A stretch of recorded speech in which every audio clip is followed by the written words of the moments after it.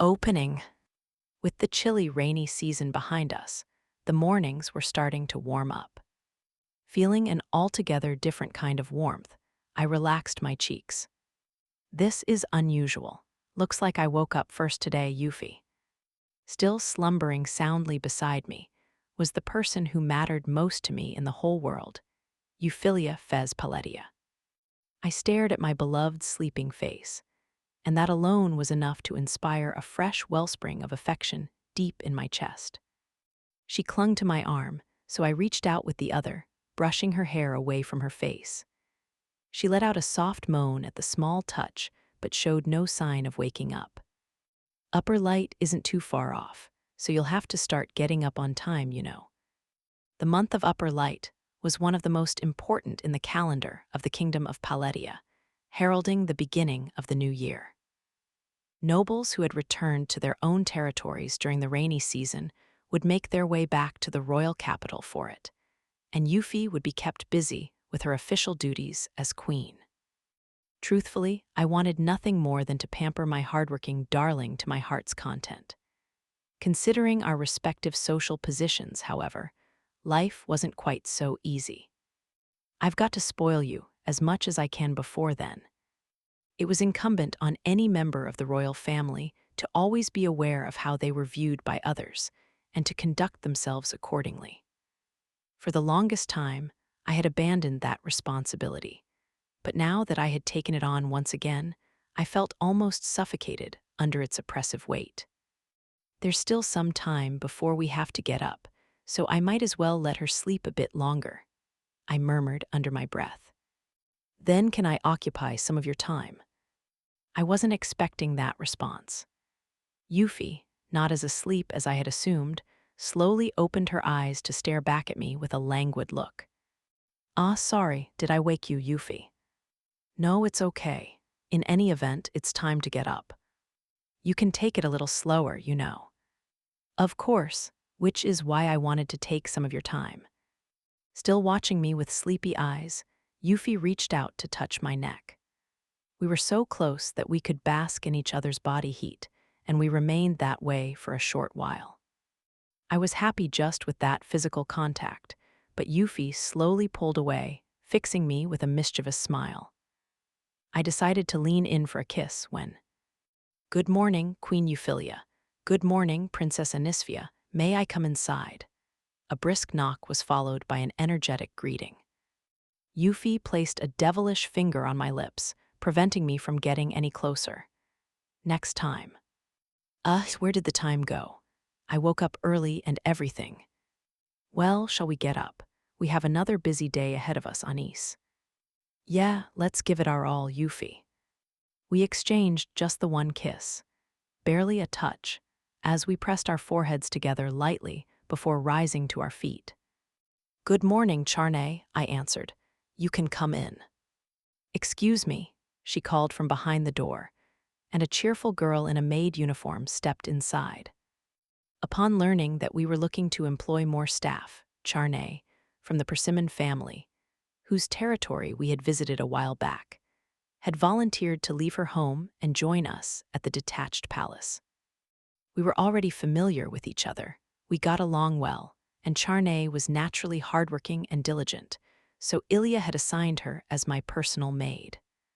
I couldn't be more grateful. "Good morning, Charney. You seem as lively as ever," Yuffie said. "Yes, that's my forte, Your Majesty. Your clothes are ready whenever you are." "Then I'll go get changed.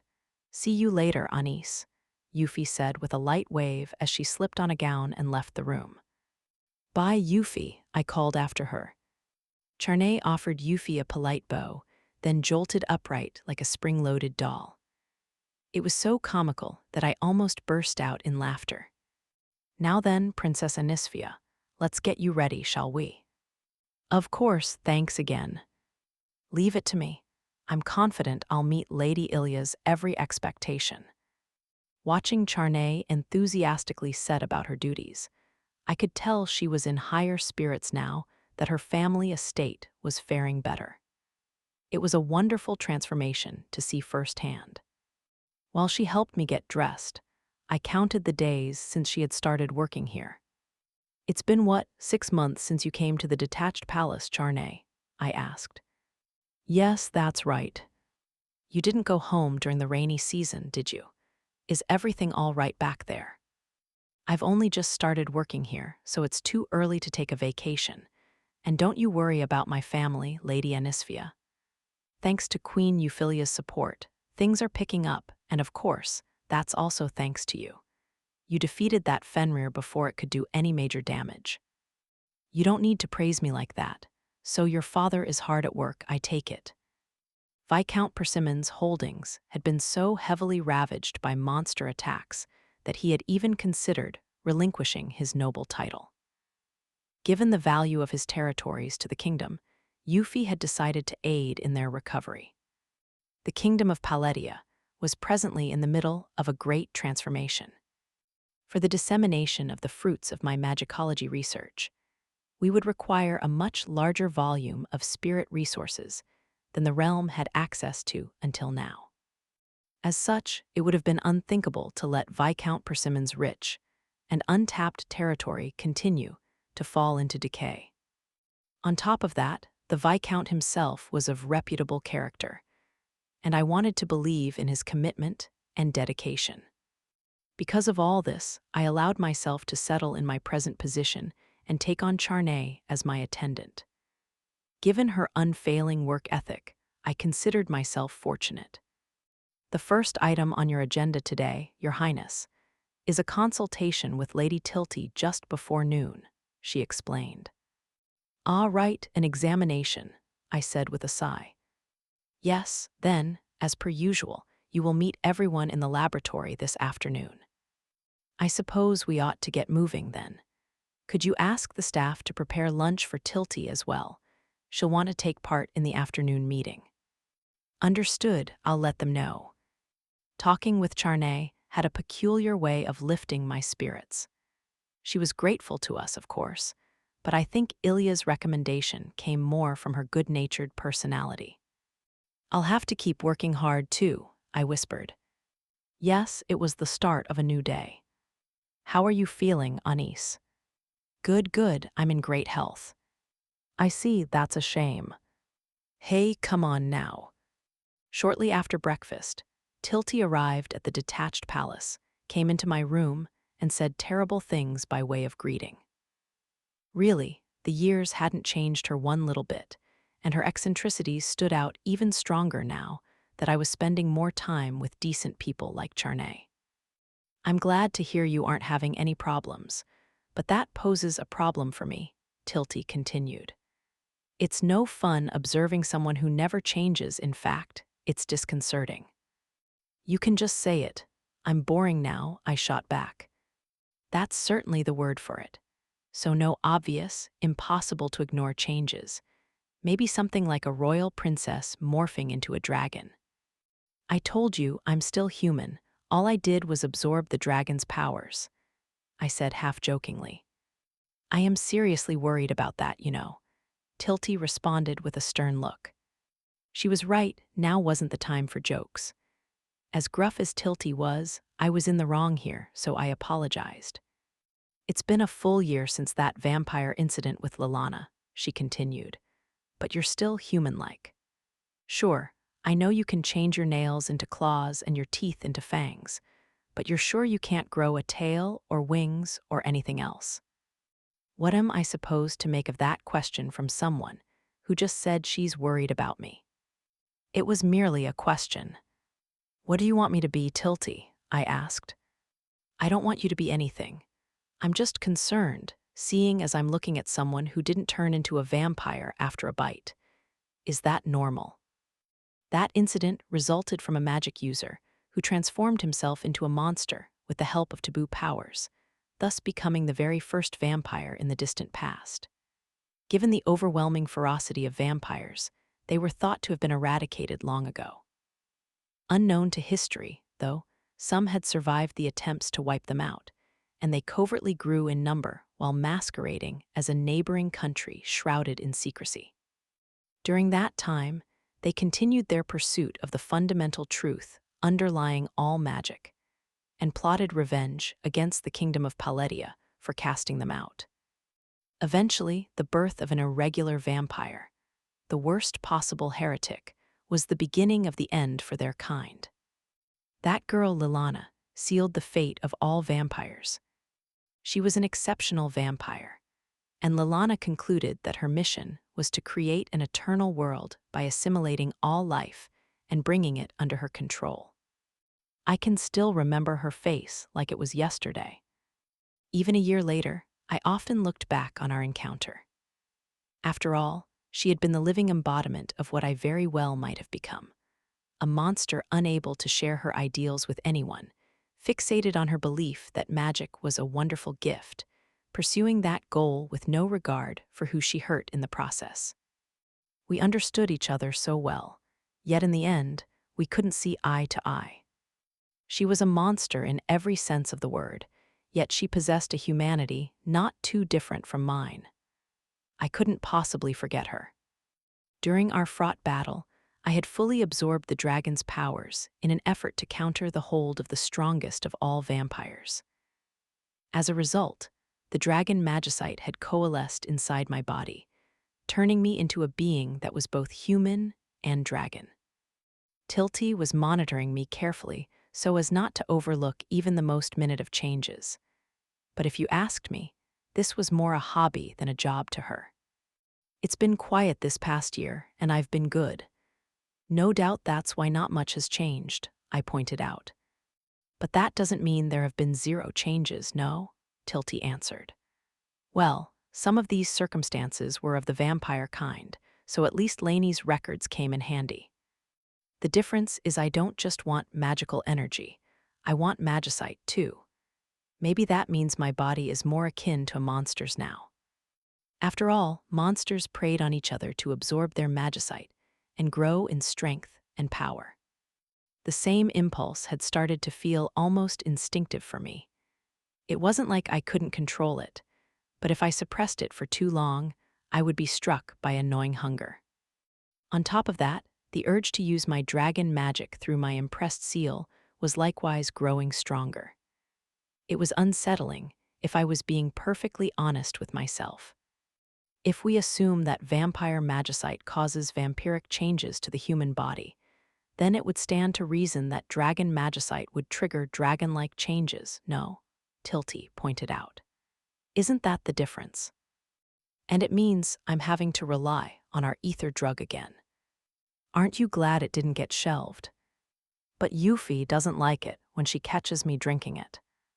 The ether drug was supposed to be unnecessary after applying the impressed seal to my back, but since it was made from crushed magicite, I was taking it to quell my urges.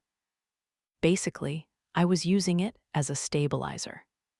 But the original effect had been potent, and Yuffie still gave me an extremely grumpy scowl each time I took it. It isn't as dangerous as it used to be, though, Tilty pointed out. Exactly, I nodded. The other effects aren't as bad if I take a weaker version to focus on reducing my impulses. In that sense, the fact that there aren't any significant changes may be a sign of good health. But if you do feel anything out of the ordinary, make sure you tell me right away, okay? I think Yuffie would tell you before I got the chance. Oh, she's become very protective ever since that encounter of yours, hasn't she? Tilty murmured, sounding almost disappointed. I breathed a quiet sigh.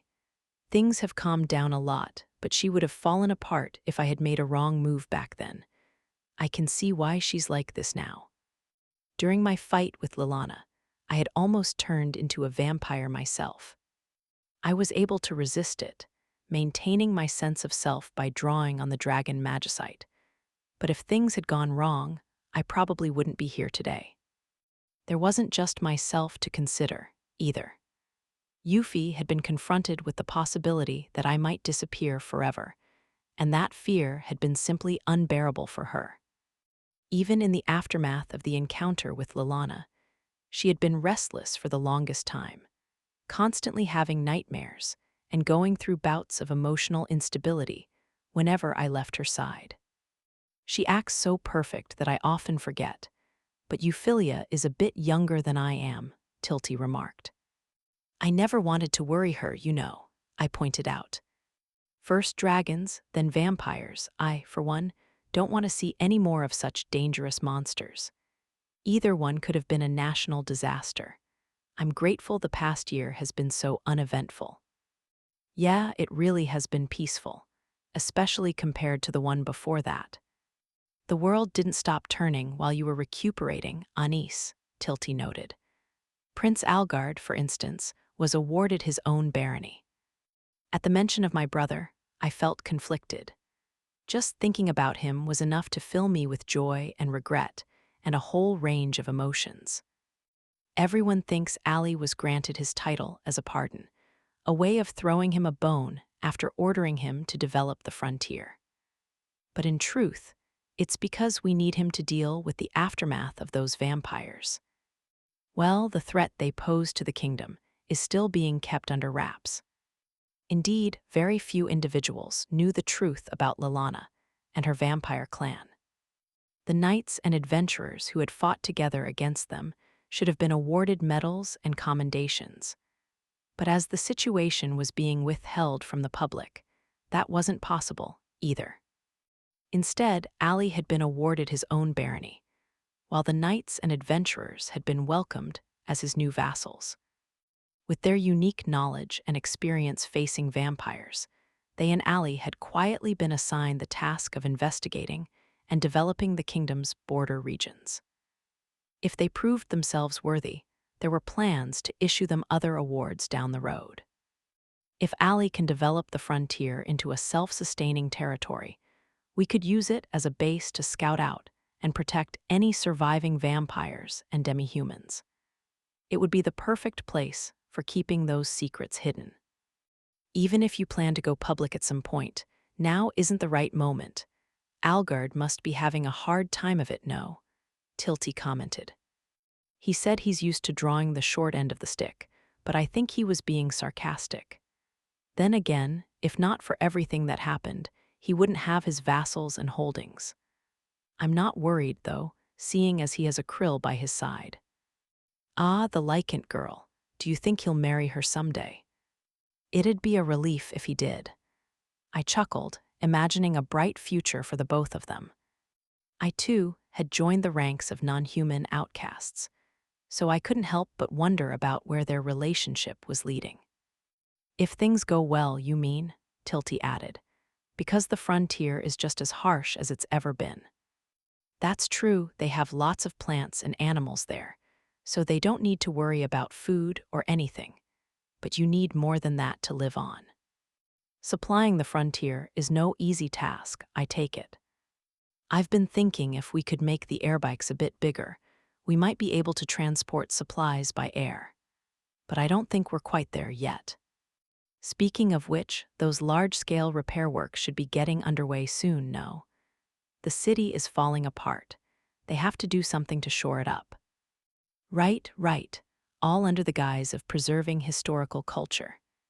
But we know the real goal, yes. Yeah, I couldn't hold back a wry smile.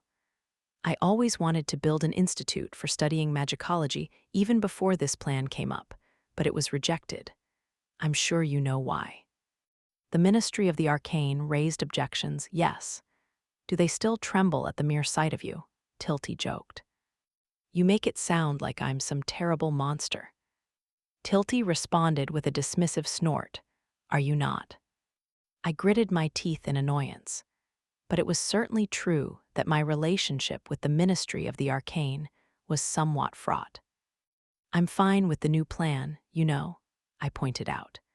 I think it's a good thing to keep the royal capital the way it is for the sake of cultural preservation, which is why I'm not pushing for a magicology institute here anymore. How tame of you, you've become remarkably diplomatic. Why don't you just say I've grown up? For years, I had been at odds with the Ministry of the Arcane, but the organization had undergone an internal reorganization during my period of rest and recuperation. And now, we had successfully made a new start.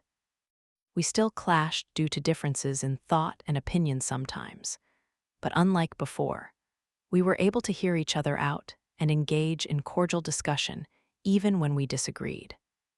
Yuffie was on my side, but as queen, it was also her job to unify the nobility. So there were times when she asked me to be patient for a while in the interests of the kingdom as a whole. Given how antagonistic the ministry had been until just recently, I didn't want to have to wait too long, but at least I didn't feel like they were trying to take advantage of me anymore. Or maybe they were just wary about provoking me too much.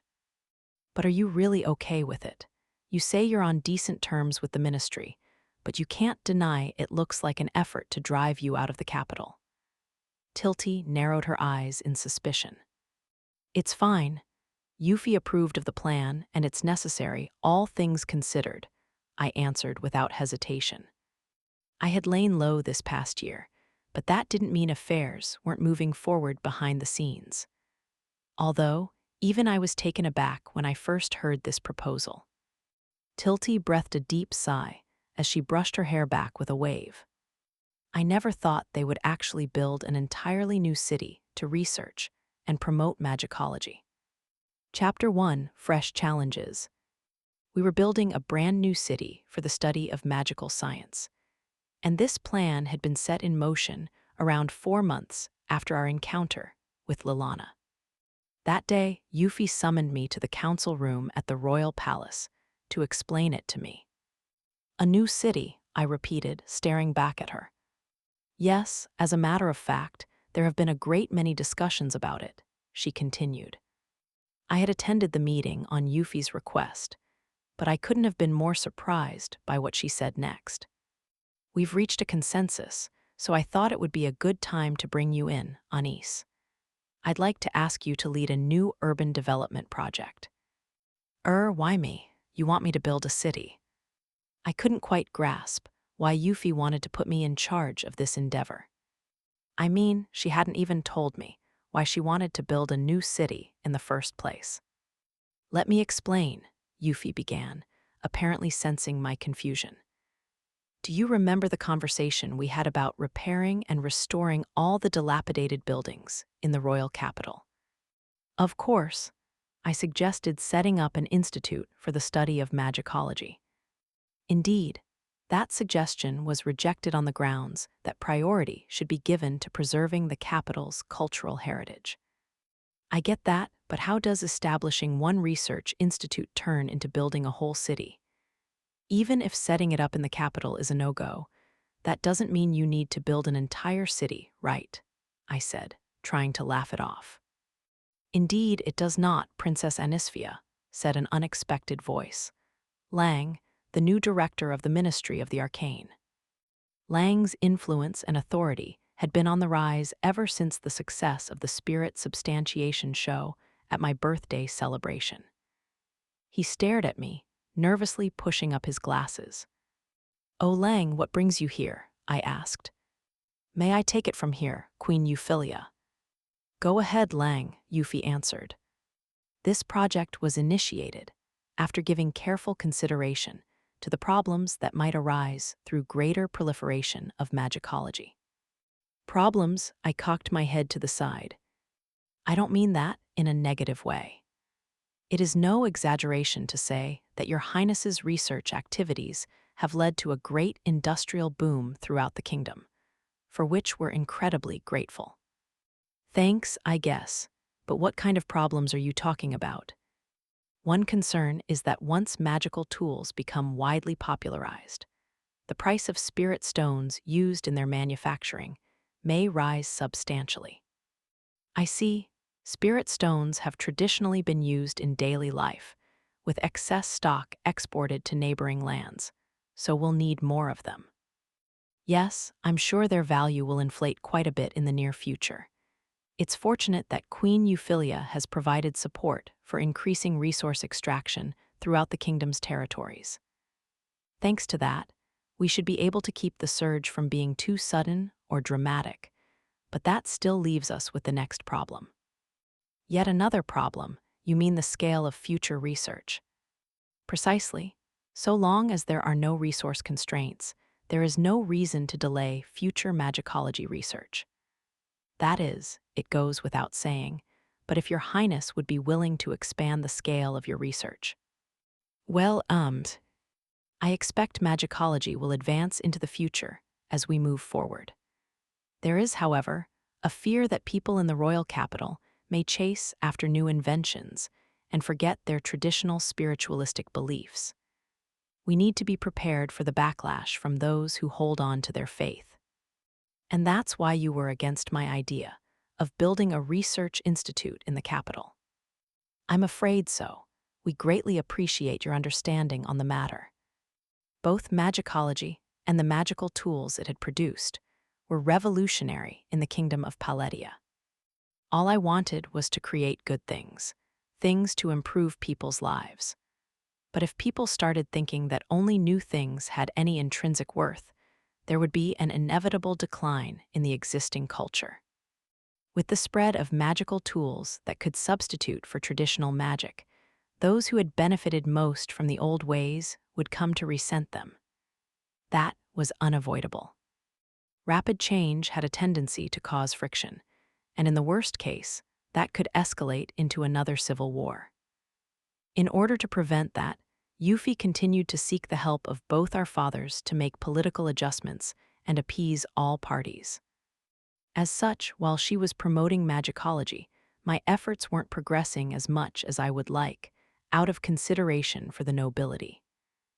As disappointed as I was by this, I understood the necessity. All that said, our issue is with establishing the Magicology Institute within the royal capital. There are no objections to expanding the scale of research. As such, we thought it would be prudent to commission a new city to advance your efforts, and Her Majesty expressed her agreement with this line of thinking. I agree with Lang's proposal, but what about you, Anis? Yuffie asked. I understand the reasoning now, but seriously. I mean, it would be such a huge undertaking. I couldn't hide my shock. Yes, I had made the initial suggestion for a real facility to study magicology, and I'd been hoping for approval. But for those who had rejected it to come back with something else on a much larger scale, it was hard to accept so suddenly. When I hesitated to answer, Lang cleared his throat. Naturally, we in the Ministry of the Arcane do have our own agenda. There is currently a deep divide between the nobility and the common folk, and we're identifying issues in an effort to bridge that gap. In particular, the slum area at the corner of the capital precincts must be addressed as a matter of considerable urgency. And of course, that's true. I was well aware of the issues in the slums. I had visited often during my adventure days. The people there had nowhere to go to make a living, yet had staked everything on reaching the royal capital, hoping to seize opportunity. It would be nice if they had work to sustain themselves, but of course, nothing was that simple. Some of them enlisted as adventurers because it was the only way to earn a living, only to suffer serious injuries while out on a job. Wounded and ailing, they were unable to find any work at all. The slums were inhabited chiefly by people who had lost their way. My father had been deeply troubled by their plight, but he had been unable to come up with a concrete solution during his reign. We believe that the many demands created by a greater proliferation of magicology will generate opportunities and jobs to improve the situation in the slums, Lang explained. So they'll be able to make a living, if the realm lays the groundwork. So the idea is to reconstruct all the dilapidated buildings to create jobs. Yes, but in the meantime, those who currently reside in the slums will have nowhere to live. While we could hire some of them to help in other restoration works throughout the capital, we thought it might be worthwhile to consider a larger public works project. That's where this idea for a new city came from. It's certainly a bold plan, Lang. I'm flattered to hear you say that, Your Highness. Was that a compliment or not? I asked in suspicion. Yuffie, watching this exchange from the sidelines, let out a soft chuckle, though when I shot her a sharp glance, she quickly cleared her throat. How about it? She asked. Personally, I would like to move forward with this proposal. It does sound good, but putting me in charge without any warning. You will nominally be the project lead, Your Highness. But when it comes to selecting personnel for the work, we will naturally need to consult with Queen Euphyllia, Lang clarified. We would like you to manage it, Anis, but your focus should still be on your magicology research, Yuffie added. So basically, you're just putting my name on it for political reasons, I asked. It would be more accurate to say you would be delegating to suitable subordinates, Your Highness, Lang said as he adjusted his glasses with one finger. It looked like he couldn't see my expression very well, perhaps because of the angle of his glasses. I could tell, however, that he was staring at me intently. We intend to manage the personnel involved with the new city and other political matters here from the capital. That being said, it would be difficult to grasp what exactly is required without a deep understanding of magicology, which is why we believe you should be in charge, Your Highness. I'm sure there will be a great many opportunities for us to seek your opinion on how the new city should be designed and run. All right. In that case, I guess I'd be willing to take on the project. Basically, it sounded like a laboratory on the scale of a city. It stood to reason that it would help both magicology and magical tools to become more widespread, which would in turn attract more people. Those individuals would then collaborate to build out the urban areas, and the management of those would be delegated. If that was the plan, I ought to be up to the task. But if I was expected to administer the whole city, I didn't see how I could balance that with my actual research. Thank you again for your understanding, Your Highness, Lang said with a generous nod. With that out of the way, I would like to turn to the next topic. There's more.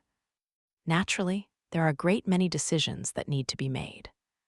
First of all, if Your Highness agrees to oversee the new city, we would like to consider converting part of the Royal Guard into an independent knightly order for your own exclusive use. My own knightly order. Perhaps I should elaborate on that point, Duke Grants said, taking over for Lang.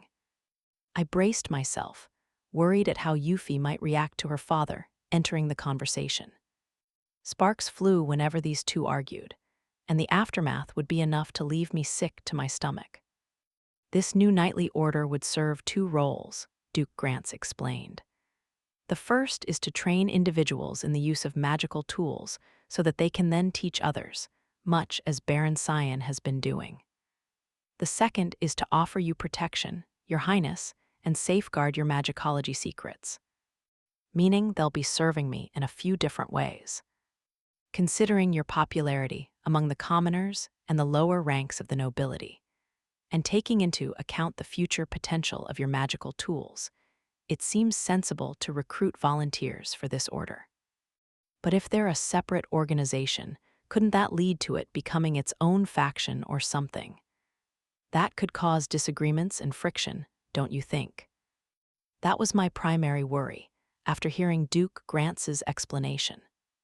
Was it a good idea to create rivalries between knightly orders, while trying to bridge the long-standing gap between the nobility and the common folk? Leave the politics to me, Anis, Yuffie interrupted. That's my role. Besides, while public sentiment is changing, there are still a great many people who harbor doubts about magicology and magical tools. Yuffie, are you sure? I do intend to bridge the two emerging factions at some point, but it won't be a quick change. That's why I will make sure the political landscape is as smooth as possible. Please trust me. As if to say my fears were unfounded, Yuffie flashed me a confident smile. If she was willing to go that far, I couldn't dig in my heels. I simply had to face this challenge head-on and give it my all. All right, if that's your decision, I'll go along with this plan for a new knightly order as well. We'll definitely need more manpower in any event. We're considering employing independent knights and adventurers to help construct the new city, and we hope to be ready to start by the beginning of the year, Yuffie said. Then shall we discuss the actual location? Duke Grants asked nonchalantly. The moment he came out with this question, I could sense the tension between him and Yuffie. Yuffie watched him with a demure smile. It was enough to leave me feeling uneasy, but the Duke himself remained unfazed. The air between them was so electric that the idea of getting near it was terrifying. Duke Magenta, I hope it isn't too late to ask Anis's thoughts on a suitable site. No, we can discuss this with her, but any further additions should be considered concurrently with the other candidates. Your wise decision to restore order among the nobles has led to some families offering to return their territories to the crown, Queen Euphyllia. As such, it's necessary to take care and coordinate the various estates. Does this plan for a new city have something to do with those territories? I asked. It does indeed, Princess Anisphia. The Duke nodded. Once more, I was reminded of how much work Yuffie had been doing, while I was recuperating from the Lilana incident. One of the most pressing matters was straightening out the nobility. After all, if the kingdom was to bridge the gulf between the aristocracy and the common folk, the nobility needed to play along. After a thorough investigation, Yuffie's staff had identified several problematic territories. There were those like Viscount Persimmon, unable to cope due to monster damage or natural disasters. But then there were also those that had suffered under excessive taxation to satisfy their master's greed. As a result, several such territories had been relinquished to the crown voluntarily, or, in severe cases, confiscated outright. Since most needed some kind of direct oversight, there were ongoing discussions about whether the crown should manage them directly, integrate them into neighboring territories, or appoint new nobles to serve as local lords. It all made sense now. The hope was to use one of them as the site of this new city. I don't think we need to make the final decision during this meeting, but once full-scale construction gets underway, Princess Anisphia will have to make frequent visits to the site in person, the Duke continued. The sooner we settle on a location, the easier it will be to coordinate and gain the consent of the local lords. I would urge you to decide soon, Queen Euphyllia. Indeed, Duke Magenta, this new city will be crucial to the realm's future. Given its importance, we will have to decide quickly. Let's await Anis's judgment and select a candidate as soon as possible. Yuffie's face was neutral, but her eyes were steely. Duke Grants responded with a silent nod. As the project leader, you'll have to oversee the site for the new city in person. I know that, and I know I won't be able to go with you. Yeah, me too. That's the way it is. I have to accept it. He ought to know how I feel, but he's always harping on about something or other. It's like he doesn't even care. Hey, it's all right. You're doing great, Yuffie, really. Pat my head again, please. That evening, Yuffie held tight to me, burying her face in my stomach. She seemed deflated as she cuddled into my embrace. She couldn't have been any more different from the Queen Euphyllia the realm knew. Serious though the conversation was, I let out a light laugh. Duke Grants was right, I could see that, but he certainly wasn't one to beat around the bush. I'll have to leave the royal capital, I muttered. Even saying the words out loud, it still didn't seem real. I had often left the detached palace during my adventure days, but even then, it was always here for me to return to. I had always believed that when the time came for me to leave, it would be because I no longer had a place of my own in the kingdom. I never could have dreamed I would have to go to help build a new city. Perhaps Yuffie had overheard me, as she hugged me even tighter. It was starting to get hard to breathe. I don't want you to go, she whispered. I know. I want you by my side forever. I can't stand to be away from you, not even for a little while. She was indulging me, I knew that, but I also knew there was more to it. Ever since that encounter with Lilana, the shock of almost losing me had left a deep scar on Yuffie's heart. She had developed a certain aloofness ever since becoming a spirit covenanter. But when she was alone with me, she remained the same as ever, letting her adorable childlike side show. Yes, I had needed the past year to recuperate, but it had also been necessary to help her to regain her peace of mind. I was relieved to see that she was making progress on that front. Still, it was natural for her to feel anxious at the thought of having to be apart from me. After all, our time together grew shorter by the day. "Yuffie, do you want to give up the throne?" I asked as I stroked her head. She flinched slightly, but she said nothing. As queen, this was one part of herself that she could never let her subjects see. When she left this room, she would go back to wearing her perfect, selfless mask. But that was just a facade. Inside hid a brittle, fragile core. I knew that, at some level, not even she was perfect. Behind her many accomplishments, she was just a girl.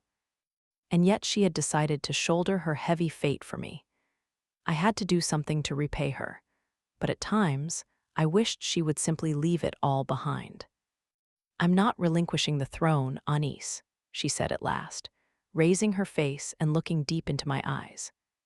Her expression was serene, nothing like her attitude just a few short moments ago. The little girl with separation anxiety was gone for now. "Making you give up your dream because of my own selfishness, that would be a death sentence," she continued. "I chose this path to help you, but I'd rather die than hold you back. I don't want you to push yourself too hard, Yuffie." "It's only temporary, right?" she said with a soft smile. She looked genuinely happy, but at the same time, she seemed on the cusp of breaking down in tears. It was a complicated, ambiguous expression, like a fragile and delicate piece of beautiful glasswork. "I wonder how long we'll be able to stand the limelight," she murmured under her breath. I likewise breathed a heavy sigh. She had put my own thoughts into words. There could be no avoiding the reality looming before us, the question of how much time we had left. "Eventually, we'll have to turn over leadership to the next generation, even if our time in this world is unlike everyone else's," Yuffie said. "So this is our time living human lives, huh?" After all, Yuffie was a spirit covenanter, and I had become a dragon. We had both gained impossibly long lifespans, so we would one day have to step back from our current positions. If we didn't, we would repeat the tragedy of the spirit covenanters of old, eternal rule and absolute might. We couldn't let people become too dependent on us. Eventually, our lives would become decidedly out of sync with those of everyone around us. It was inevitable. But there was something I had to see through before our time was up, the revolution that we had set in motion together. "I'll only be queen for a limited time, so I want to do my absolute best. I want to make your dream a reality, Anis. Your support means the world to me. Give me the strength to hold my head up high." "I will." She caught me in an embrace, unable to contain her boundless affection. She accepted me wholeheartedly. How many times had I felt blessed to have her in my life like this? Which was precisely why I wanted to treasure these moments, to cherish them so much that giving them up was incredibly painful. Yuffie, however, hated it when I said things like that. She was always laughing off my compliments. Still, I wanted to ease the burden in some way, which meant that I had to keep moving forward too. In order to bring our shared dream to fruition, we would both have to shoulder the joys and sorrows together. I wouldn't break my promises to her. I did ponder just giving it all up at times, but those were only momentary lapses. "Let's give it our all, Yuffie." "Yes, for now, please spoil me some more," she said, hugging me again and burying her face in my stomach. Her breath tickled my skin, almost annoyingly so. "You've gotten so selfish lately, Yuffie, or were you always like this?" "Perhaps I learned it from you." "Oh." We both chuckled, holding each other close and sharing each other's warmth. If Yuffie were to ask what exactly I liked about her, if she wanted to know how deeply I felt about her, my only answer would be everything. I absolutely adored her. There was no other way to feel. There wasn't a single part of her I wasn't impossibly fond of. "I love you, Yuffie." "I love you too, Anis." Chapter 2, A City of Dreams. We were constructing a brand new city for the study of magicology. Naturally, Halfies, Garki, and Navar, all of them deeply involved in my research, soon caught wind of the plans. A whole new city? Now that you've explained it, I can see the rationale, but it does come as quite a surprise. Halfies let out an impressed sigh as she adjusted her glasses. And breaking off part of the royal guard to form an independent order of knights under Lady Anis's control. Now that's impressive, Garki added. I can foresee Princess Anisphia continuing to push me around well into the future, Navar mumbled grimly. Their reactions were varied, but all three of them were equally taken aback by the news. I wanted to hear your thoughts on the plans, I explained. I've been given a list of possible sites for the new city, but I thought we ought to go over the pros and cons of each of them together. This will be a challenge, Halfies murmured with an unreadable look. It's never easy picking out pieces of land. Garki was equally pensive. Yes, I know, someone else will be in charge of actually administering the city and the surrounding territory. But we can't pick somewhere that's going to make life difficult for them, can we? I sighed. I'd like to hear what you think is best. It was all well and good to delegate tasks to others, but at the same time, I couldn't make decisions without taking their jobs into account. I had spent a good deal of time during my recuperation studying geography, but I wouldn't be able to oversee the project while I was busy leading our magicology research. There simply wouldn't be enough time in the day. Navar had been sitting with his chin resting on his hand, deep in thought. Princess Anisphia, he said, this city is to be built for the study and dissemination of magicology, correct? Yes, that's right. It will probably become the center of magical tool research and development, too. In that case, I think we can exclude any location that isn't relatively central. If you choose a site in the kingdom's periphery, it will make distribution more difficult. That makes sense. Hopefully that's even an option. There was no doubt that magicology and magical tools were taking root in the kingdom of Paletia, and that trend would continue well into the future. There was every possibility that this new city could become a new cultural hub. It made sense to choose somewhere close to the kingdom's center, if for logistics alone. We should also consider whether negotiations with the local nobility can be expected to proceed smoothly, Navar added. All right, to be honest, I think we're going to create some friction no matter what we decide. Perhaps so. That just goes to show how much potential influence this research will soon have. I'm sure the local nobility will be conflicted, pleased at the opportunities, but at the same time afraid of them. I looked down at the map with the candidate sites marked out, when my eyes caught on one place in particular. Come to think of it, it looks like none of these are near rivers. Likely because monsters tend to gather around water. Water is necessary for survival, though. The kingdom of Paletia was rich in magical and spirit resources. One fortunate consequence of this was the relative ease of securing fresh water.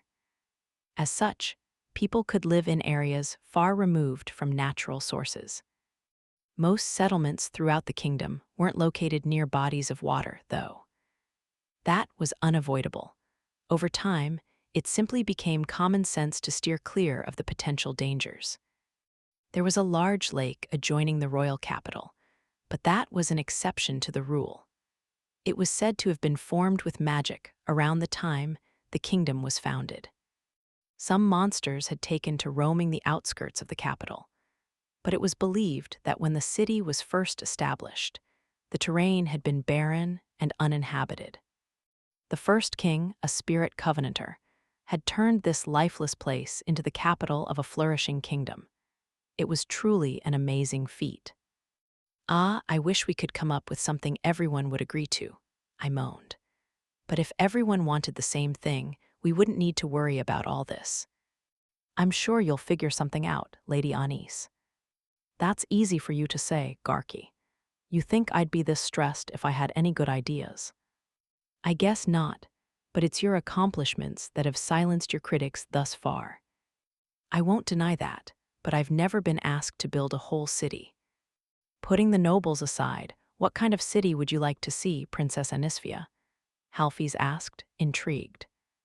I crossed my arms and considered the question. My ideal city, huh? Well, let's see. First, I would want a big institute for studying magicology, and I'd like to invite lots of craftsmen. It would be nice to have specialists from several different fields so that we can make a variety of tools. And I want a good location to make sure it's accessible from other places, I said, counting my key criteria on my fingers. My nebulous thought began to take some semblance of a form as I put them into words. Also, I'd prefer the location not cause any political headaches. That's asking too much, Naver murmured. I know that, I'm just saying. For you to take possession of a territory directly managed by the crown, Princess Anisphia, well, I'm sure people will think they could use that to their own advantage, Halfys added with a complicated expression as she picked up the documents. As a national project, the development of magicology was still in its early stages. Regardless of the chosen location, it would inevitably be a blessing to the local nobility and to the common folk alike. And it was the natural order of things for people to flock to places where they thought they might stand to profit. What about the frontier, then? I suggested. That would be out of line with our objectives, Halfys noted. Right, I groaned, staring down at the map. People might not pay it much attention immediately, but hopefully it would be a major point of interest eventually. Commerce is thriving in the western regions, right? How about over there? I thought aloud, tracing the map with my finger. Surprisingly, the roads in the region didn't always follow direct paths from one point of interest to the next. As my finger connected the towns and villages, the path of a potential highway began to stand out. It was long and winding, though. A flying magical tool would make travel so much easier. I still thought it had potential. Connect them more directly, maybe. Is something the matter, Princess Anisphia? Hey, Naver. This place here is under the royal family's direct control, right? I asked, pointing at one spot on the map. It is, yes, but there isn't anyone living there. Past attempts to develop it kept failing because of the large river nearby. Each time, the territory was abandoned and returned to the crown. Hypothetically speaking, if we built here, it would just about be midway between the royal capital and these larger cities in the west, right? That's why people were interested in developing the area in the past, isn't it? I said, pointing to an empty area on the map. Naver rubbed his chin as he sank deep into thought. Judging by his expression, however, he didn't seem to find the suggestion particularly promising. It would be great if it were possible. The presence of a major river nearby poses a serious problem. It would inevitably come under constant monster attack. What are you going to do about that? I'll use whatever means I have available. I'm getting my own nightly order anyway, so we might as well let recruits know we'll be pioneering undeveloped lands. Besides, if monsters do attack, the new magical tools will be handy in a fight. And of course, I'll be there as well, I declared, pointing to myself. Naver seemed unconvinced, but Garki almost doubled over with laughter. Ha ha ha, right. Those monsters won't stand a chance against Lady Anis, slayer of dragons and secret vanquisher of vampires. This is no laughing matter, Gark, Naver murmured. The point of this nightly order is to keep Princess Anisphia out of harm's way. This would be completely counterproductive. I guess so, but you have to admit that there aren't many things out there that could beat Lady Anis. Don't encourage her. I couldn't help breaking into a chuckle. These two were almost like a comedy duo in their interactions. It was true, however. As Naver said, given my status, this proposal for a new nightly order was probably to keep me from putting myself in harm's way. Don't worry, I'm not going to do anything crazy. But if I have to act, I won't hesitate. so just let me supervise things from the back. I'll try, Naver groaned. Besides, I was already thinking it would be good to situate this new city next to a river. You were. I had this idea to build a device that could harness the power of the river, like an engine. The power of the river. Like a water wheel, you mean? You want to make a magical water wheel? Halfys asked, head cocked to one side. I was a little surprised that she was suggesting it had to be magic. After all, what I had in mind couldn't be more different. This probably sounds weird, coming from me, but is it really a good idea to rely on magic all the time, traditionally or with tools? Both come with their own problems, right? That's true. I adore magic. I think it's wonderful. And I don't mean to deny all the achievements of the nobility, but it's precisely because nobles have magic that they've monopolized so much power and privilege. And that's caused all sorts of conflicts. So you're saying we shouldn't rely too much on magic? Naver asked, furrowing his brow. I nodded. I think it's an excellent option. It's handy, but it isn't all-powerful, not unless you're someone like Yuffie. You're comparing us to Lady Euphyllia, Garky murmured, crossing his arms with a hesitant look. Comparing themselves to a spirit covenanter like Yuffie. Most magic users would no doubt feel like they came up second best. But there weren't many people like Yuffie. Everyone had their own strengths and weaknesses when it came to magic. When it came down to it, magic was just one of many possible sources of power. Personally, I felt like the kingdom's spiritualistic faith didn't really encourage this kind of thinking, though. People are worried we might run short of spirit resources if we keep developing magical tools, right? So I thought we should try to make use of other power sources as much as possible. So this is about resource conservation, Halfys asked. Not even magic is eternal. We might not be able to depend on it one day. It might even become obsolete. Right. Halfys's eyes widened in astonishment. She seemed genuinely taken aback, so I hurried to clarify my thoughts. It's a possibility, is all I'm saying. We don't know if something might happen in the future that makes magic unusable. So you're suggesting it might one day become unavailable to us. I never even considered that.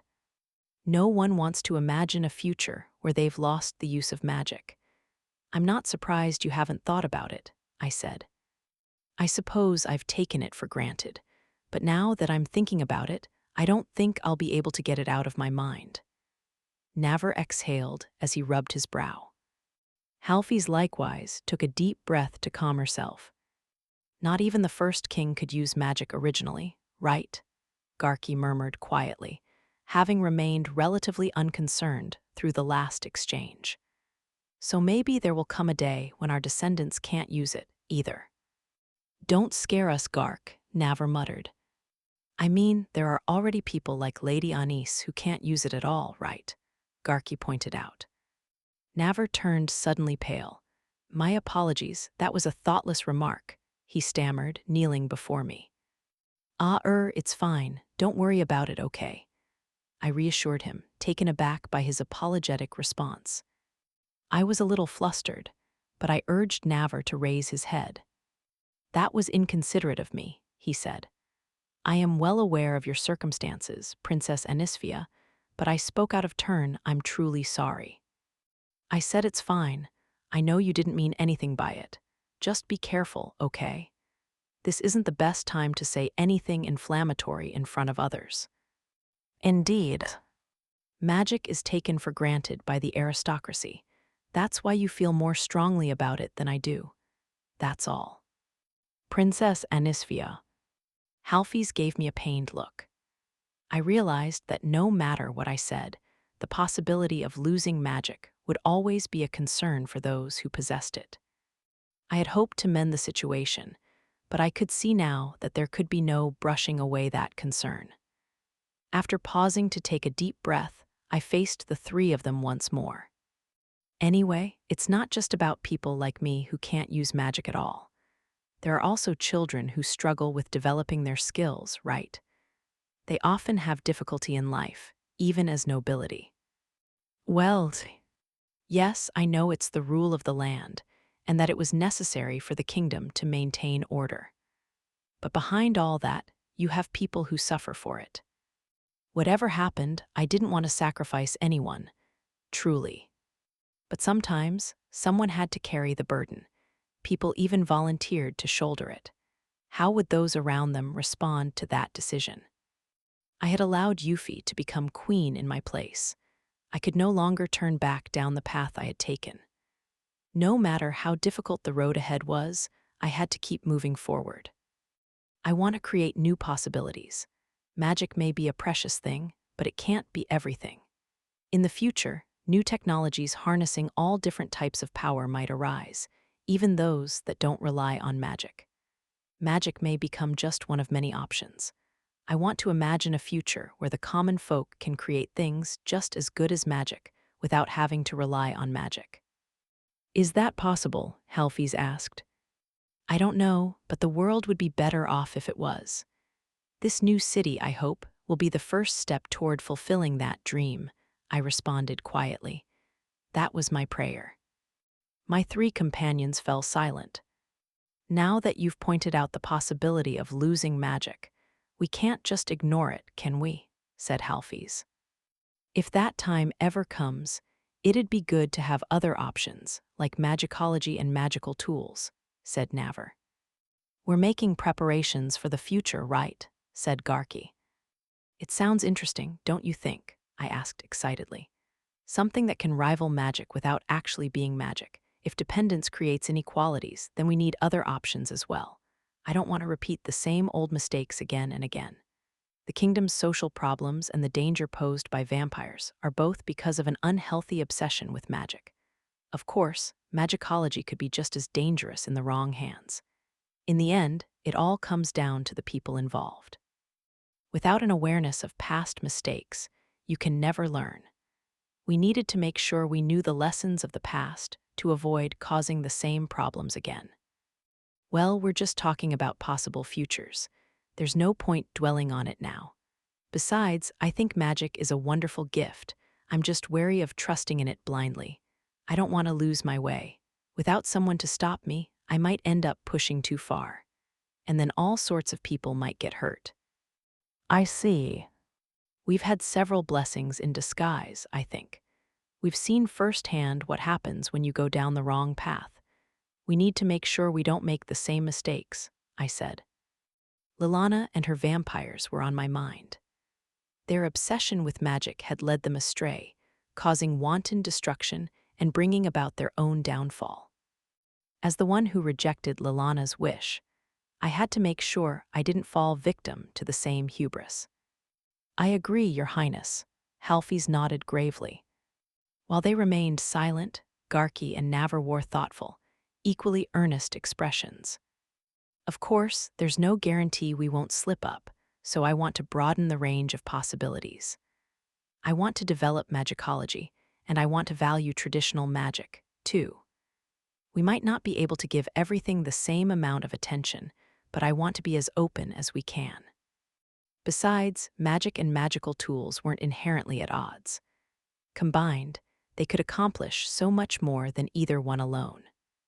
Sure, I had my concerns, but those didn't dampen my hopes. You couldn't let yourself be cowed by fear of the unknown.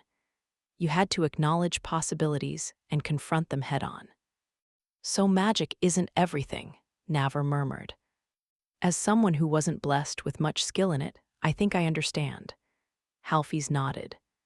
Maybe I had been a bit overdramatic there. I felt a little embarrassed. At that moment, Garki, looking unusually serious, spoke up. I'm not sure if I'm following correctly, but the point is that we should try all different ways to make people happy. Right. Garki, you're not wrong. With that, I felt the tension in my shoulders melt away. And it wasn't just me. Naver seemed to slump forward too, as he rubbed his forehead. Halfys let out a soft chuckle. Taking that as my cue, I tried steering the conversation back on track. I think natural forces hold just as much potential as magic, even if they're limited to specific locations. There aren't a lot of magical tools in actual use yet, but once they start gaining popularity in the kingdom, there's no telling how many spirit stones will be needed. Which is why I think we need to prepare other technologies as soon as possible. Spirit stones are also traded with other countries, you know. I'm not saying we'll run out, not with our current supply and all the untapped resources throughout the kingdom. But just in case, in fact, I had heard that other countries lacked the know-how to mine spirit stones the way we did in the kingdom of Paletia. My mother, having formerly served the kingdom as a diplomat, was well versed in the affairs of other countries. According to her, the kingdom of Paletia was relatively unique in its abundance of monsters and spirit resources. There were fewer monsters in other lands, and in turn, fewer spirit resources that could be extracted. The kingdom of Paletia was founded as a nation of powerful magic users who carefully guarded the land's rich spirit resources. The reason my father tried so hard to maintain the status quo and mediate disputes between the kingdom's nobles was to prevent a decline in their overall numbers. After all, if the aristocracy shrank, the kingdom would become less effective in turn, rendering the realm unable to assert itself. On that point, Yuffie was breaking the rules as a spirit covenanter. Her achievements were proof of the spiritualist faith, but she was drawing on them to promote reforms. Despite her complicated situation, she had proven outstandingly effective, so I had no complaints.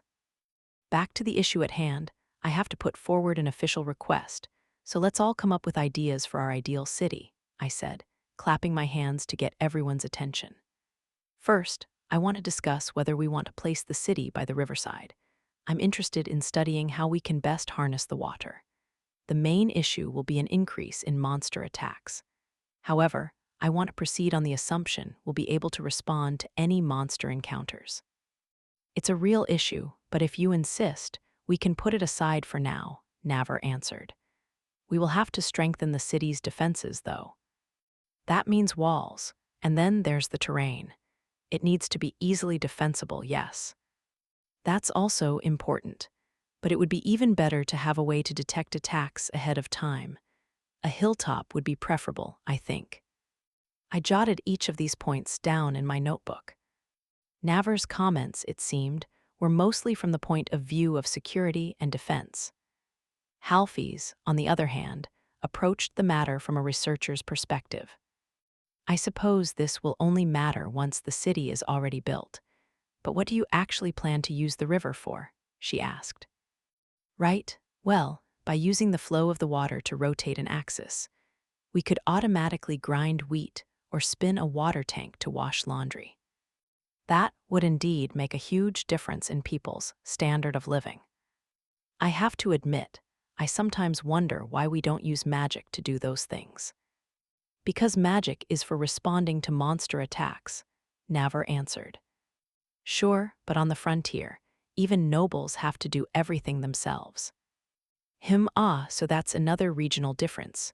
I didn't know. It's not your fault, Navar. I don't want to devalue magic users or anything. I think the older generations in particular tend to be more worried about acting the part, Halfies interjected. In my family, poverty was never a concern. I wonder if wealthy nobles don't do that sort of thing due to concerns about status and prestige. Right, for families that have built themselves up over generations, it isn't wrong to take pride in their accomplishments. But pride won't fill your stomach. If you're struggling to make ends meet, daily conveniences are more important than honor or anything like that, Garki noted. You have a point. You can't move on to the next stage unless you have a base standard of living, I answered. I think that's why we have disagreements sometimes, because we have different perspectives there. I see, it isn't easy to change your thinking all of a sudden. If life were that simple, the world would be a peaceful place. It's just human nature. Navar came from a prestigious background. His family was so well regarded that he had been chosen from a young age to serve Ali, the future king. I could see why it would be difficult for him to put aside the values he had been instilled with from birth. Even so, I could see that he was being sincere. He was too serious, sure, but that was counterbalanced by Garki's laid-back nature. If magical tools can be mass-produced, we might not need to rely on traditional magic to repel monsters. If that happens, people will probably come to think of it more as a convenient ability. That would make the world a lot more fun and agreeable, don't you think? I asked. I see, Navar answered. If this new city can serve as the forerunner of such a future, it would go down in history as a huge achievement. Come on, Navar, now you're being dramatic, no? If you weren't so dramatic, Princess Anisphia, other people wouldn't be either, if you ask me, Garki opined. Garki, I exclaimed, that was rude. Huh, he recoiled. You dolt, Navar muttered in exasperation. Ha ha ha, Helphys laughed, seemingly unsure how else to react. As far as I was concerned, there was nothing wrong with a little light banter. We would never find time to relax if we took everything seriously all the time. And so we set about gathering ideas for our ideal city plan, pausing every now and then for some casual conversation. I think it's all starting to come together. What do you all think? I asked, gauging everyone's reactions. At this, they all turned suddenly serious, as if waking from a deep dream. Navar, rubbing the crease between his eyes, let out a low moan. I think I drifted away a little. It's overwhelming. You're really serious about building this city. I thought it sounded great while we were throwing ideas around, but now that we've got a relatively complete outline, it's starting to make me feel a bit uneasy. It isn't just me, is it? Everyone's reactions were starting to make me feel anxious, too. The fact that none of them answered me only added to my concerns. Then again, looking over our notes, nothing stood out that could be removed. All the same, though, I couldn't shake the feeling that we might be going too far. This is so radical, no, eccentric maybe, or outright mad. Now aren't you the one being rude, Navar? Garki said. My deepest apologies, Princess Anisphia. Navar stammered, quickly bowing his head. I couldn't bring myself to feel angry with him. After all, I couldn't deny that he was right. It certainly is a visionary proposal, crammed full of ideas. What do you think, Helphys? I asked. Well, it is somewhat typical of your highness. What's that supposed to mean? I demanded. Helphys awkwardly averted her gaze, while Garki and Navar nodded along in wordless agreement. I felt like I was being left out, even though we had all assembled this plan together. Anyway, I'll see what Yuffie thinks. If it doesn't pan out, we may have to consider some changes, but if we can make it work, it might go down in history as something truly monumental, don't you think? Indeed. You have a point. It's wonderful. I was joking, I shot back. None of you are going to contradict me. That night, I showed Yuffie our proposal for the new city. She read the documents once, then a second time, tilting her head to one side as she pondered over them. Finally, after a long, drawn-out silence, she responded with a gentle smile. You never disappoint, Anis. I would have expected no less. Chapter 3, A Desired Location. Here's my proposal for the new city. Please take a look. At our next meeting, everyone, with the exception of Yuffie, who had already perused the documents, turned their attention to the materials we had prepared. As the pages turned quietly, a range of expressions fell over the faces of those attending. Some widened their eyes in surprise, others furrowed their brows as if having difficulty comprehending, while others broke into curious smiles. The second reaction was the most common. Princess Anisphia, this proposal Lang began in a quiet voice. I know it might seem a little eccentric, I interrupted. I've included an outline with the proposal to illustrate my intentions, and I'm open to questions. Questions, yes, I believe I'll have a great many of those. Amid the confusion and unease of those in the room, Lang calmly approached with a bunch of documents in hand. First, Did you take into account the dangers inherent to locating construction along the riverbank? I understand your concern. Yes, the Kingdom of Paletia rarely suffers from water shortages, thanks to water magic and water-type spirit stones. Rivers are often visited by all sorts of monsters seeking drinking water, so we've tended to avoid them. Precisely. However, I believe it's possible to move our society forward by harnessing the power of natural resources, such as rivers. At this explanation, Lang placed the documents down on the table and covered his mouth, closing his eyes as if lost in thought.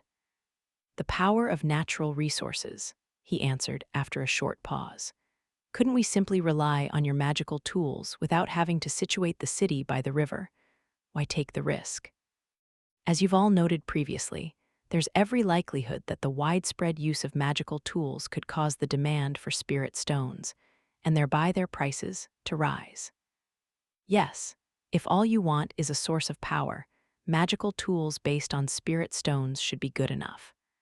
But I think it would be a waste not to harness other resources available to us. A waste, you say? Lang murmured, his expression softening. The faint smile around the corners of his eyes betrayed a hint of surprise.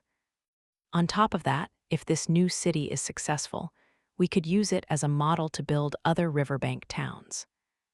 Basically, we could use the river itself to build a distribution network.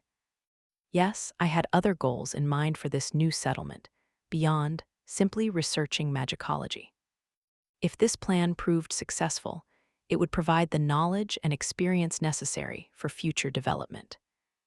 In time, more towns would grow along the water's edge, allowing us to use the river as a means of transportation. Roads and transportation facilitated the free movement of people and goods. Commerce would flourish, and the people would prosper, ultimately leading to the enrichment of the entire realm. So you intend not only to open access to the sky, but to rivers too? Lang asked. Yes, in the future. I'd even like to turn my attention to the sea. The sea. I've always wanted to secure a stable supply of resources from the sea. I figured we'd start by conquering rivers first. What? The room filled with audible gasps, a potent mix of confusion and astonishment. The seashore likewise belonged to monsters, and though it was an attractive territory for gathering resources, the cost of developing and defending the area was simply too great. In fact, many such attempts had met with failure over the years. There was no telling if developing it would prove successful during my time, but I wanted to dream big. If it could be realized, that would indeed be a triumph. It's a fascinating proposal, but given the frequency of monster attacks at riverside locations, we would need to devote considerable energy to defense. I'm willing to take to the battlefield myself on that count, I ventured. Anis, shall I pretend I didn't just hear that? Yuffie said with a taut smile. I know, Yuffie. I only meant if it was absolutely necessary. I'd hope knights equipped with magical tools would be able to handle most cases, I clarified.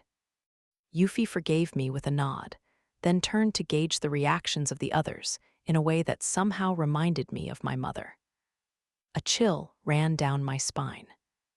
In the future, even commoners who can't use magic should be able to use magical tools to improve their combat skills. It might take some time, but I think we should be able to build up a force to respond to monster attacks, even riverside ones. The notion may be outlandish, but your response is satisfactory. May we move to my next question? Lang asked. Sure, I answered. What do you want to know? I understand the ideals that you wish to pursue in this new city. But could you share with us what exactly you mean by suggesting the use of traditional magic during the construction process? Lang asked, prompting the other nobles gathered to turn suddenly tense. Of course, I had anticipated this question. After all, using magic to aid in construction would be seen as forcing members of the aristocracy to engage in manual labor. There would be a backlash. Let me explain. Just like you said, building by the river means there's greater risk of monster attacks. For that reason, we would need to build the defensive walls as soon as possible. I think using magic to help with that is the way to go. You want nobles to imitate the work of architects. No, what I'd like is educational help. Educational help, Lang blinked a few times. With a small smile, I continued with my explanation. What I'm looking for isn't nobles, but rather people who can use magic. Princess Anisphia, you can't possibly. There's no point sugarcoating this, so I'm just going to say it. I'd like to hire the illegitimate children of nobles, particularly those active as adventurers. The moment I finished speaking, the room fell into pandemonium. I could understand the nobles' reactions. They spent most of their time trying to ignore the existence of non-aristocratic magic users. We can't afford to keep turning a blind eye to them. I think this plan can help put their talents to greater use. I see, you don't expect nobles to engage in civil engineering work. That's right, I'm only looking to recruit people who are interested in and willing to support the project. Magic users not of noble birth tend to value the practical function of magic, so if given clear purpose and reward, I think they'll be willing to help. I see, so that's your move. You mean to gather talent scattered throughout the kingdom and put them to work building this settlement. It is a well-thought-out idea, considering they would be a valuable defensive force.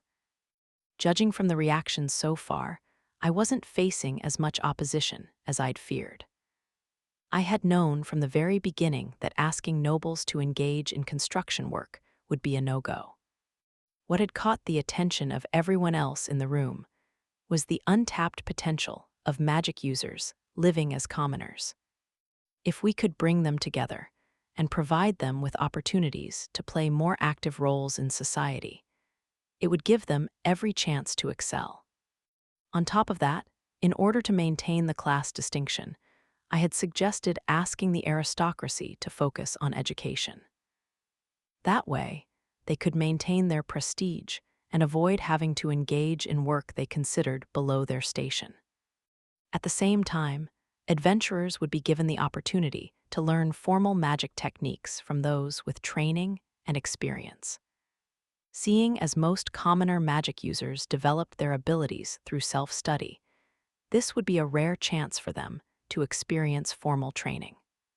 I hoped that in the future, those who found success contributing to the new city might be awarded noble titles of their own.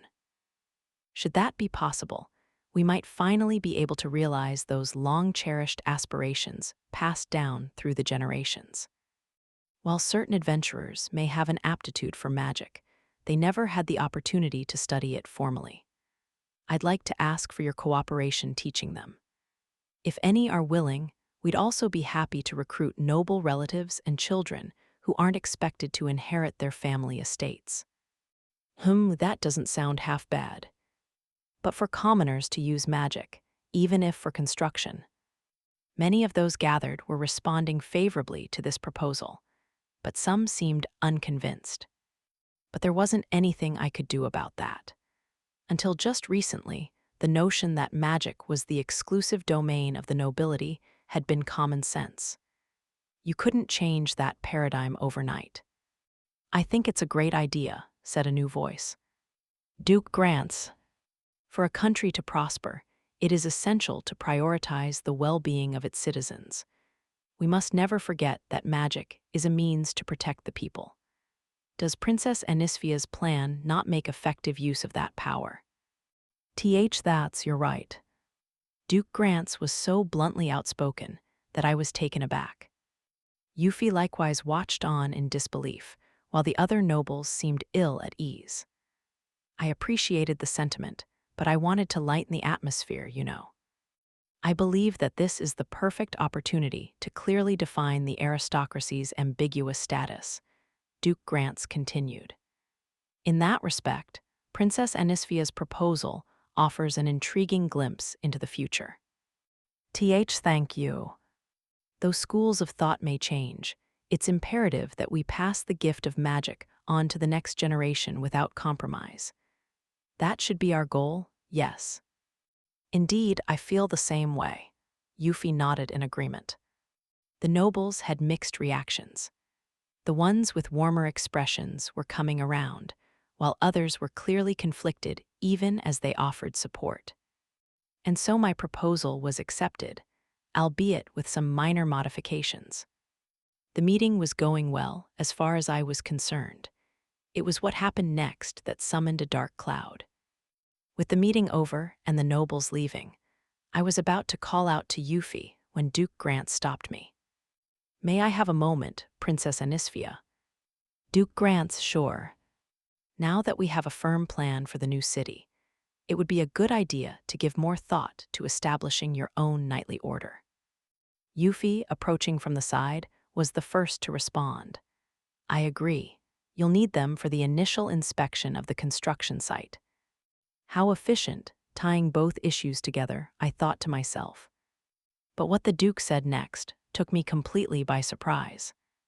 "We will select a number of candidates, but as you will be made Knight Commander of this new order, you will need to meet with them all in person." W8 Wyatt. Is something the matter, Princess Anisphia? Are my ears playing tricks on me? You didn't just say I'd be commanding it, did you? Your ears are perfectly fine.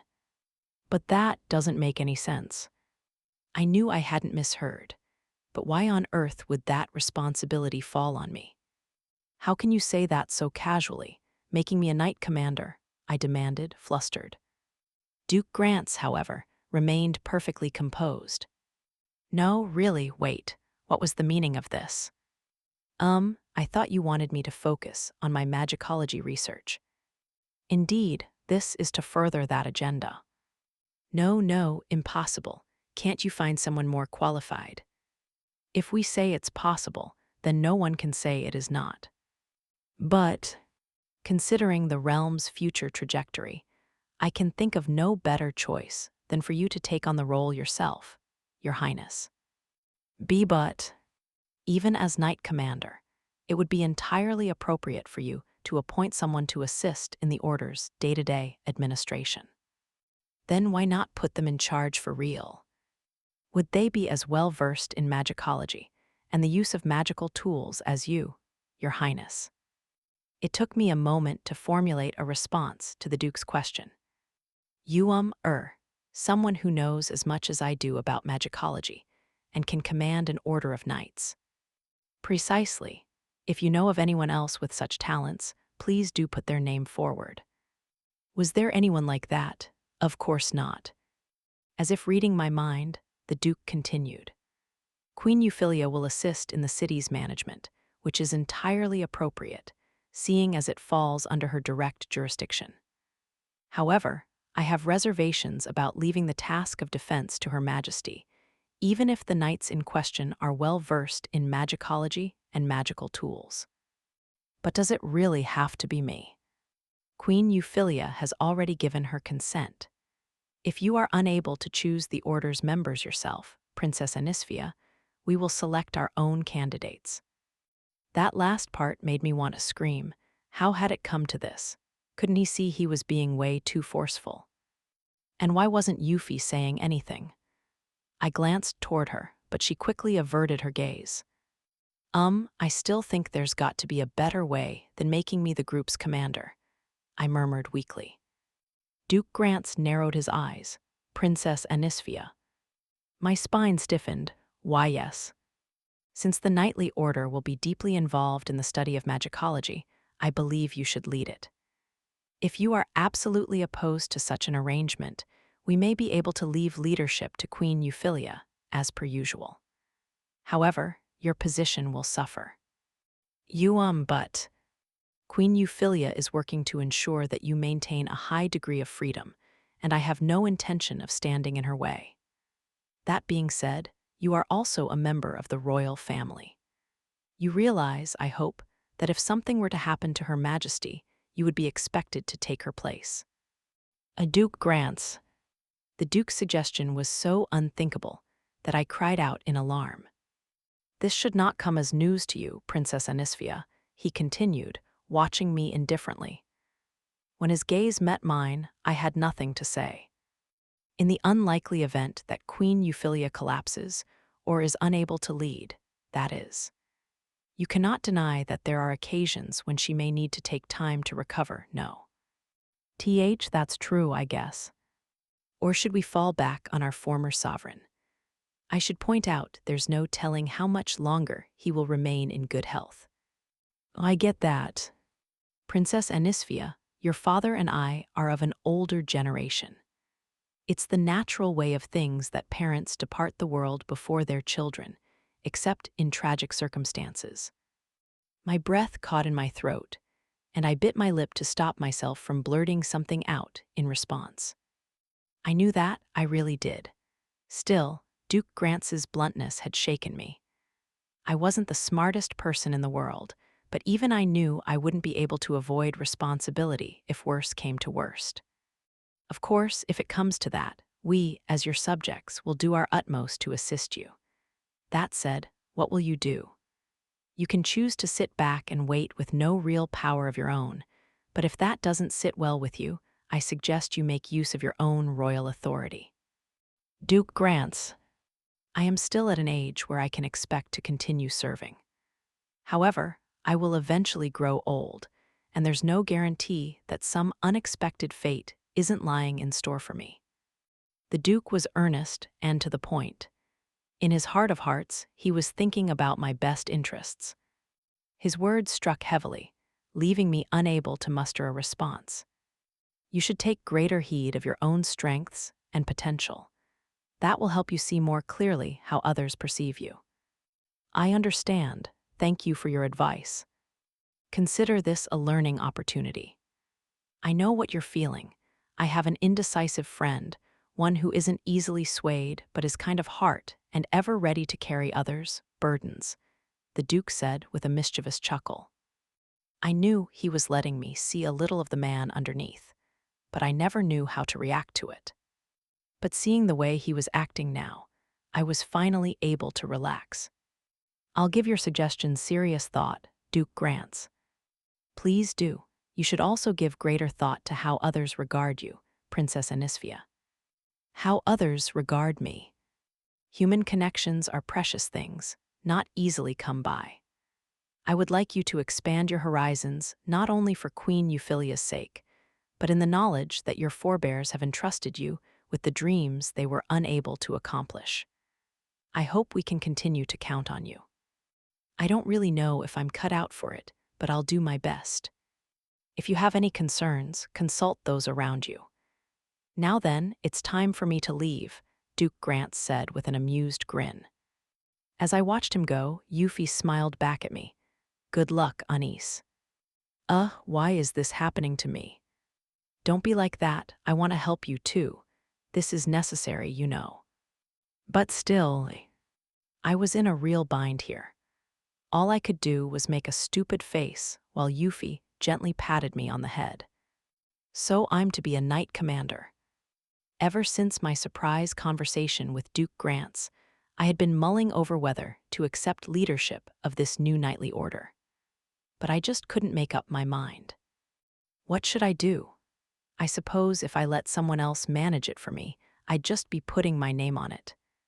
Even speaking my thoughts out loud, I couldn't convince myself to go along with the idea. I found myself staring up at the ceiling as I breathed a deep sigh. I thought I understood everything. I really did. As Duke Grants had said, only the gods knew for sure whether Yuffie would always remain in perfect shape. We could always turn to my father while he was alive and well. But I couldn't say with confidence whether relying on him was the best course of action, either. I've depended on others for too long. I like depending on other people. But I know I've got to stand up for myself more. I was fed up with being a member of the royal family, with the weight of my responsibilities.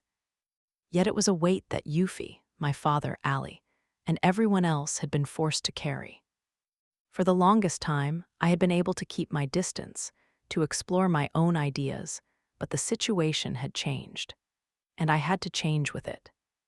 Duke Grants suggested I consult the people around me, so maybe I should try asking Naver and the others. They might be able to introduce me to someone who would be a better fit. With that thought, I wasted no time summoning the three of them and sharing the gist of my conversation with the Duke. Basically, they accepted most parts of our plan for the new city, but then the other issue came up. About making you a knight commander, you mean? Halfies asked. It's an honor, but it sounds like you're taking it as a burden, Princess Anisphia, Naver said. Exactly, I said with a sigh. I just don't feel like I'm up for it. Maybe someone else would be a better fit. Really? I think you do surprisingly well, Lady Anis, Garki responded casually. I had been hoping to have a serious conversation, so I couldn't help but crease my brow in a frown. Garki, you know I haven't been a proper member of the royal family for years, right? And to begin with, I don't remember ever becoming a knight. Don't you think it's a little weird to make me a knight commander all of a sudden? Well, when you put it that way, but a knightly order involved in magicology research would make the most sense. You have the knowledge and experience to lead it, and the status, too, don't you think? But this is me we're talking about, you know. I understood what Garki was trying to say, but the weight of this responsibility made me want to shy away. I have to say, I agree with Gark, Princess Anisphia. You too, Halfies. I also think it would run smoothest with you at its head. Not you too, Naver. Come on, I'm not even a knight. But you're well-liked by everyone in the royal guard, aren't you? Hey. As for ability, you have subdued a rampaging dragon. NGH. You're of royal blood, and Her Majesty is your adoptive sister. Your position more than warrants the honor. When they spelled it out so clearly, I had to admit it did make sense. But still, I had my doubts. I just couldn't imagine myself as a knight commander. Not at all. I mean, I don't know the first thing about being a knight, I insisted. There's nothing stopping you from learning, Naver pointed out. Besides, you can rely on an assistant for any practical matters, seeing as you'll be busy with your magicology research. But wouldn't that basically mean my assistant would be in charge? No, having you as the nominal leader would be incredibly important, Naver assured me, his tone much stronger than usual. Naver, I startled, taken aback by his solemn mood. Without realizing it, I stood up straighter. I hope to gain your trust, Your Highness. My trust? Yes, please be honest. You don't see me as an equal partner, do you? In other words, you don't yet fully trust me. Naver's question left me at a loss for words, but I couldn't quite deny it. I had a favorable opinion of him as a person, but when it came to having him work under me, I wasn't so certain. Once again, I couldn't help but acknowledge the truth in his words. But I understand. It can't be helped if you don't fully trust me, he said. It can't. You yourself said you don't know anything about being a knight, that you don't believe yourself suitable to command. That's a natural response, if you ask me. There he went again, pointing out facts I couldn't possibly deny. No one can truly know something without learning it. Given your circumstances, it's only natural that you don't know how to lead, and any group that can't fully follow its leaders is doomed to fall apart. That's why you want to entrust it to someone you think is more suitable, isn't it? I mean, there has to be someone who deserves it more than I do. Even so, I hope it will be you. Why? Because you're worthy of respect. Sure, you have a bit of a wild side, and as royalty, your behavior is sometimes hard to watch. But you are royal, and you do have what it takes to be a leader. I could hardly muster my voice in response to all this. Why did he believe so strongly in me? I just couldn't wrap my head around it. The relationship I would like to have with you is one in which you trust me to perform my duties. I don't think I'm alone in that. A knight of common birth would probably want that even more than I do. Naver, that's why I feel like you should lead. If you don't know what to do, then find someone to assist you, someone who can fill in for what you don't have. That kind of arrangement is what matters most. I still don't feel up to it. Princess Anisphia, I'm sure there are many individuals who would be honored to serve under you and earn your trust. Please grant their hopes. They would be honored to earn my trust. Honor is just a name we give to a job well done. It may be little more than a title, but it's certainly not a meaningless one. I kind of get that, but still. Earning one's leader's trust is an honor for any knight. Speaking for myself, I hope to guide you while earning your trust, Navar said, resting his hand on his chest.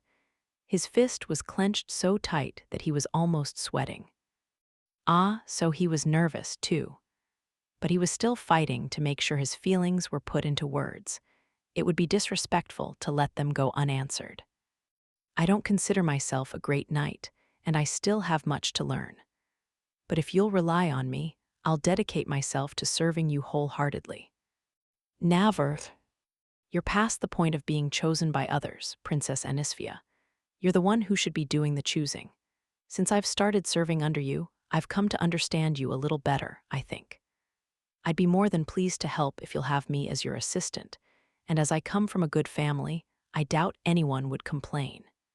It would be best, I think, to seek Baron Sion's help organizing the knights from common backgrounds. And Gark might not be suited to a position of authority, but he is adept at ingratiating himself with others. Navar's voice dropped a level, his eyes downcast as though in prayer. Please trust us. We'll spare no effort in serving you. With you to guide us, we'll all overcome our fears. As your knights, we'll do everything in our power to live up to your expectations. Trust us, those straightforward words were unyielding, which was why they struck so keenly. You sent us away during your fight with Lilana, saying that we were holding you back. That would be a point of shame for any knight, yet you're that strong. With that strength as our standard, with the future you've made possible as your beacon, you can unite us all, because your future is worth it. As a knight, I feel honored to serve someone who deserves my respect as much as you do. Please remember that. Join me for a drink tonight, Euphy. I called out to Euphy as soon as she returned to our private room in the detached palace after completing her official duties. I held out a bottle of alcohol that Ilya had retrieved for me. Wine, she repeated, staring back at me strangely. That isn't like you. You aren't usually one to drink. I don't normally like it. I joined others when necessary, but I wasn't a heavy drinker, and I didn't like getting drunk out of my mind. In short, this was a rare occurrence, but I felt like today was worth celebrating. What's the occasion? Euphy asked. I told Navar and the others that I'm considering the role of Knight Commander. I see, in that case I'll join you. Thanks, here you go, I said, handing her a glass. Allow me, Euphy offered, pouring the wine into each of our glasses. Thanks. We lifted our glasses into the air and clinked them together in a toast. Cheers. Yes, cheers. I took a tiny sip. Euphy, I noticed, was likewise drinking modestly. I tried talking it over with everyone, about me and the Knight Commander job, I said, leaning over with my hand placed under my cheek. How did they react? They were all for it, more than I thought they would be. What Navar said really got me thinking. Oh, and what was that? That I should be the one doing the choosing, and that people would feel honored to be picked by me. He wanted me to consider their feelings, not just my own. I see where he's coming from. You think so, too. Yes, I pride myself on being worthy of your trust, she answered with a faint smile. I smiled at her gentle, happy tone of voice. Right, that meant Euphy was one of them, grateful to have my confidence. When I stopped to think about it, I could see what Navar meant. For whatever reason, I just never thought people would feel that way about me. I knew you wouldn't like it, though, Euphy continued. As the commander of an order of knights, you would be responsible for anything that happens to them. Yes.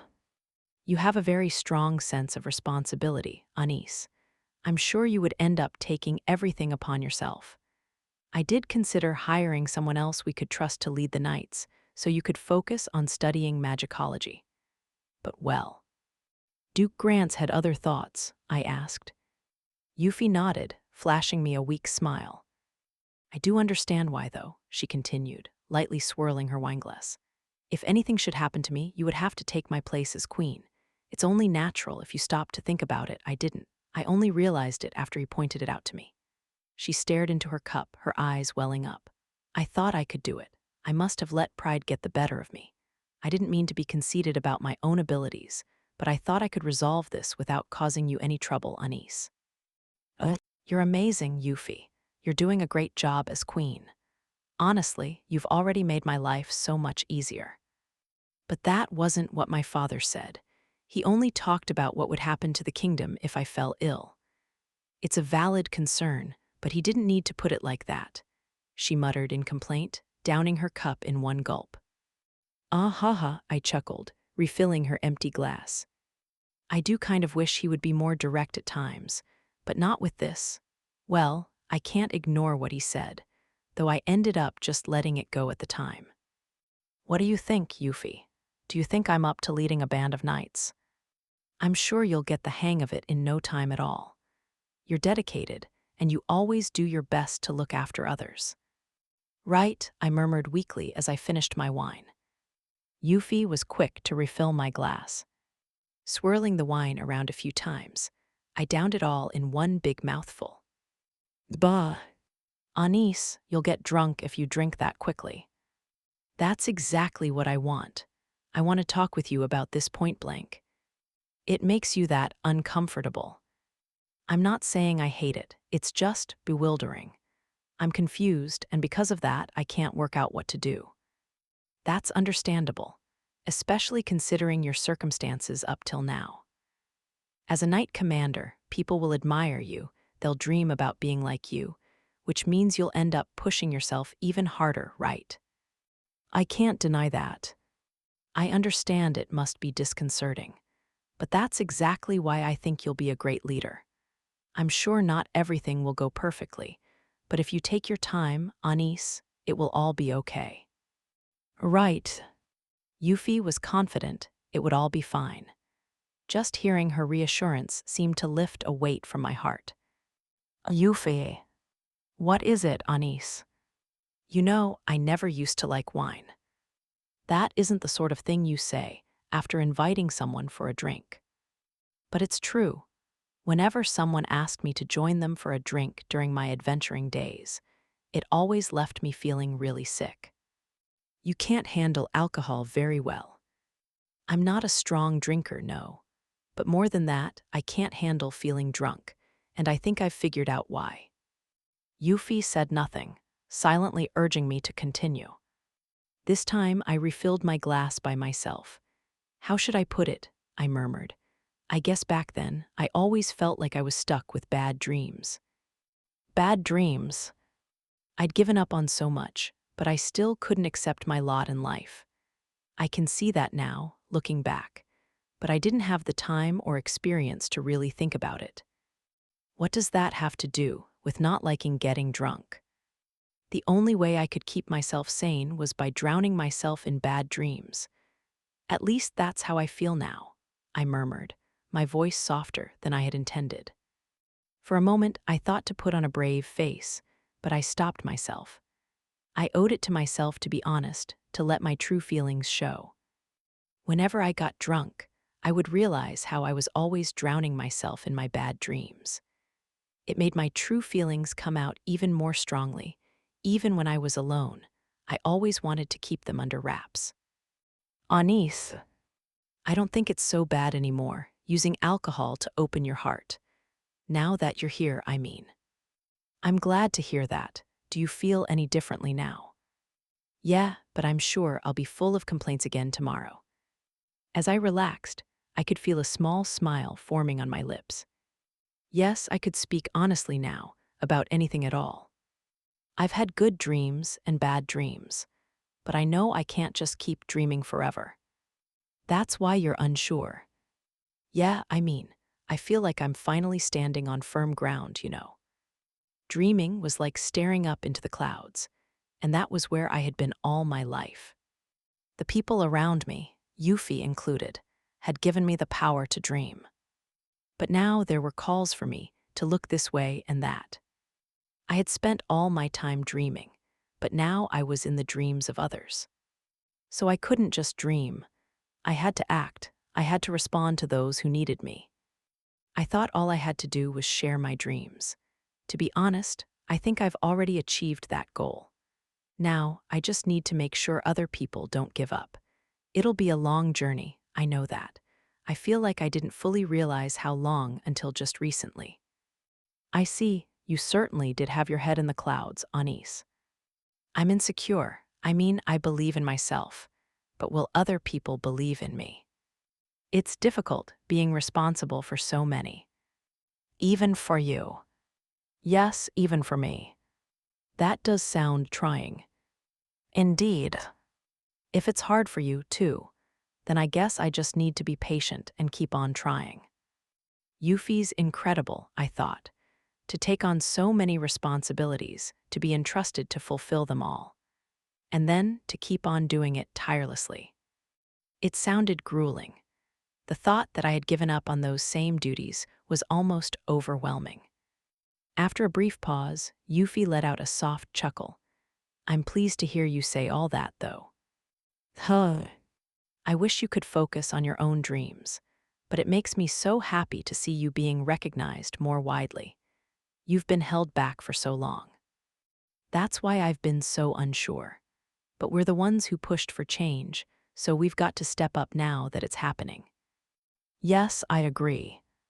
But still, I don't want to be a knight commander. Then not right now. Tonight, let me indulge you. You're so mean. Fine, go ahead. I knew you would say that. You made me say it. Is that how you feel? You're saying I needn't give it 100%, are you?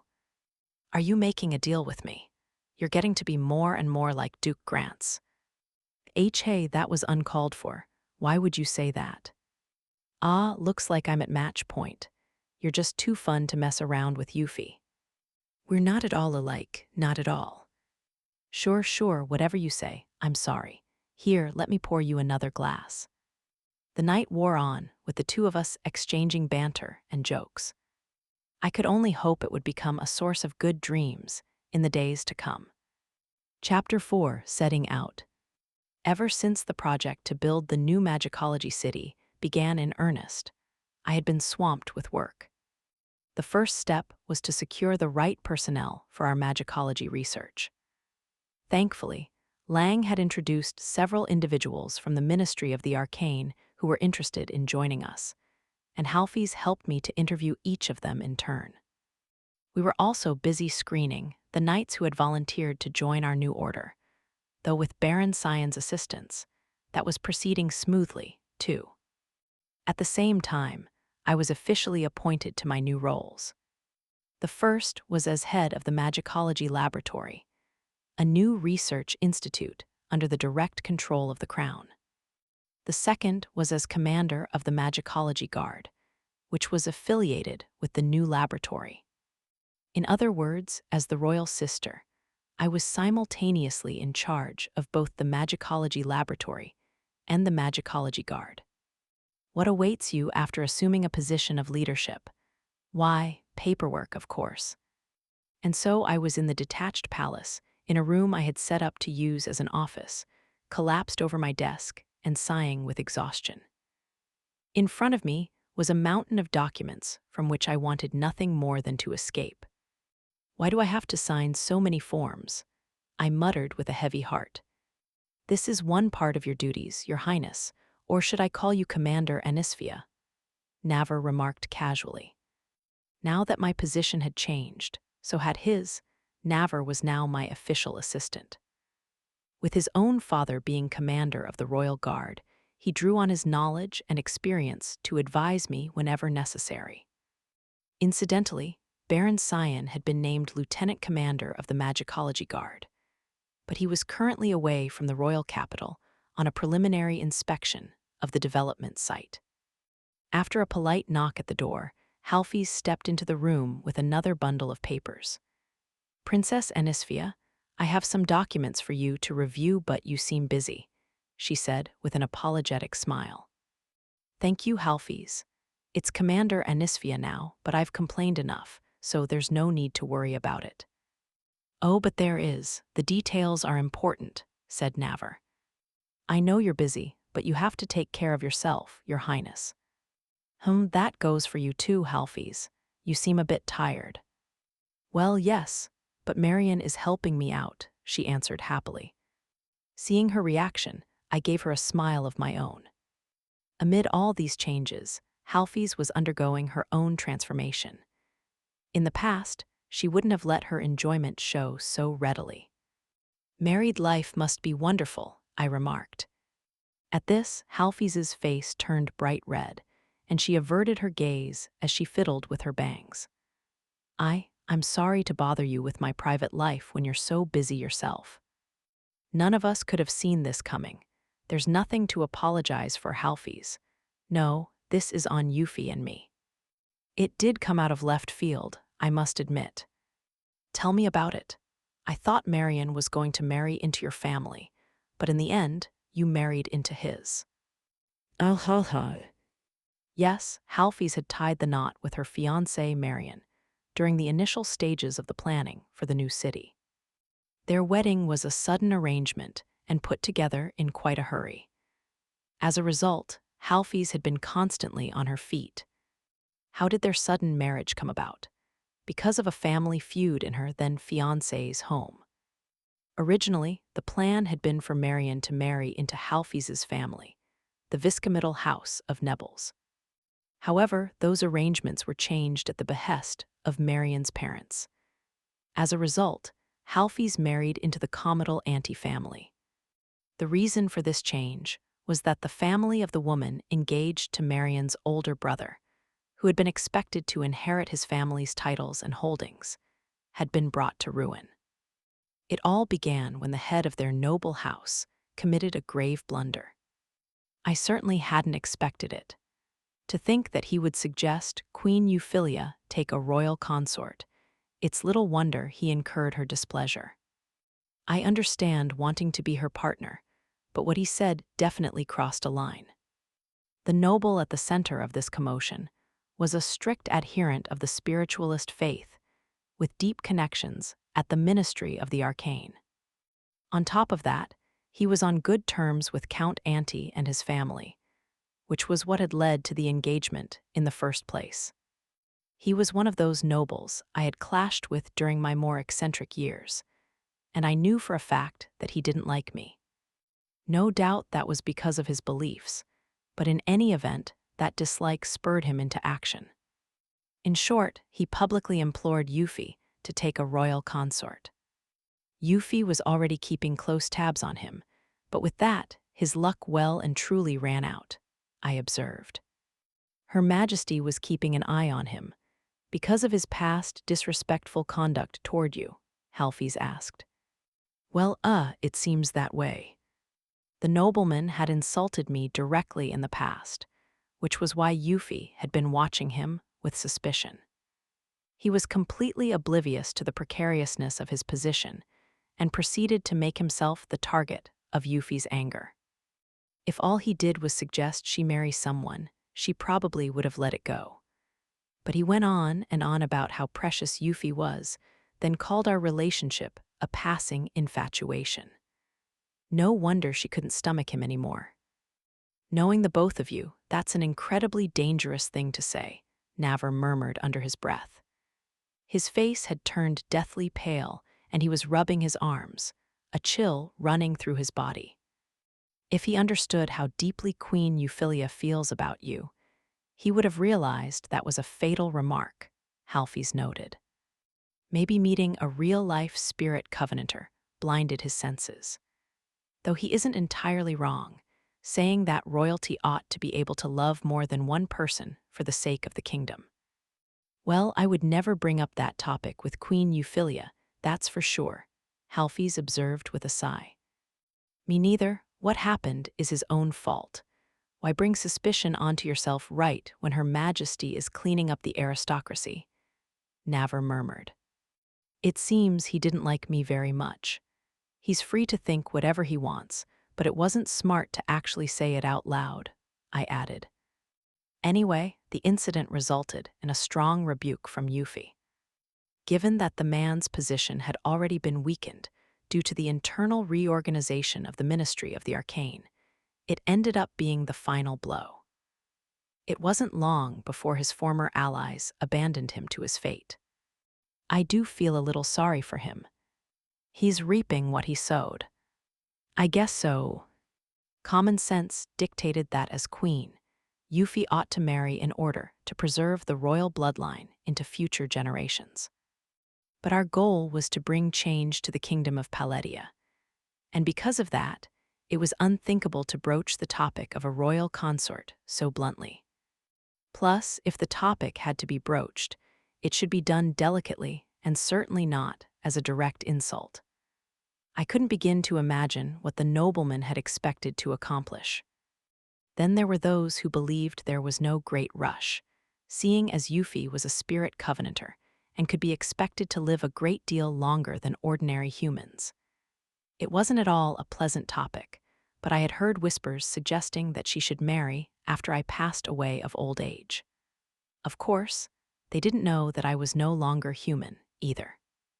And there were those who sensed that neither Yuffie nor I had any plans to have children of our own to usher in the next generation.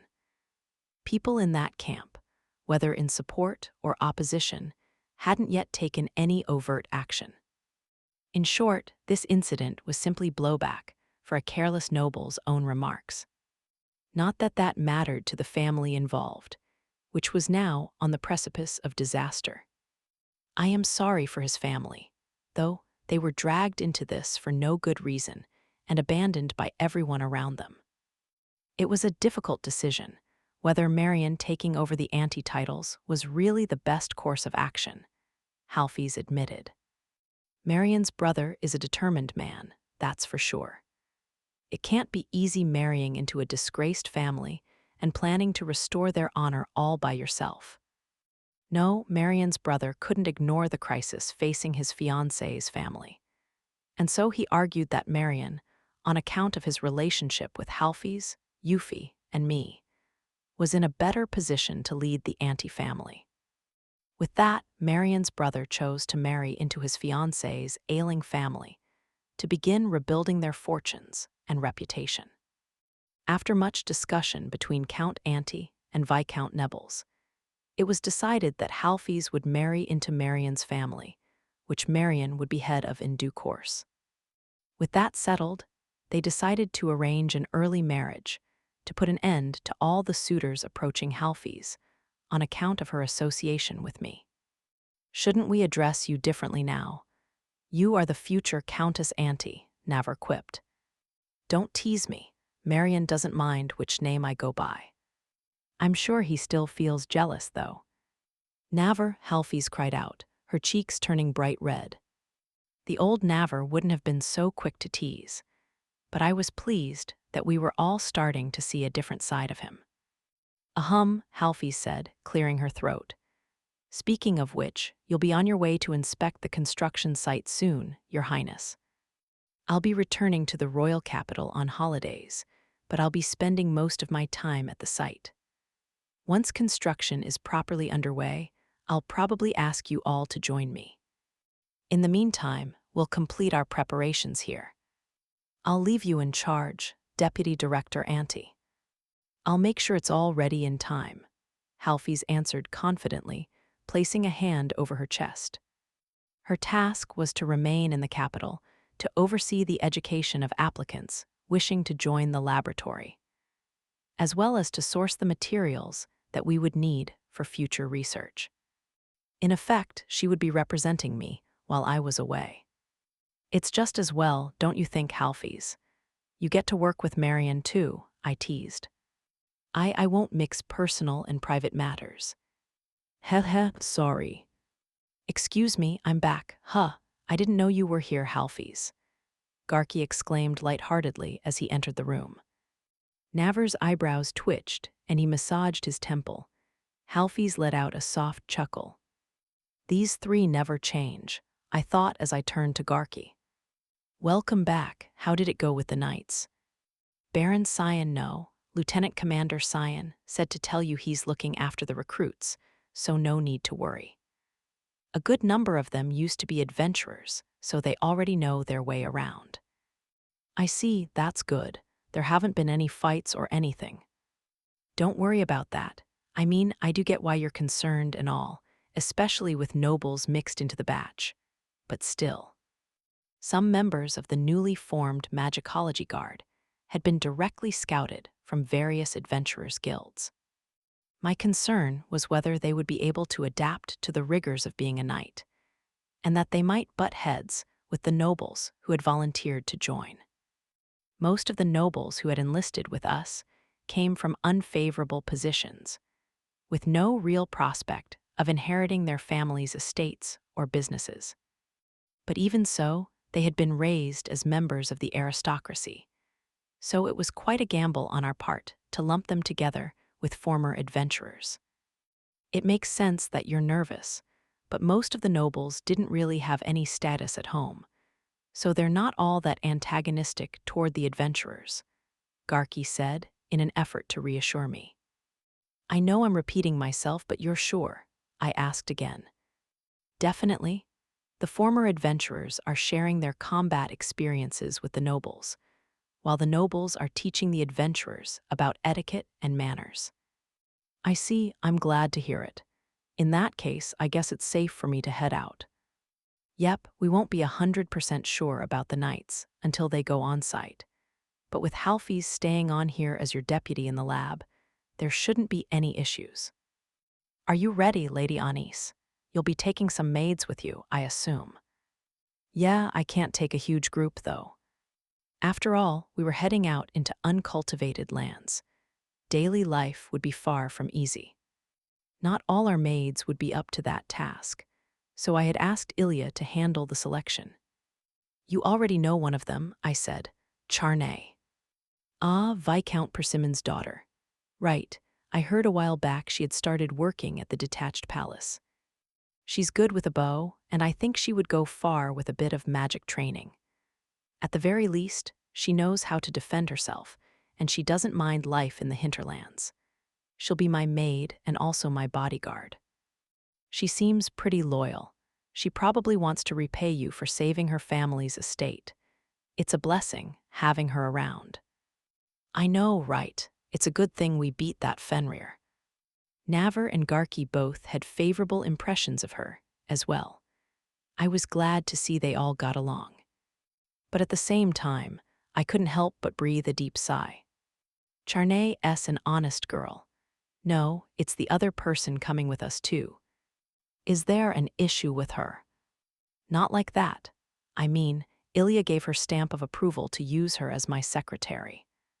If it wasn't a question of ability, then what was the problem?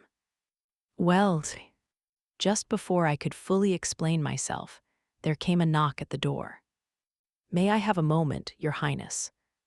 As soon as that voice reached me, I found myself debating whether this was good timing or bad. Come in, Priscilla. Excuse me. A maid entered the room. Her navy-colored hair was braided and tied back in a bun, while her sharp eyes were a purplish shade of blue. Her conduct was so naturally rehearsed that it was practically impossible to read her emotions. As a maid, she was splendid, picture perfect. Her name was Priscilla Soserer, and she was another maid Ilya had selected to serve me at the detached palace. She was also the other maid I would be taking to the development site along with Charnay. Her work ethic was astounding, and she was so efficient helping me manage my schedule that I couldn't begin to thank her enough. This is the inventory for your stay at the planned development site, Your Highness, she said, calmly handing me a bundle of papers. Please read it over to make sure there are no issues. Thank you, I'll take a look later. Please do. I will endeavor to make sure that life in the countryside doesn't compromise your dignity or status, Your Highness. Priscilla declared with a polite bow. Her demeanor alone spoke volumes to her competence, yet Navar and the others seemed to find this strange. I wondered whether they had already guessed what the issue was. "You're a huge help, Priscilla. Thank you." "Not at all. If you appreciate my dedication, please convey those thoughts to Her Majesty.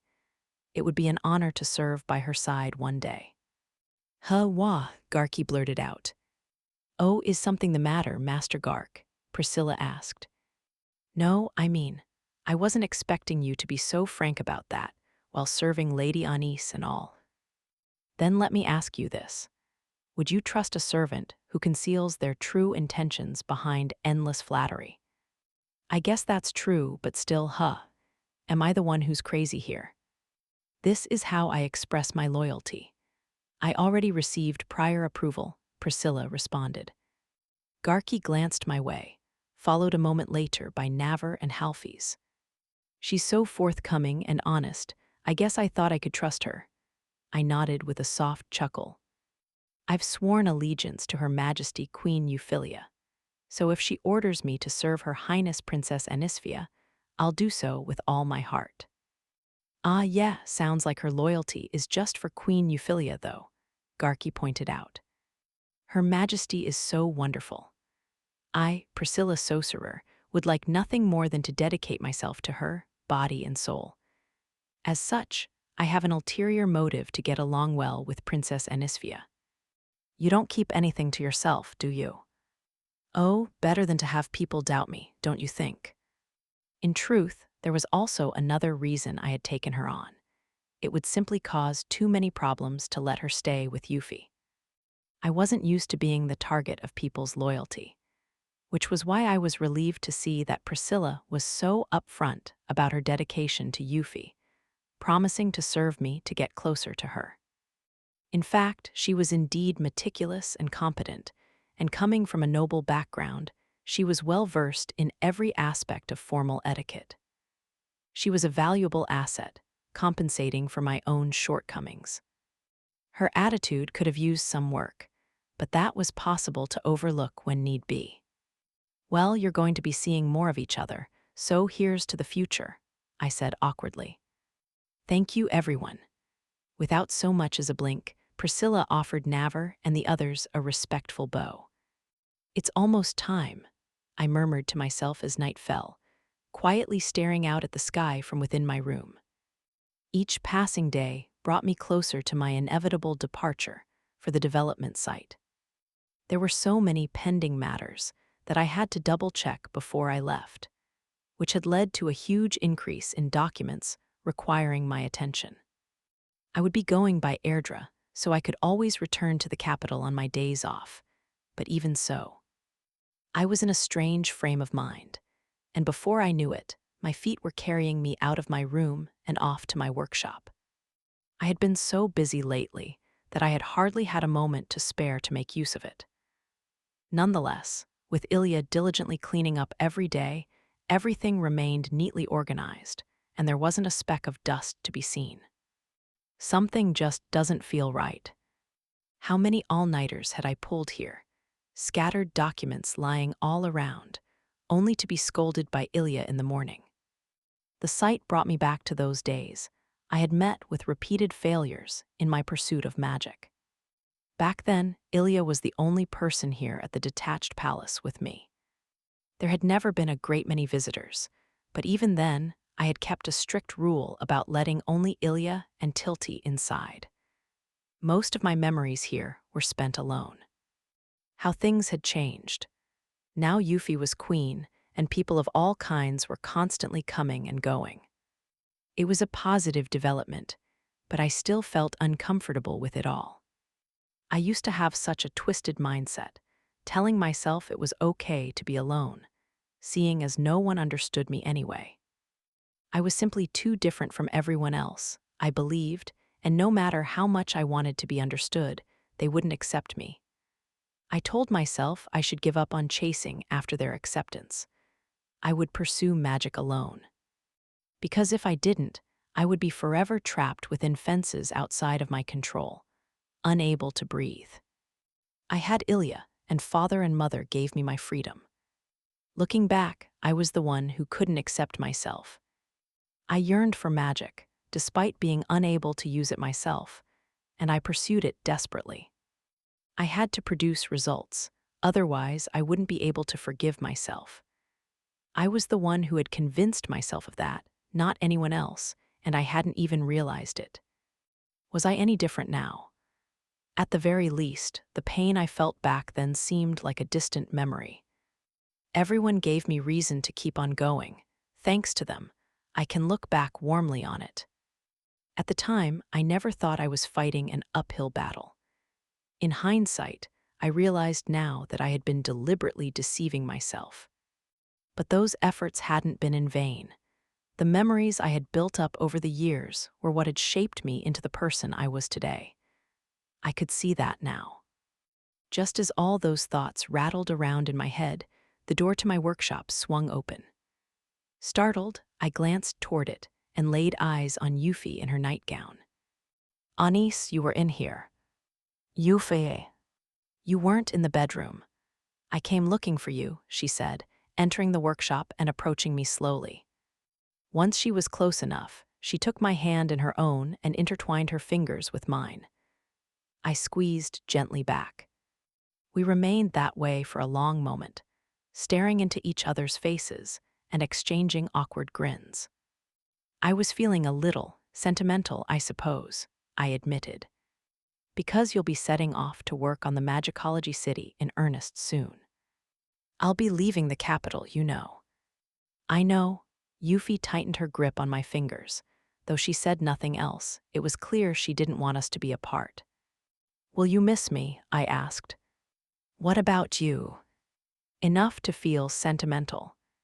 "Don't beat around the bush, please." "Couldn't I say the same to you?" "Yes, I'll miss you," she whispered, leaning against me and resting her head on my shoulder. Our nighttime chats had been a healing balm for us both. Yuffie had decided to become queen in my stead, and she had truly succeeded in making it to the top. I felt like reminiscing. "About what?" "I guess I was thinking about the day your engagement got broken off, and you first came to the detached palace. Our fates had been intertwined ever since.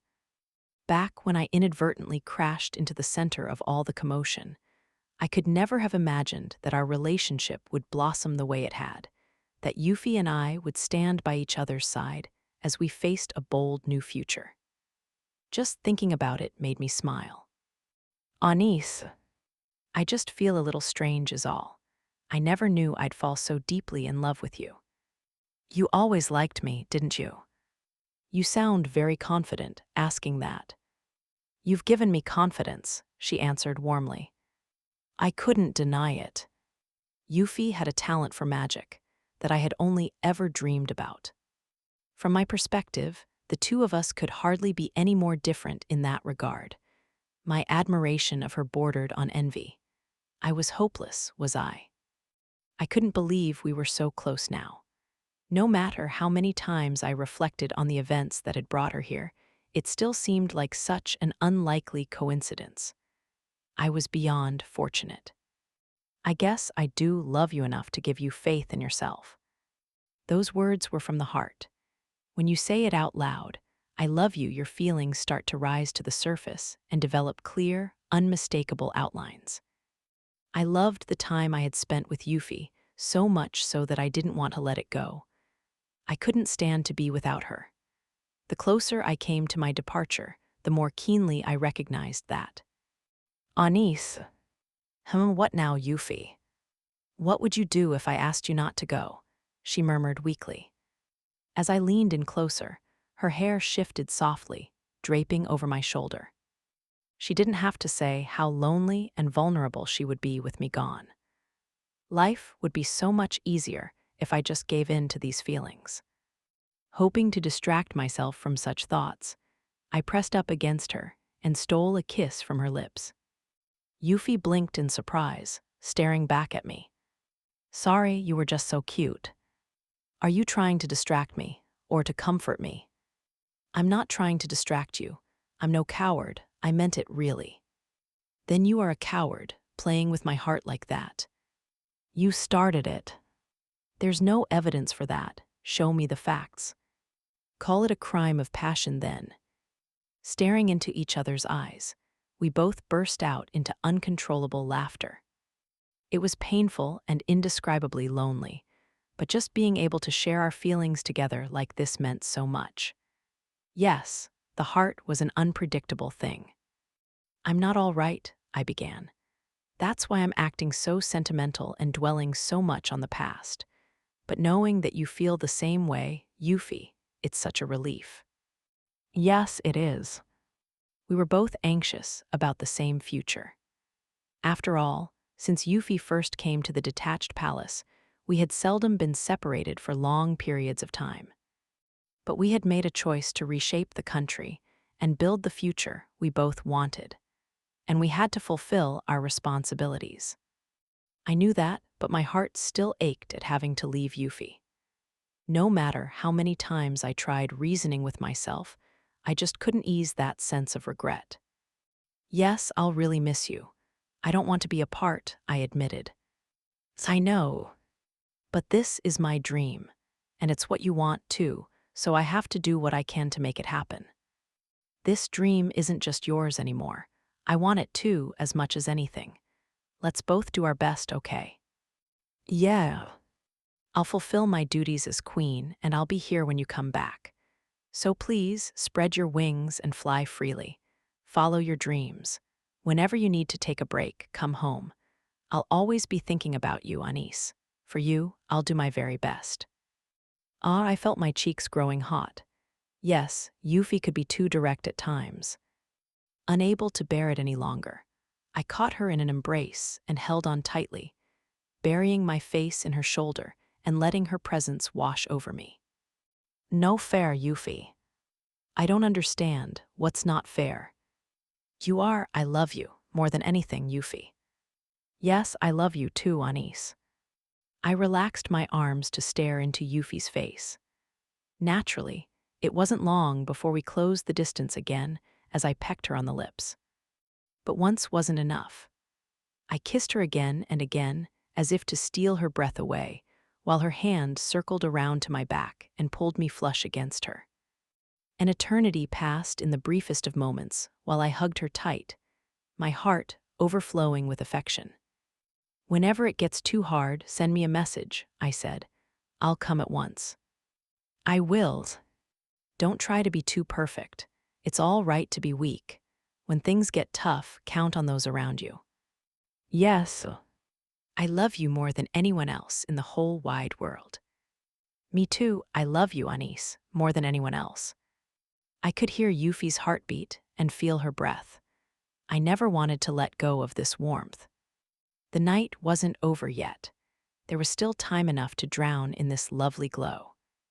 Time passed, and the day came for me to leave for the site for the new Magicology city.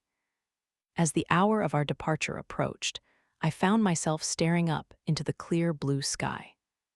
I've finished checking your baggage, Your Highness, Priscilla called out. Charney was next to her. I had asked them both to see to all the last-minute checks. Thank you, Priscilla Charney, I said with a grateful smile. Not at all. I'll go and finish saying my goodbyes, Priscilla said. Me too, Charney added. Heh, see you soon. I broke out into a grin at Charney's innocent behavior.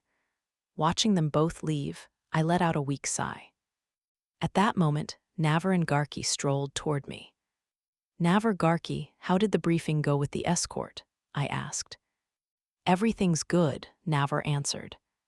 So long as Navar here takes the lead properly, we'll be fine. Isn't it time you started behaving appropriately for your position, Gark? Ha, don't you have to say bye to anyone? I've already said my farewells. So we can leave any time. That's good to hear, I answered. A set of familiar faces arrived a few seconds later. It seems you're all set, Anis.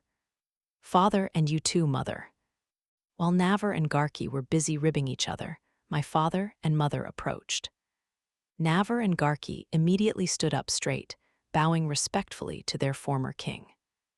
Your Majesties, Navar said in greeting. There's no need to be so formal. This isn't some grand departure ceremony, my father said, gently raising his hand to urge them both to relax. Navar and Garki relaxed slightly, and my father turned to me expectantly. Father, I asked, feeling suddenly uncomfortable under the force of his gaze.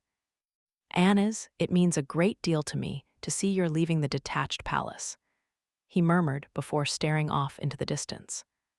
Huh. I was taken aback at first, but my surprise soon gave way to a sheepish grin. I'll be back for holidays, but I see why it's so emotional. I always thought leaving would mean I didn't belong in the kingdom anymore. Don't say that, my father scolded me. You've long been indispensable to the realm. That's right, Anis, my mother added in her usual stern tone of voice. You must realize you're integral to the kingdom's future. You should always keep in mind how your behavior is seen by others. You can't run off recklessly like you used to. Yua, mother, please don't lecture me just before I go. That's right, Sylphine, my father said, much to my surprise. Enough with the sermons today. Let's just see her off with all sincerity. I understand your concerns, but you're babying her a little, don't you think? NGH, you're the one who spoils her orphans. Her face turned bright red, and she slapped my father's hip as hard as she could.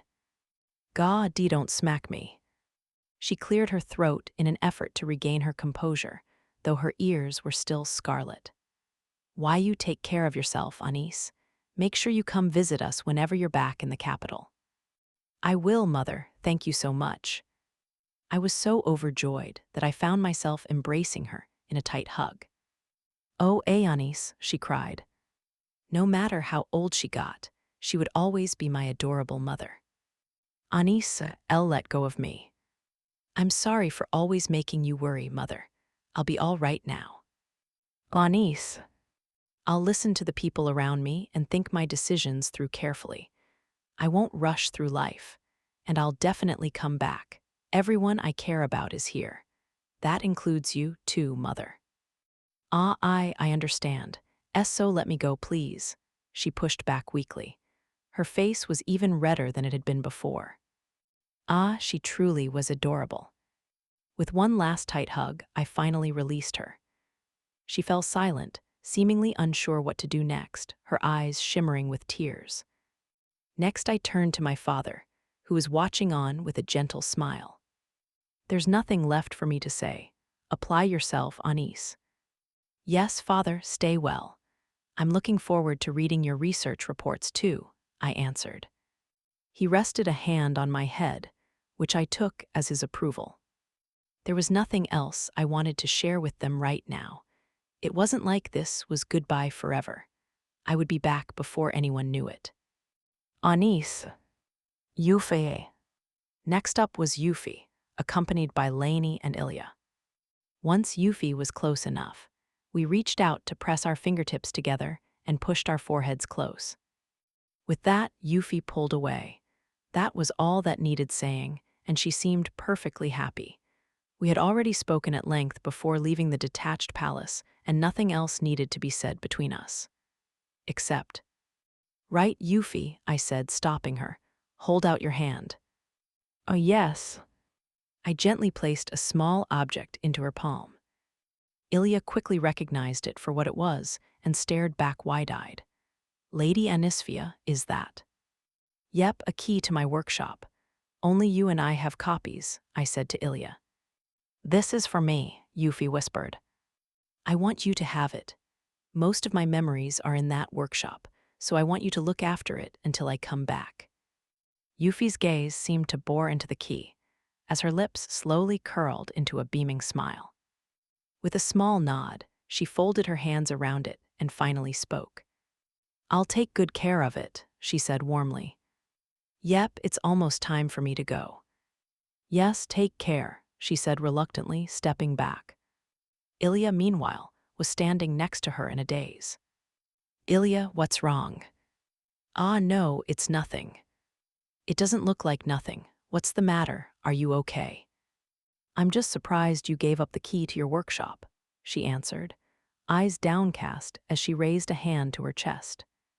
Right, she usually wore her own key tied to a string around her neck. Maybe she considered it a symbol of the special relationship that existed between us.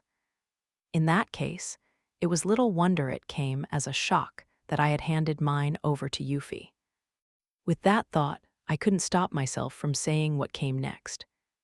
Ilya. Yes.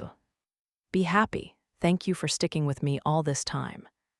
She was my closest ally, my best friend, practically an older sister. But we had both changed, and we had both found people who meant the world to us. Our roles and duties were taking us to distant places. If someone had told me years ago that this was what the future had in store for me, I wouldn't have believed them. Ilya, no doubt, would have found it even more preposterous. But here we were, and in my mind, it was an incredibly positive change. At that moment, a tear rolled down Ilya's cheek. Huh, I cried out, Ilya, what's wrong? Oh, I'm crying. Surprised by her own response, she gently raised a hand to her cheek to wipe away her tears. Then she squeezed her eyes tightly shut, took a deep breath to calm herself, and gave me a gentle smile. Lady Anisphia, I'm so happy to have shared these past years with you. It's not like this is goodbye forever, though, I pointed out. All the same, I want you to know. Please don't push Charney or Priscilla too hard, all right? Of course not. And don't push yourself too hard, either. I know. We had had this exchange countless times over the years. This time, however, it wasn't quite the same. Ilya's hand had tentatively been reaching toward me. For a moment, she withdrew it in apparent confusion, before timidly reaching out again. After I accepted it, she embraced me in a gentle hug. I wrapped my arms around her in turn. Yes, I'll miss you, she murmured. But it's just for a little while. I'll see you again soon, I reassured her. All the same, this marks a turning point. Yeah, let's both do our best. Yes, I'll be awaiting your return, no matter how long it takes, she said gently. This was as open as I'd ever seen her. Having known her as long as I had, I could see that she really had changed, and I was delighted to see it. While I was giving her a hug, Lainey rushed over, looking slightly flustered. Only then did Ilya let go. Lainey was so fast that I was almost taken aback, while Ilya herself acted as if nothing had happened. As I sighed, Lainey approached.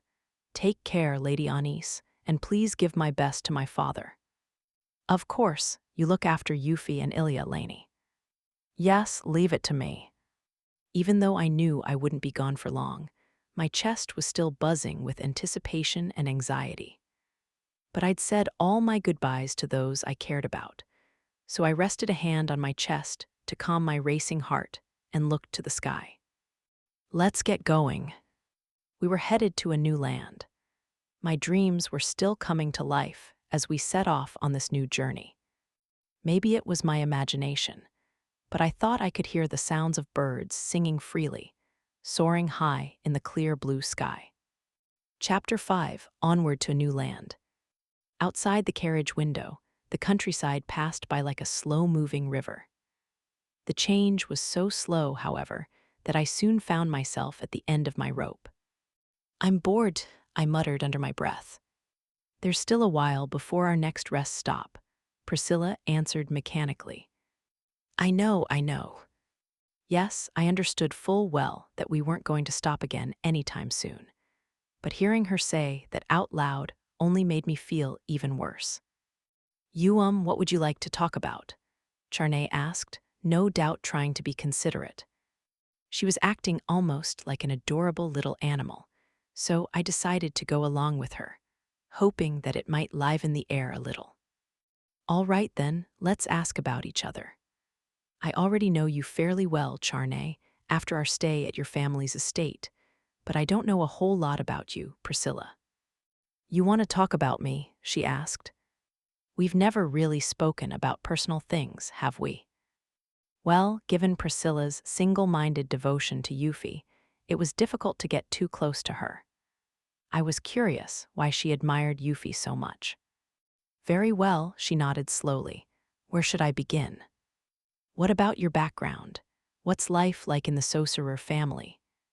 We're an ordinary Viscount-level family based in the west of the kingdom. We're neither particularly outstanding nor in danger of decline. We're simply dull. There isn't much else to say. Oh. She was being awfully harsh. Did Priscilla dislike her family, perhaps? The next moment, she gave me a smile. A grim, frightening kind of smile. I know what you're thinking. I'm just not particularly attached to my family. I don't dislike them, per se. Don't go reading my mind. You're very easy to read, Your Highness.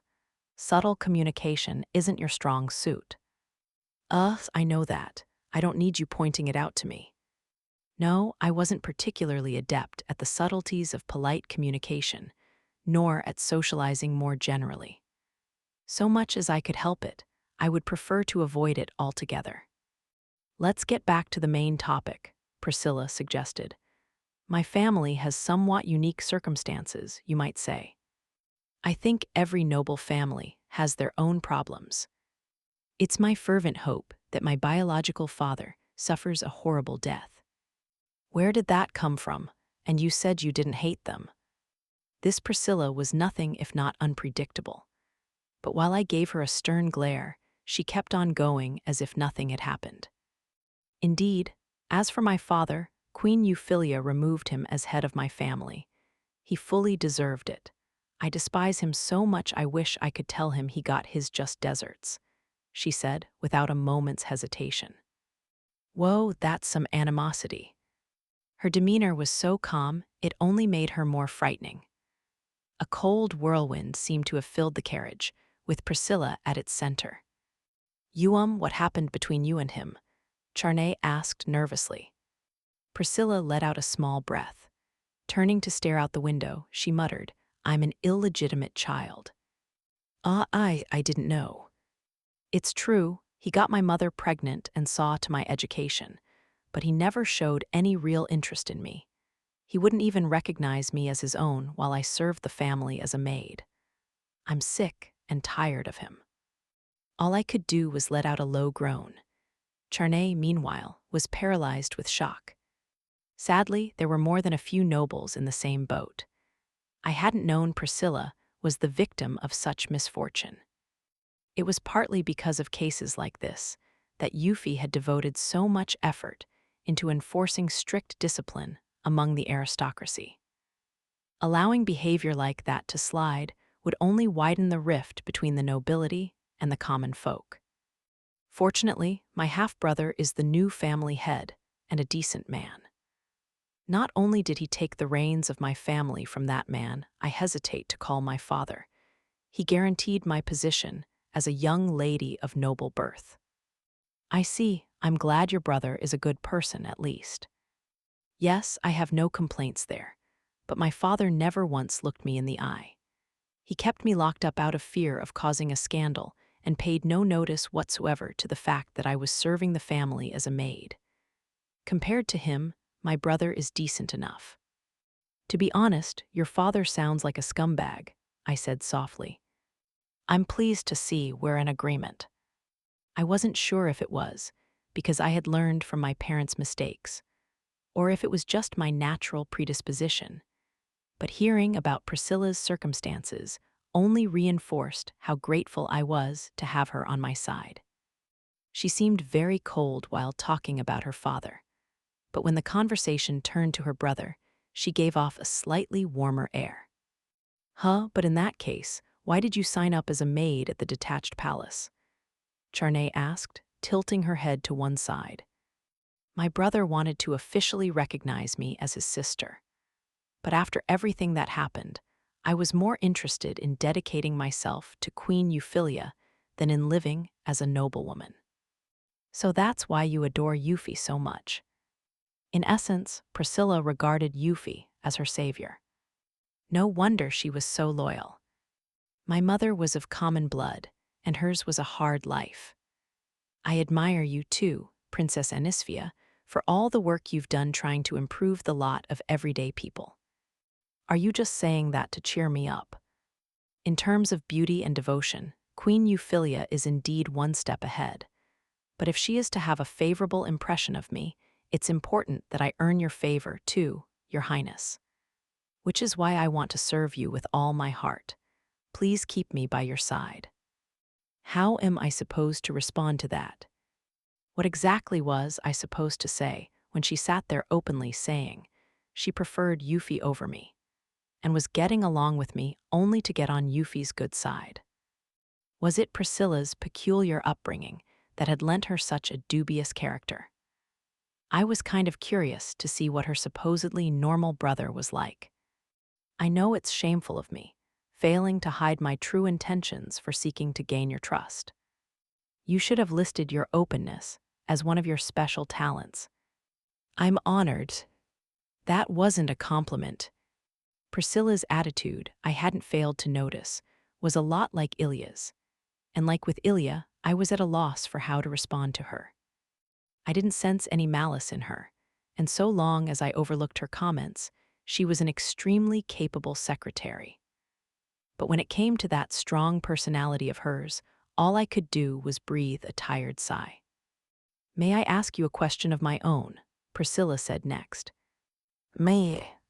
Yes, I would appreciate any guidance you could give on how to meet Queen Euphyllia's expectations. Yuffie likes people who take their jobs seriously. Then, as my first step toward serving Her Majesty, I shall support you wholeheartedly. Oh, okay, good luck, I guess. Do you have any questions for Her Highness Charnay? Priscilla asked. Yep, Emmy, and not really. That won't do. You won't win Princess Anisphia's heart with such a modest attitude. She may seem approachable, but she keeps high walls around her emotions, so you need to work to gradually lower her guard through casual opportunities like this. Hey, you don't discuss your strategy for attacking someone when they can hear you. I slipped up. You're not acting like you slipped up. Ha ha ha, you're so weird, Priscilla. Unable to help herself any longer, Charnay burst out laughing. Priscilla's eyes warmed at this, and when her gaze met mine, she raised a finger to her lips and winked. Maybe she was trying to help relieve Charnay's anxieties. She had a strange way of showing she cared, but Priscilla was attentive to those around her in her own way. Before I knew it, I was smiling too. Yes, I could see why Ilya had chosen them both to accompany me. When we returned to the capital, I would have to give her a sign of my appreciation. At any rate, this lively chat had helped to relieve the tedium of our long carriage ride. We're here. After finally arriving at the planned site for the new city, I moved to stretch my stiff body. Watch your manners, Your Highness, Priscilla cautioned me. We've been cooped up in here for so long, I'm aching all over. Come on, let me stretch a little. I'm afraid there are people around. Fine, I know, I said vaguely, gazing out at the ongoing construction efforts. The planned construction site was on a gentle hill located next to a wide river. With the help of our magic users, the walls were rapidly taking shape, formed by piles of neatly stacked rocks. All right, I'm going to pull up the earthen wall, so step back, everyone, someone called. A mud wall began to bulge up, slowly taking form like a piece of massive clay. That mound was meant as the foundation and would soon be covered in stone. While watching the workers carrying out their tasks, I called out to Navar, who was standing nearby at the head of our escort. Navar, that's the advance group of knights, right? It is. I believe they've divided into groups, one working to erect the houses and walls, another guarding the perimeter, and another thinning out nearby monster hordes. I'm surprised the walls have come so far so quickly. The knights who received the strongest recommendations from their ministry instructors were sent out first. If anyone needed proof, we can achieve considerable results in a short period of time with the help of magic. This is it. I'll have to thank Lang when we're back in the capital. I was confident in my own knowledge of magic, but when it came to its practical application, I was no match for the Ministry of the Arcane. all the more so if I had to educate others on its usage. There had been some doubt back in the capital over the use of magic in construction, but once we reported our progress here, no doubt those voices would sing a different tune. While I relished this feeling of accomplishment, a new figure started walking our way, Baron Cyan in his knight uniform. "You've had a long journey, Commander Anisphia," he said in greeting. "We've been awaiting your arrival." "Baron Cyan, I mean Lieutenant Commander Dragus. Thank you for overseeing everything here." We welcomed one another with formal knight bows, then broke out into laughter. Clearly neither of us was used to these fancy titles and positions we had found ourselves saddled with. "Frankly, my title seems too much. I don't feel I've earned the privilege." "That goes for both of us. We'll just have to get used to these fancy titles. Anyway, let's get right to it. I want to check the situation on site if we could." "You should get some rest first. Our scouts will be back by sunset, so we can discuss specifics after dinner. Let me show you to our base of operations." With that, my second-in-command led us to a rugged fort. The interior was bleak, not at all like what I was expecting from the outside, but it was more than adequate for a fort in a settlement just starting out. After briefly inspecting the building, we arrived at a room somewhat larger than those in other forts I had visited in the past. "These will be your chambers, Commander Anisphia," Dragus said. "They may not be entirely suitable to your royal station, but it's the best we could muster at short notice. We've only just started construction, so you won't hear any complaints from me. Besides, I'm not here as royalty. I want you all to treat me as one of your own." "Very well, nonetheless, you are our leader. We'll treat you with all the respect that position warrants," he said with a wry grin. I responded with a wave of my hand, in silent agreement. "If you need anything, please let me know. I'll have someone come and get you when it's time for dinner." "Thank you, Lieutenant Commander," I answered. With one final bow, Dragus turned to leave. After watching him go, I turned my attention to Priscilla and Charney, who hadn't left my side since our arrival. "All right, I suppose we should start by organizing the luggage, huh?" "Indeed," Priscilla answered. "We can't expect luxury in a pioneer settlement, but we still need to make this room suitable for the royal sister. So long as it keeps the wind and rain off, I don't need much, you know." As Lieutenant Commander Dragus said, "You must be afforded treatment commensurate with your status, Your Highness. Otherwise, you would set a poor example for those below you." "NGH, enough nitpicking. I get it." "I'm glad you understand. Let's get started, Charney." "Of course," Charney answered enthusiastically, as the two started organizing my belongings. Just when we had finished unpacking, we received word that dinner was ready, and so we made our way to the dining hall. Dragus had arrived ahead of us.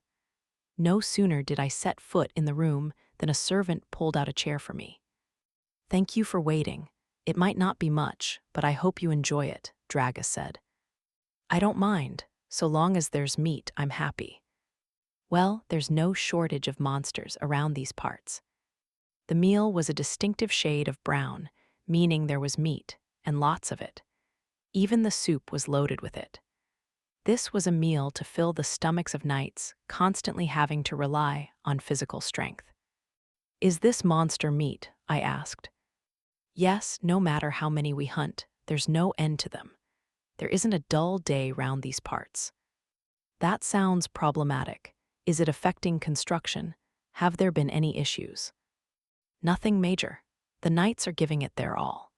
They were very enthusiastic about today's meal, seeing as you would be joining us." "Ah, I had better savor it then," I said. I was grateful for the knights' generosity. First came the meal, then tea, and finally our discussion. "So, Dragus, exactly how is construction coming along?" "Smoothly, I'm happy to say. As I mentioned earlier, there have been no major problems. That being said, we're doing a lot of firsts here, so we could run into issues down the road. It's difficult to predict." "Well, we won't run into difficulties. without experimenting a little. Tell me about the projects that have already begun. As you wish. Next, Dragus proceeded to provide a detailed progress report on the pioneering work. Given the high frequency of monster attacks, the knights had been divided into teams to patrol the area and thin out the local monster hordes. The meat we had been served with today's dinner was simply a byproduct of such efforts. Fortunately, the magic users assisting with the construction work were highly motivated, and efforts were proceeding ahead of schedule. Morale was high, and the site itself was in good order, Dragus reported calmly. As far as I was concerned, there could be no better proof that everyone's efforts were bearing fruit. With the help of magical tools, each individual knight can do more on the battlefield than ever before. And should we suffer any serious injuries, we can quickly ferry the wounded to nearby villages via airbike, Dragus remarked. That's a relief. It's easier to survive any injury when it's treated quickly. I nodded.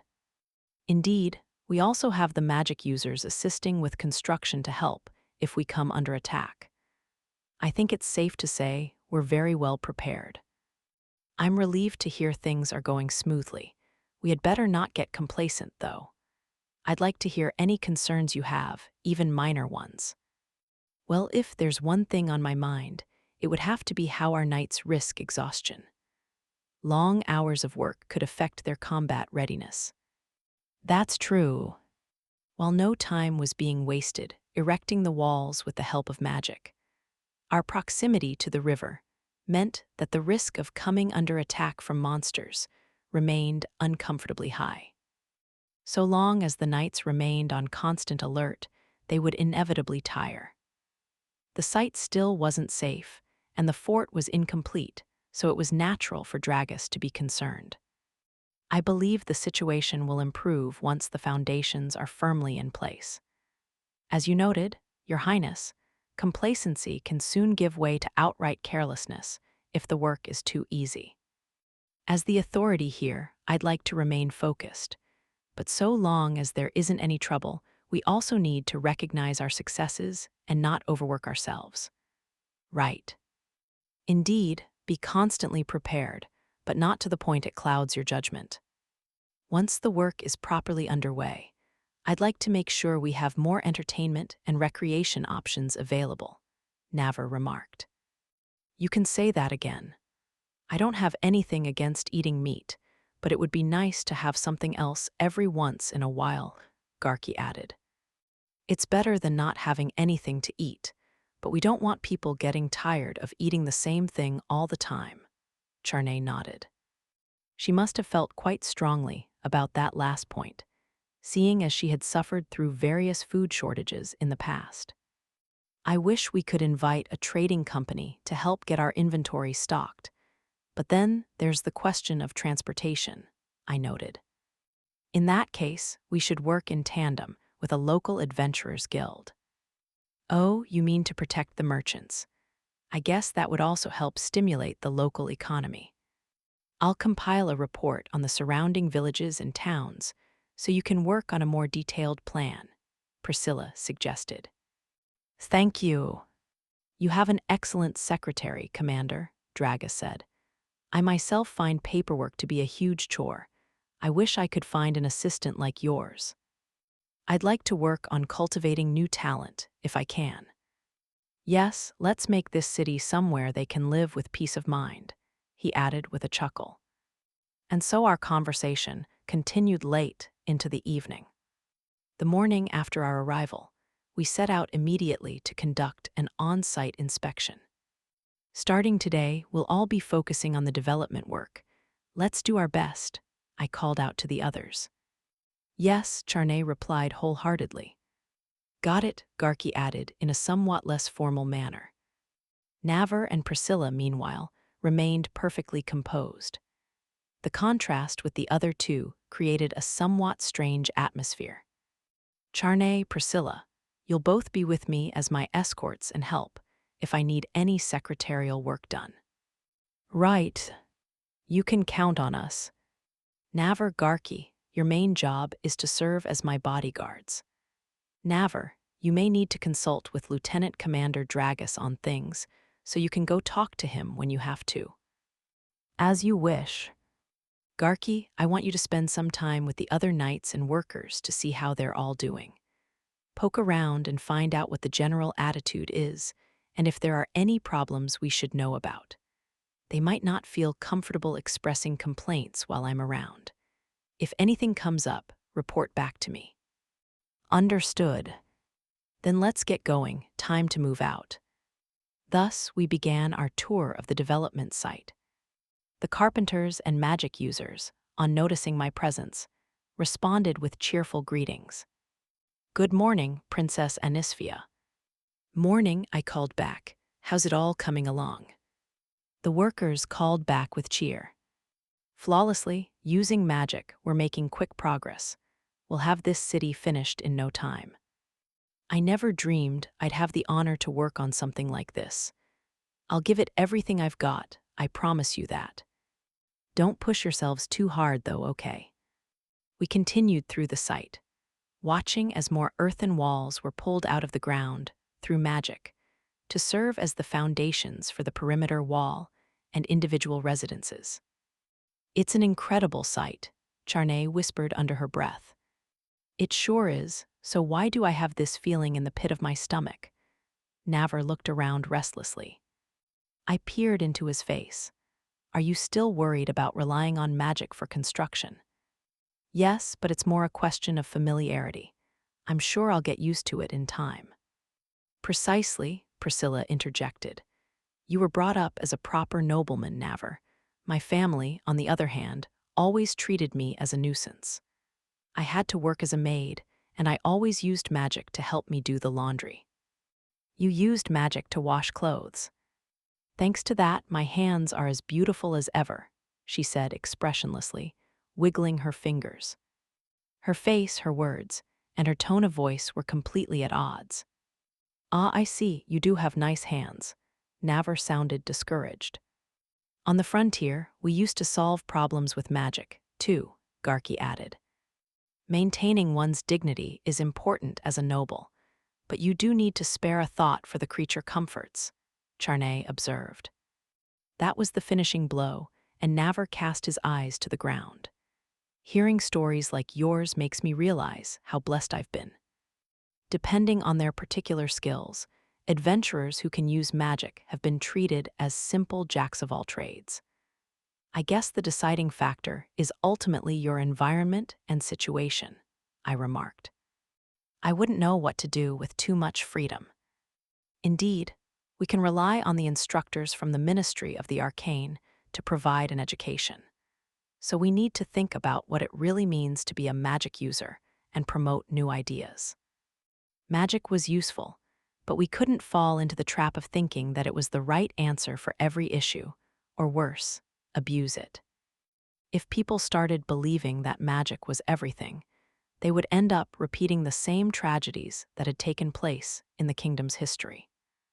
We certainly didn't want to see any new factions emerge that felt they had the right to use magic however they pleased. Magic was a reflection of people's desires and wishes, which was why it was absolutely necessary for us to forge a society in which it wasn't used for evil. Maybe one day cities built with magic will be perfectly normal. I think that would be my wish, I whispered. Did you say something, Lady Anis? Garki asked. No, nothing, I said, brushing his question aside before proceeding to our next location. We were heading for the knights' quarters, set aside for off-duty nights to catch some time away from work. That being said, we had informed them in advance that I would be dropping by, so they were all lined up to welcome me. Commander Anisphia. Good work, everyone. How is the work going? If any issues come up, feel free to talk to me about them, even small ones. No major problems here. We've come under a few monster attacks, but they've been decreasing in frequency since we started thinning out their numbers. Would you say they've attacked you frequently? Well, we encounter them often enough, but so far they haven't formed any large groups, and we haven't come across any particularly strong ones. You might say some of us are a little disappointed. You didn't have any trouble subduing them. Not with the magical tools you provided for us, Commander. Yes, we're not scared of monsters anymore. The knights were in high spirits, clamoring over each other to show off their strength and bravery. I couldn't have been any happier to see how much my inventions were improving people's lives and well-being. That sounds great. You don't have any concerns after using them. Well, ever since I started using magical tools, I've become more aware of the limits of my own mana.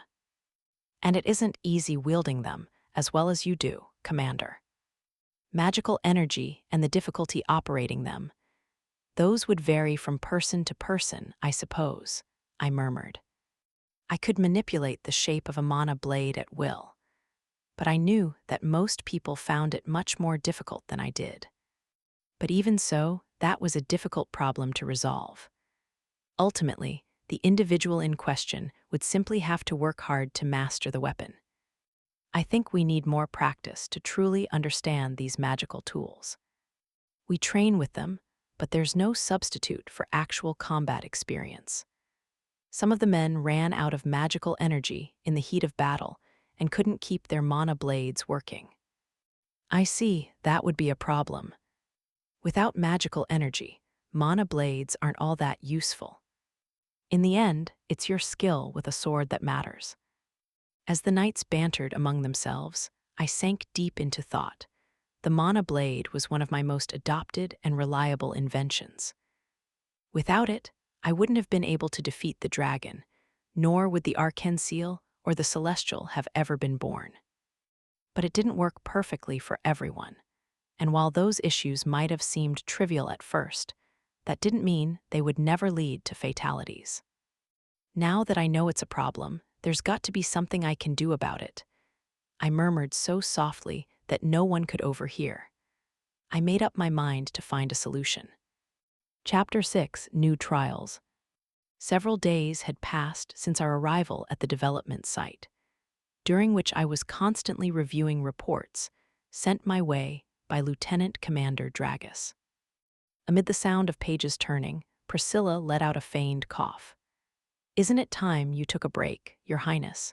You've been reading those documents nonstop these past few days." "Yeah, I'll take a breather when I feel like it. I'll let you know when I need you."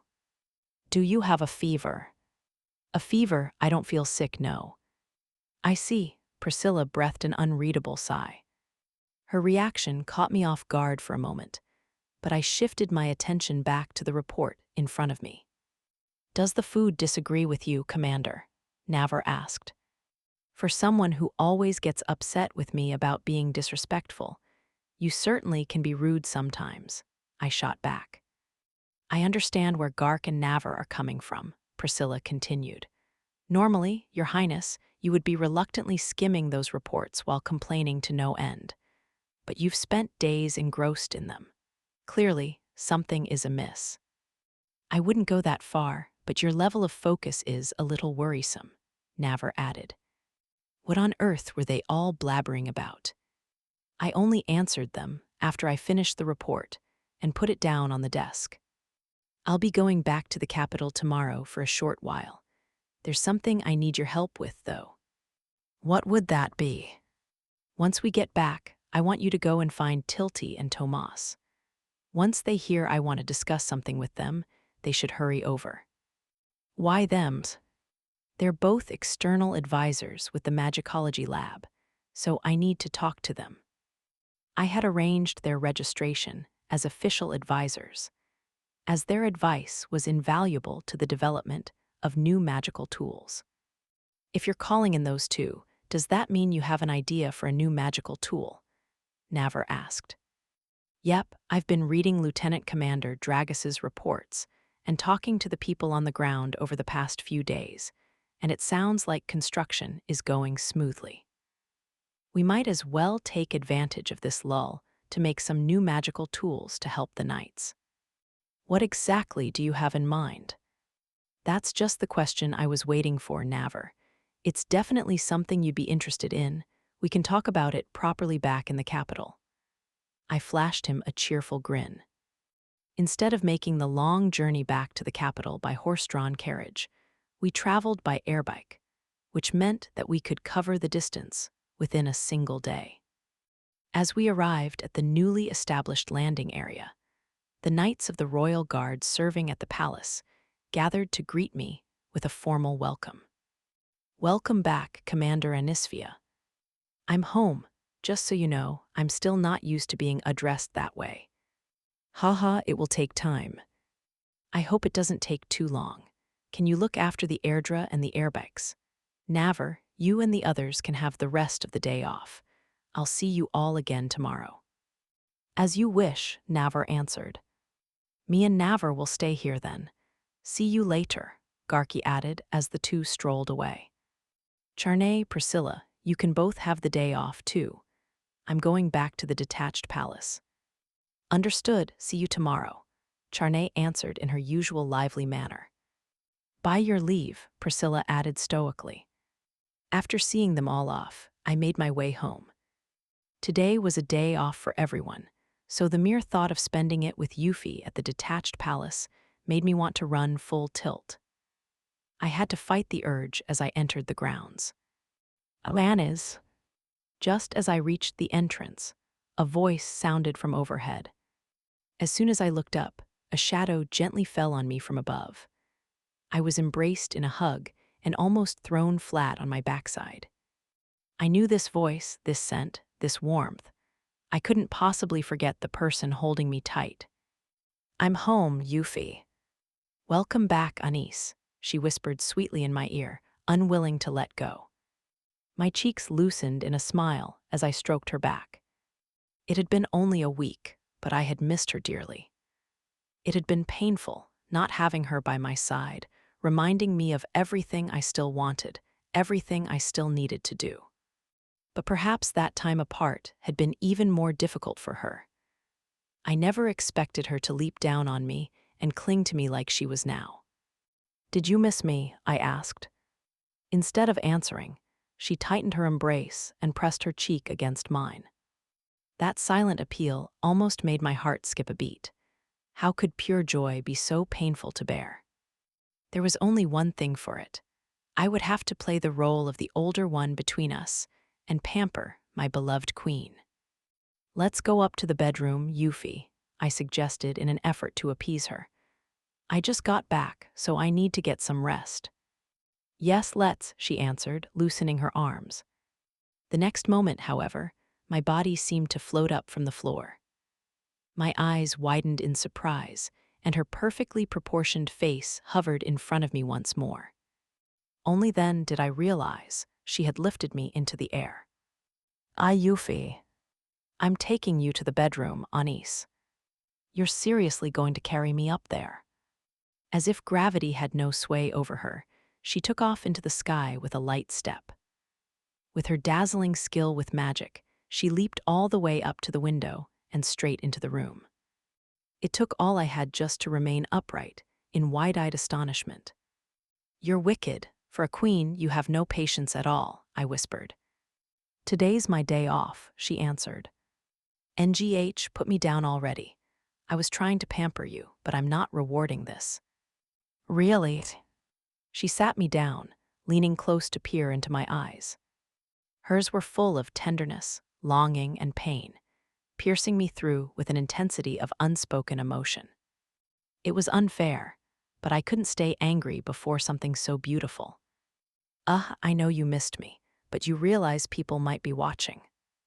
A lecture won't change how I feel, you know.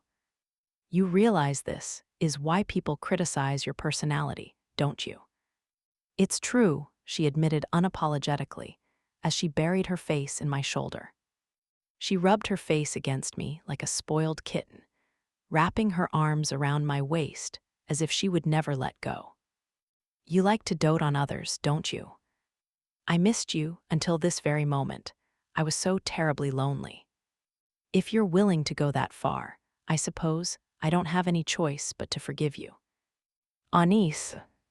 Yuffie pushed her weight against me as she called out my name, sending us both crashing down onto the bed. There, she positioned herself on top of me and brought her face close to mine.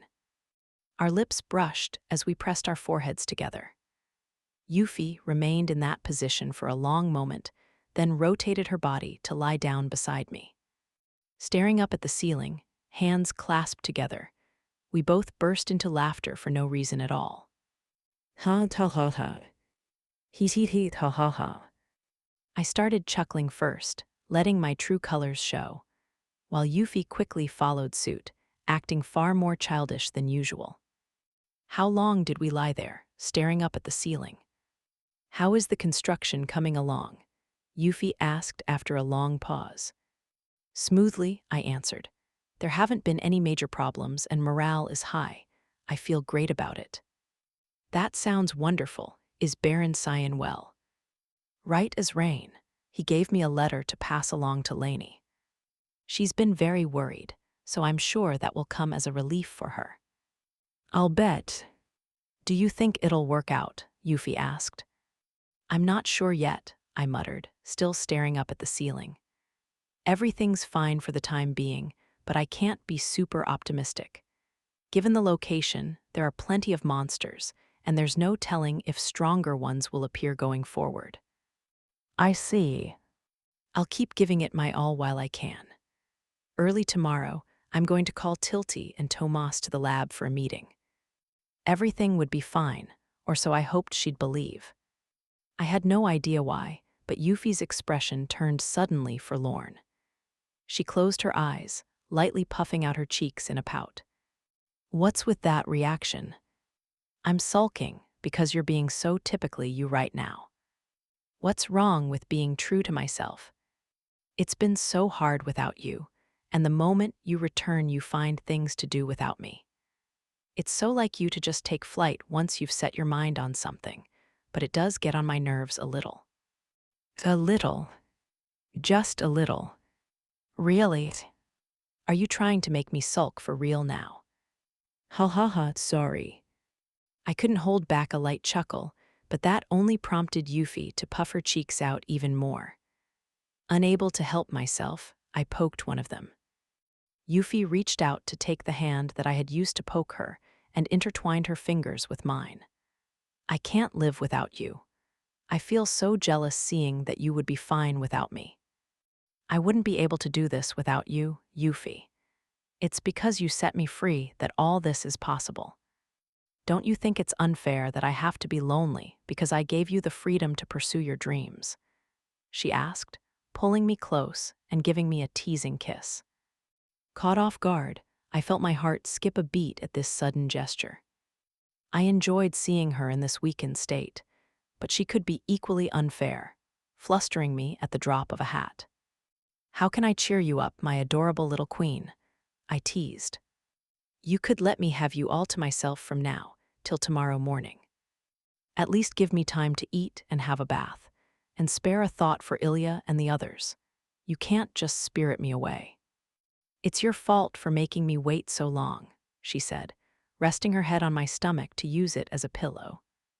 The jolt surprised me, but seeing her lie that way, unmoving, called to mind a large dog seeking its owner's attention.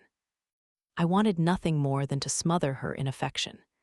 She closed her eyes in contentment as I gently stroked her hair. I knew you would say that. Don't worry, I'm honored that you're happy to show me your selfish side. Pat my head more, please. She buried her face in my stomach, surrendering to that neediness. Maybe the strain of separation really had gotten under her skin. I thought we were both ready for this new chapter, but no doubt the reality had been much tougher than our expectations. Even if it was just for a short time, perhaps Yuffie found it difficult to carry the burden of ruling as queen while I wasn't around. Not that she would ever admit that directly. It must have been hard, feeling completely powerless ever since our encounter with Lilana. Not that she truly was powerless, of course. In any case, my job had to be to support her, so she could do her absolute best. You're doing great, Yuffie. I consoled her, gently stroking her head and running my fingers through her silky hair. Yuffie said nothing, and we remained that way until we lost track of time. Yuffie finally calmed down enough for me to go eat dinner and take a bath, but she never let me stray far. She hardly ever left my side, and I couldn't help but notice the maids watching each time we crossed paths. Unable to endure their stares any longer, I returned to my room, with Yuffie still in tow. Now she was holding me close from behind, her face buried in the nape of my neck. Her breath was ticklish, but it also awakened my pent-up frustration. Satisfied yet, Yuffie? Not at all, she answered. Oh, by the way, you mentioned calling Tilty and Tomas over. What kind of magical tool do you have in mind this time? Ah, well, first, I was thinking of some kind of version of the celestial we can manufacture in greater numbers. You want a mass-produced version. We're going to have to change it around to cut costs, but I'd like to make something modeled on the swords our knights are used to wielding. The mana blade makes for an excellent backup weapon, but it's pretty much useless if the user exhausts their magical energy or if they never had much to begin with. I've heard some of the knights are finding them difficult to control. And you think a mass-market celestial will solve that? I mean, most of my knights are commoners. I don't think the mana blade is bad, by any means, but if there's a way to improve on it, I want to. If that means we need more blacksmiths, we may need to make plans to increase hiring and training. Send me a report after your meeting, okay? Yep, on top of that, I also want to work on a new magical sword, one not for mass production. A new magical sword. Yes, that's why I need Tilty. I want to hear her thoughts on it. I'd like to take part too, but I can see that won't be possible, Yuffie whispered forlornly. I pressed back, leaning into her with my weight. On a different note, I've been thinking about a few things, I began. Like how I should carry myself and what I should do from now on, I guess. Why? I realized how heavy a responsibility it is, being a knight commander. Now I can see things only I can do in the role.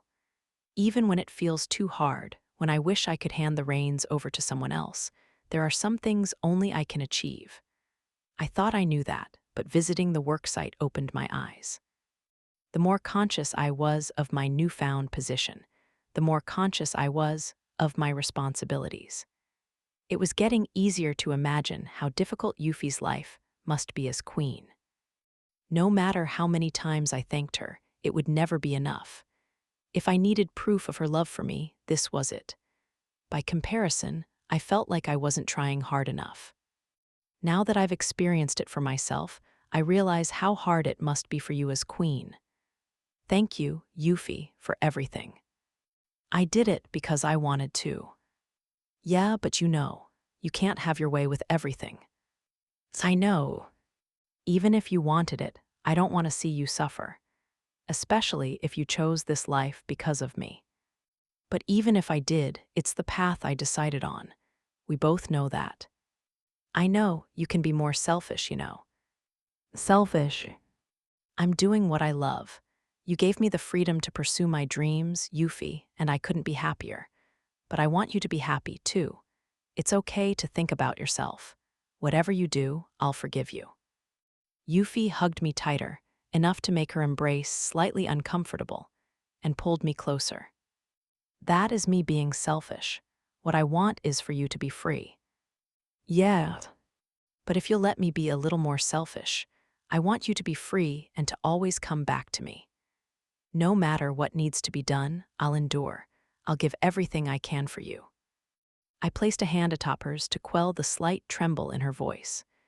Yuffie laced her fingers through mine, as if beseeching me not to go.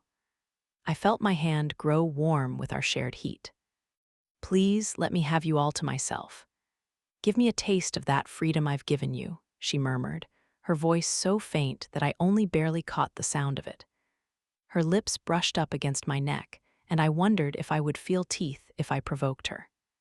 Don't you remember, I said, trying to soothe her anxieties. I promised to give you everything. I'm glad you gave me this freedom, but I'd rather stay here with you than see you suffer. But you cherish your freedom, Anis. Because it's the freedom you gave me. You wanted me to be free. It's because of your wish that I can embrace this freedom. If it ever becomes a burden for you, I'll gladly be your captive until you're ready to let me go again. Yuffie grabbed my hand, softly kissing my skin. I adjusted my position so I could stare up at her. It wasn't long before our gazes were as entangled as our fingers, pulling each other in as we pressed our lips together, and I sank down into the bed. Yuffie was trembling ever so slightly as she pressed her face into my chest. After a moment, I heard a weak sniffle and felt a little dampness against my skin. "Why are you crying?" I asked. Says the one responsible for it. "I wanted to comfort you. I'm pathetic. I love you all the same. You're so mean, Anis. I'm older than you, that's all. There, you can trust me. Your big sister is here to pamper you, hold on." Ow. Just as I closed my eyes and patted her head, Yuffie bit into my collarbone. The pain was so intense that I yelped, tears welling up in my eyes. Her bite had been too forceful for mere play. When Yuffie looked up, she fixed me with a sharp glare. There were still a few tears in her eyes, so she clearly hadn't finished pouting. "I had no idea you could be so cruel. Have I given you too much freedom?" Yuffie. Well, if you're the older one, maybe you should show more restraint. Perhaps I should be the one doted on. Why your smile is giving me the creeps. I'll see for myself whether you meant any of what you said. Yuffie deflected, wearing the brightest smile she had shown me all day. I smiled back, but inside, I was shivering at this fierce whirlwind of emotion. My plans tomorrow, I suspected, wouldn't go entirely smoothly. But there was a part of me that wanted to be fully open with her, to share my thoughts and worries, even to be the butt of her anger, if need be. So I took Yuffie at her word. That's fine, the night is still young after all. Smiling, I gently stroked her cheeks, watching as her eyes softened in pleasure. That won't be enough, her expression was saying. Try as I might, I couldn't stifle my laughter. Hey, Charnay Priscilla. My voice isn't hoarse, is it? Did you catch a cold? Charnay asked, tilting her head in concern. There was a vague sense of discomfort in my throat, thanks to that hateful, lovable little queen of mine. I brought some throat lozenges, Your Highness. Please take one. Thank you, Priscilla. Not at all. You must have had a burning fever last night, she answered. I don't remember feeling all that hot. Judging by her tone of voice, Priscilla had perhaps guessed the truth, but she was trying to protect the innocence of the other one with us. I was supposed to have visitors, but I could hardly see them like this. I had to fight to regain my composure as I put the lozenge Priscilla handed me into my mouth. Are they already here? I finally asked. Yes, they're waiting for you, Your Highness. I guess I'd better go then, I murmured, leaving with Charnay and Priscilla. Our destination was the room I had been using as a makeshift office. Garki, Naver, Halfies, Tilty, and Tomas were already waiting inside. Good morning, Princess Anisphia, Halfies said in greeting. Morning, I answered. There haven't been any issues, I hope. We're fine here. Nothing has changed, though we're as busy as ever. I see. Thanks for coming, Tilty, Tomas. Of course, Tomas responded. He must have felt nervous, as he was even less talkative than usual. That was to be expected. He was the only non-noble among us, so it was natural he would feel uneasy. Then came Tilty. For whatever reason, she fixed me with a mischievous smile. Well, aren't you late, Anis? Did our dear queen not want to let you go? It took me a little longer to get ready this morning, that's all. Oh, well, I suppose that will do. And what brings you back here, summoning me at short notice so soon after setting out on your pioneering mission? I know we're all busy, so let's get right down to it. The reason I asked Tomas and Tilty to join us is because I'm hoping to design a new magical tool. You never change. Once an idea strikes your mind, you don't let anything else get in your way, Tomas remarked. I'll take that as a compliment. Also, like I've said before, it's okay to speak freely here. That's the whole point of being an external advisor. No one here is going to stand on ceremony. Right? I nudged the others, glancing at each of them in turn. No one raised any objections, though Navar pressed a hand to his forehead and breathed a deep sigh. I decided to ignore him. All right, you're saying we're here to work on a new magical tool, Tomas asked. Basically, I want a version of the celestial that we can produce en masse. I don't expect them to be as high quality as the celestial itself, mind you. En masse, so you want to equip your knights with them. The development work is going well, but we're facing frequent monster attacks. The knights are happy with the mana blades, but a good number of them have suggestions to improve the design. I think a mass-produced version of the celestial, basically a new and improved mana blade, would make everyone happy. The mana blade does have its merits, but it takes a good amount of time to master. And of course, it won't work if you run out of magical energy to power it. The celestial can also be used as a physical sword, so I can see the advantages to it being distributed to the knights. We've already made the celestial, so it shouldn't be too difficult, right? Now hold on a minute, Tilty interjected. Yes. I glanced over at her, unsure why she had interrupted. For the longest moment, however, all she did was stare back at me. Her expression was sharper than usual, and my breath hitched. At last, she exhaled quietly before speaking up. I understand what you're aiming at, but are you really sure about this? What do you mean? I thought you were against using magical tools as weapons. Forgetting the mana blade, the arcane seal, and the celestial, that is. Well, I know why you feel that way. That's why I'm asking you this now, she said, narrowing her eyes. I clammed up, and the room slowly descended into an unbearable state of tension. Eventually, Charney could contain herself no longer. What's wrong with making magical tools to be used for fighting? There must be a reason if you've been avoiding it, Lady Anis. Because it would be too dangerous, Navar answered for me. Charney glanced back at him, no doubt hoping he would elaborate, but it was Halfies who stepped in. Magical tools are incredibly useful, and even commoners can use them. In fact, many of Princess Anisphia's magical tools are already improving people's daily lives. Only a very small number of them are clearly meant to be used as weapons: the mana blade, the celestial, and Queen Euphyllia's arcane seal. Why do you think that is? Is the fact that they're weapons a problem? Charney asked. Precisely. Most of the magical tools invented thus far were meant to help people, but they can pose considerable danger in the wrong hands. Think about it in light of Lady Anis's past reputation. What would happen if she distributed weapon-type magical tools among the common people? Tilty asked.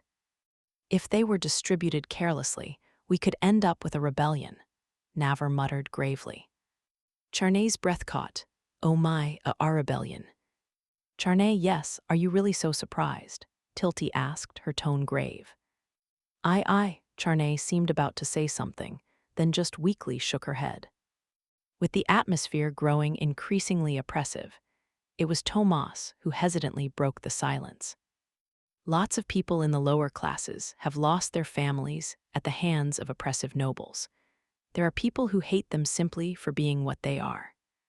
If they got their hands on weapons, I wouldn't be surprised if they started thinking about revenge. I had no idea, Charney whispered through gritted teeth. Well, Tomas said flatly. It isn't only commoners who are unhappy, you know, Garki pointed out. There have been all sorts of arguments between local aristocratic families in central and regional areas.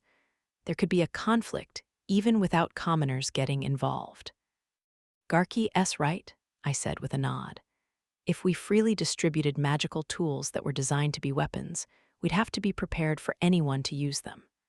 The common people would have access to magic, while nobles who already know magic would have even more resources at their disposal. Power breeds ambition, and all it takes is for someone to be swayed by the darkness in their heart. So that's why you've refrained from building weapons, Your Highness? Priscilla asked. I nodded. Yeah, I used to have a rotten reputation, and my social position was no better. If I had started making weapons en masse, I would have been accused of treason. The only reason people went along with the mana blades was because I originally designed them for self-defense. There must have been some nobles who would have liked to get rid of Commander Anisphia, Naver noted. Now that Queen Euphyllia is ushering in reforms and has acknowledged the utility of magical tools, people are beginning to accept them. But there's still a risk even the slightest misstep could plunge the realm into turmoil. Naver hit the nail on the head, Tilty began. If you make weapon-type magical tools, everyone will want them. That's why you need to be absolutely sure of this, all of you. Do you really think this is a good idea, Anis? She asked, peering into my soul. Everyone stood there expectantly. I had to take a deep breath and place a hand on my chest to calm myself before answering. I think they can give people the power to build a better future. I want people to reach for a better future. This new city development is the first step to doing that, and I want to guarantee its success. You'll devise new weapons to empower your knights, even knowing they could be misused. I hope you realize it'll be too late for regrets once people start going helter-skelter with them, Tilty pointed out. Yep, I know the risks, I declared, doing my best to flash everyone a determined smile. If you're willing to go that far, then go ahead, Tilty said with a deep sigh. You only ever see the good in people. I'm not doing this out of the goodness of my heart. I'm doing it for the kingdom. Yes, yes, you're an upstanding royal now, I see. Waving her hands in front of her face, Tilty evidently wasn't amused. The next moment, however, she turned her sharp eyes on everyone else. You understand this, I hope? Anis always sees the good in people, and she absolutely adores magic, but she also knows the risk in letting just anyone use it. That also doesn't stop her from pursuing her dreams, even if they don't turn out the way she's expecting. So hear this, if any of you betray those dreams of hers, you'll have me to answer to. Tilty, I exclaimed, you don't need to threaten anyone. Shut up for a minute, Anis. The rest of you, if you're going to serve Anis, you had better be up to it. You had better understand she's pouring herself into magicology, and you had better not betray her or jeopardize the future she's trying to build. Make sure you're well aware just how determined she is in coming to you with this request. Of course we understand. I'll support Her Highness to the best of my ability and keep our inventions from being put to evil use, Halfies answered proudly. Naver and the others nodded along in agreement. After peering into their souls one by one, Tilty at last breathed a tired sigh and closed her eyes. If you're ready, then, I won't raise any more objections. Sorry, Tilty, and thank you, I said. I wasn't fishing for gratitude, she said with a snort, turning away and crossing her arms. She was as prickly as ever, but my heart went out to her as I thought about how she had said all that for my sake. So, there's something else you want besides more celestials, isn't there? Tilty asked. What makes you think that? If you just wanted to mass-produce something you've already made, Tomas alone would have been enough. The fact that you went out of your way to call me here must mean there's more to this meeting, no? Right, I answered with a light chuckle. Tilty's lips formed a curious grin. So what's the occasion? I was thinking about making another weapon-type magical tool, different from a sword this time. I wanted to ask for your help. You had another weapon in mind. What kind? First, I thought maybe we could make a magical sword out of artificial magicite. Artificial magicite, like what you used in those royal robes that Your Highness and Queen Euphyllia have, Priscilla asked. That's right. The artificial magicite used in those was designed for flying. But theoretically, you could incorporate other types of magic, too. You're saying you want to make a sword that can do things like that. Charney was startled, and she wasn't alone. Tilty was the only member of the group to take this calmly, resting a hand under her chin as she fell to thinking. I see, she said with an intrigued smile. That should be possible, yes. I'm glad to hear you say that, Tilty. Basically, I'm hoping Halfies can help research what we'd need to do, I said. Me, Halfies exclaimed, her eyes widening in surprise as she pointed to her own face. I'm counting on you as my representative in the capital. But Also, I was impressed by that private research paper you wrote recently. I'm confident I can leave this to you. Huh. Ah, that paper, Tilty chimed in. I read it too, you know. If you can come up with ideas like that, you're certainly ready to fill Anis's shoes. Lady Tilty. Tilty's praise only added to Halfies's distress. In the midst of this exchange, Naver raised an uncertain hand into the air. What exactly was this paper about? And what does it have to do with making a new magical sword? I'm interested in Halfies's research area, so I often ask her to let me take a look at her work, I explained. And I thought her latest ideas might be helpful in making a magical sword. Whoa, I knew you were up to something, but I had no idea Lady Anis was singing your praises, Garki remarked. It isn't all that impressive, Halfies stammered in embarrassment. Priscilla, no doubt new to this discussion, turned my way. What was the paper about? It's going to take a bit of time to explain, so I guess I should start with the conclusion first. I answered with a faint smile as everyone turned to me expectantly. What I want to make is a magical tool based on real magicite. Chapter 7, The Profundities of Magic. I clapped my hands to get everyone's attention, rousing them from their state of speechless shock. Now I know you all probably have a lot of questions, I said. Of course we do. Magicite doesn't have many practical applications. I'm sure everyone is surprised, and that includes me, Tilty admitted. I'm not very familiar with magicite. What kind of uses does it have? Charney asked. I'll explain, but make sure you don't share any of this outside this group, I warned everyone. Charney quickly put a hand over her mouth, before nodding in agreement. The others likewise nodded. They all understood the importance of what I was about to tell them. We should do this in order, so maybe you should start Halfies, I suggested. It's still a work in progress, though.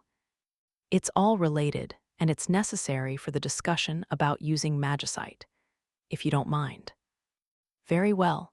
I've been conducting my own research, with some input from Princess Anisphia and Queen Euphyllia. I remember you mentioning your own private work a few times, Garki murmured, perhaps sensing where this was leading. Halfies nodded in confirmation. My goal was to find a pure and simple form of magic, independent of the skill of the user. What do you mean? Traditional magic is all about individual skills and aptitudes, so the same technique can manifest differently depending on who uses it, right? So I wanted to come up with something pure, simple, that removes individual aptitudes from the equation. I started by analyzing existing forms of magic. In other words, you're trying to get to the basest form of magic, like the foundations underpinning it, Naver asked. Yes, that's exactly right, Halfies answered. Garki tilted his head to one side as if he didn't quite follow, while Naver let out an impressed sigh. Uncovering the simplest, most fundamental form of magic, that was Halfies's research goal. Establishing a system of magic unaffected by skill or technique. I thought it was an intriguing idea, which is why Euphy and I offered up advice where we could, I explained. It isn't yet a fully formed theory. We're still in the process of validating it, Halfies added. Still, it's paying off. It's certainly worth all the time you've put into it. Traditional magic was inevitably at the whim of individual talents and aptitudes, and conventional teaching methods were based around praying to spirits and studying their natures, so as to better visualize how to manifest them. But there were always those who simply couldn't master such an approach. Halfies was a typical example, and after learning about magicology, she started to harbor doubts about the conventional system of magic. It all stemmed from her lack of skill in traditional magic, To her, magical tools must have seemed like a revelation. Lady Anis's magical tools are essentially a form of magic that exhibits stable performance regardless of the user. Wouldn't you agree? I suppose that's true. So I started wondering whether magic that doesn't rely on the skill of the user would be any different from that activated with magical tools. I was taught that magic is only as powerful as your imagination, but you seem to have the opposite view, Lady Halfies, Priscilla said, calmly assessing this quick rundown. Indeed, Halfies's vision for a new system of magic was based on ideas antithetical to conventional wisdom. Rather than laboring to master magic, her approach was all about reducing it to the bare essentials. I don't think the old ways are wrong, per se, but there are people who can't master magic with those methods. If magic could be learned from the most fundamental basics, more people might be able to use it. I see, I'm not very good at using magic either. Now you've got me wondering if the problem was all in how I was taught, Garki murmured. I let out a soft chuckle. Everyone visualizes magic in their own way. I think an approach that yields the same results regardless of who activates it would be very intriguing. I see, Navar nodded, impressed. Even the simplest magic techniques can have dramatically different effects once mastered. Take the mana blade, for instance. It relies on simple magic to generate a blade of raw energy, but Commander Anisphia is capable of freely altering its shape. You're saying it would be possible to do that sort of thing with magic. The basics are important, you know. You might say that today's magic isn't as refined as it could be at the foundational level, Halfies noted. The others all turned back to her, watching on with newfound respect. Thrown off guard by this acknowledgement, Halfies feigned a cough. I believe it's difficult to achieve a shared understanding with traditional teaching methods, which leads to ambiguities and misunderstandings. So rather than rely on the traditional prayer-based approaches passed down through the generations, I would like to establish a more scientific system of magic derived from magicology. That's my dream. It's a heretical idea, all right. There's no mistaking Anis's influence. Yep, there's never a dull moment around here, Tilty said with a huge grin. She was clearly enjoying herself. Halfies leaped back in alarm, meeting Tilty's intense gaze with a strained smile. Others may call it heresy, but Halfies isn't trying to deny conventional forms of magic, I pointed out. She isn't saying that the methods passed down through history are wrong. Her dream is to devise a parallel system through which anyone can master magic. That's right, she nodded. It all depends on how you feel about it. As for me, I can't wait to sit down and enjoy a cup of tea while watching those spiritualist traditionalists seething over, Tilty quipped. Yes, you have depraved tastes, I know. Now, back to what I was saying. Halfies and I discussed the extent to which magic could be simplified and all the various factors that play a role in creating different phenomena. That's when we came to an interesting realization. Interesting, Charney murmured, head tilted to one side. I let out a low chuckle, turning to Halfies. Would you like to explain, Professor Halfies? I'm still trying to validate my theory, and please don't call me Professor. I know it's hard to fully explain, but we are getting closer to the truth. I feel it in my bones. Go ahead. Consider this an order from a royal princess.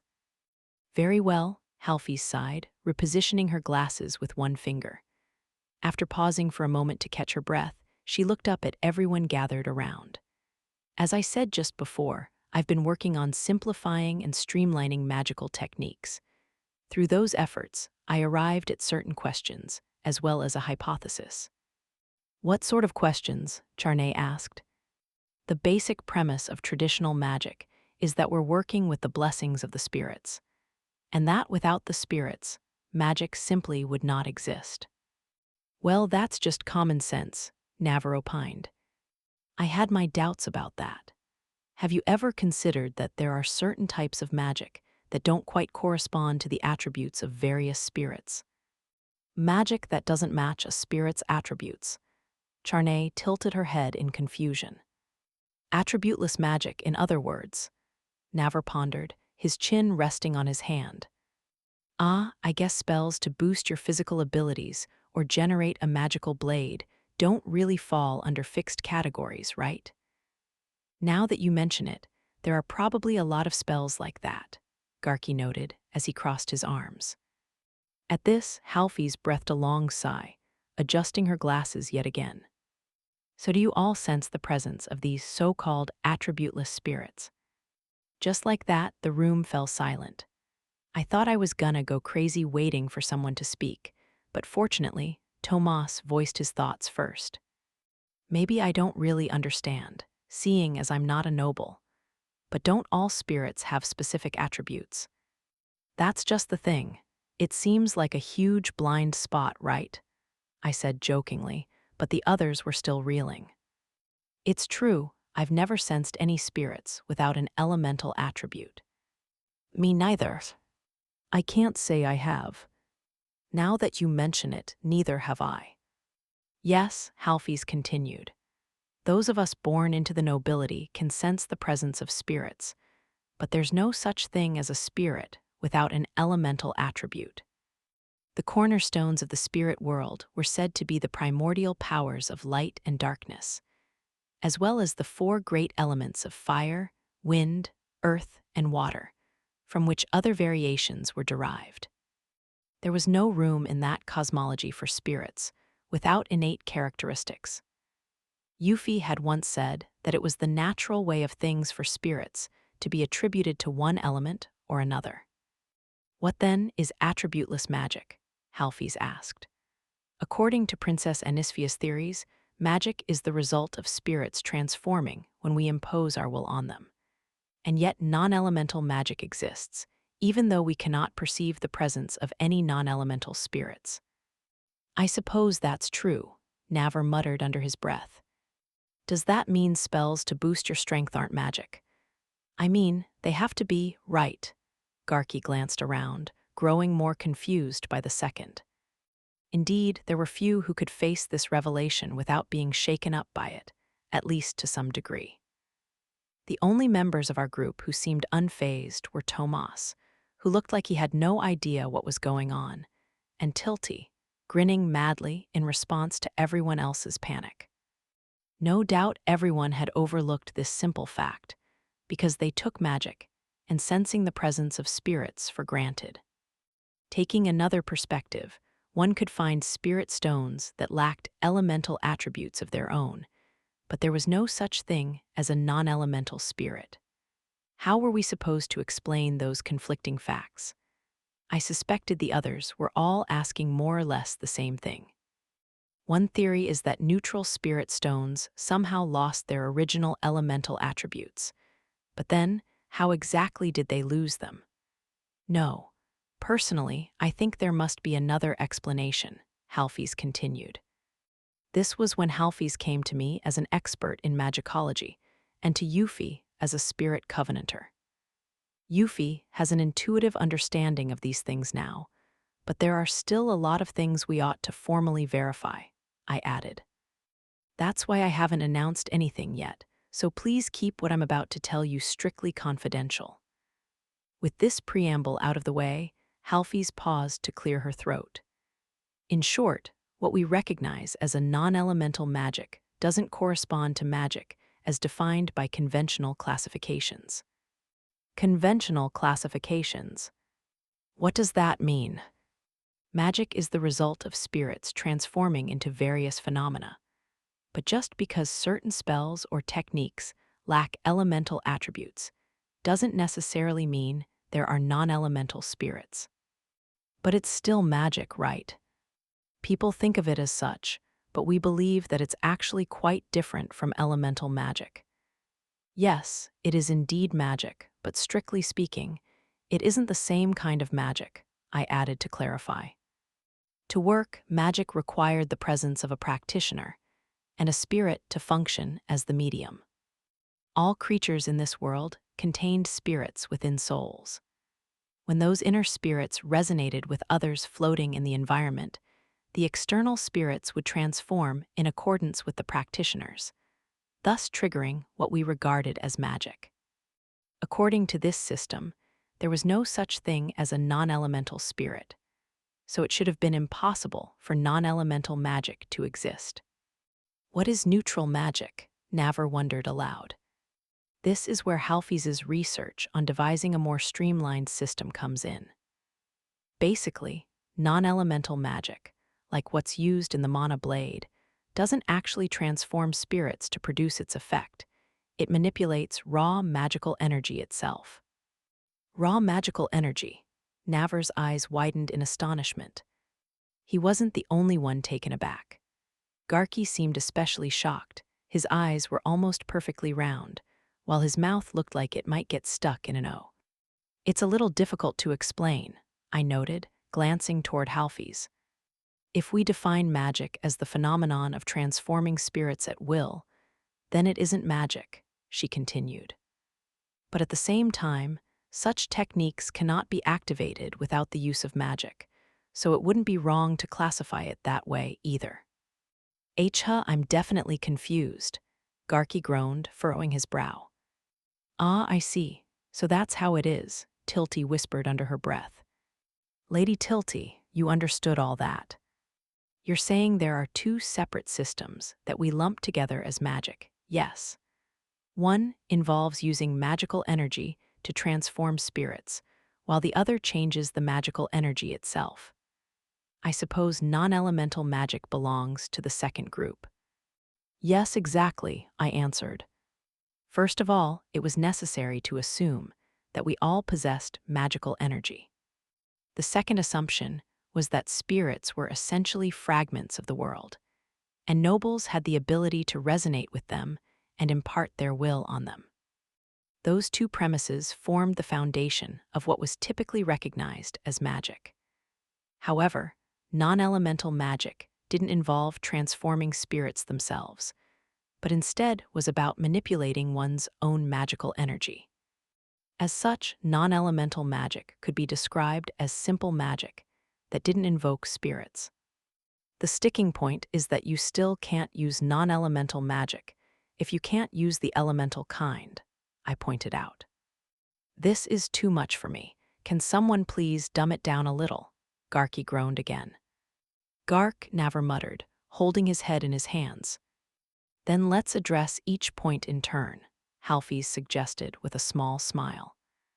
As Tilty said, there are two separate practices that we consider magic.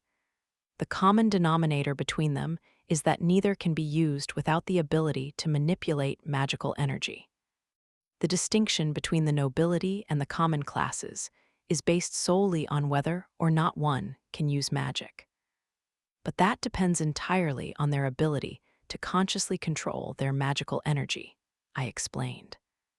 Theoretically, even commoners would be capable of using non-elemental magic if they learned how to control their energy, Halfies finished. What, does that mean they could do it without magical tools? Charney practically yelled. Her reaction was the strongest of all. I thought this would come as a huge shock to everyone, but they were mostly taking it surprisingly well. Yep, I nodded, assuming they can control their magical energy. But to use magic, you have to be able to use elemental magic too, yes? Tilty asked. Are you saying that commoners can't consciously manipulate mana, while nobles are only able to do so because of their grasp of elemental magic? Navar asked. It seems that way to me, Tilty answered. But are we both mistaken, I wonder, Anis? No, you're right.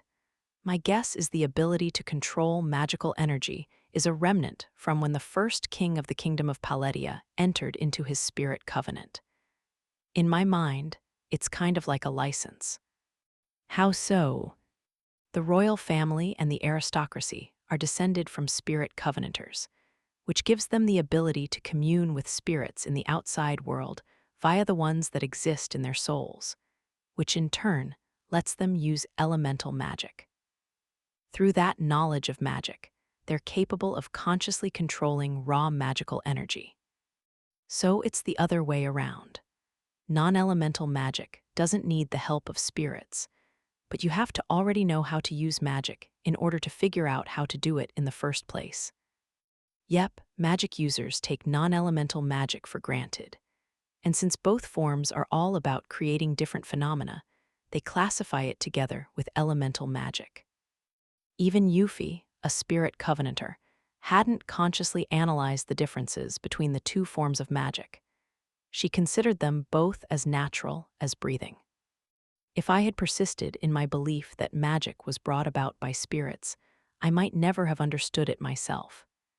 It was only because of Halfies's research that I began to have my doubts. You can find non-elemental spirit stones, but strictly speaking, they're more like clumps of raw magical energy, so it might make more sense to call them mana stones. I can see this stirring up another controversy, Tilty murmured softly.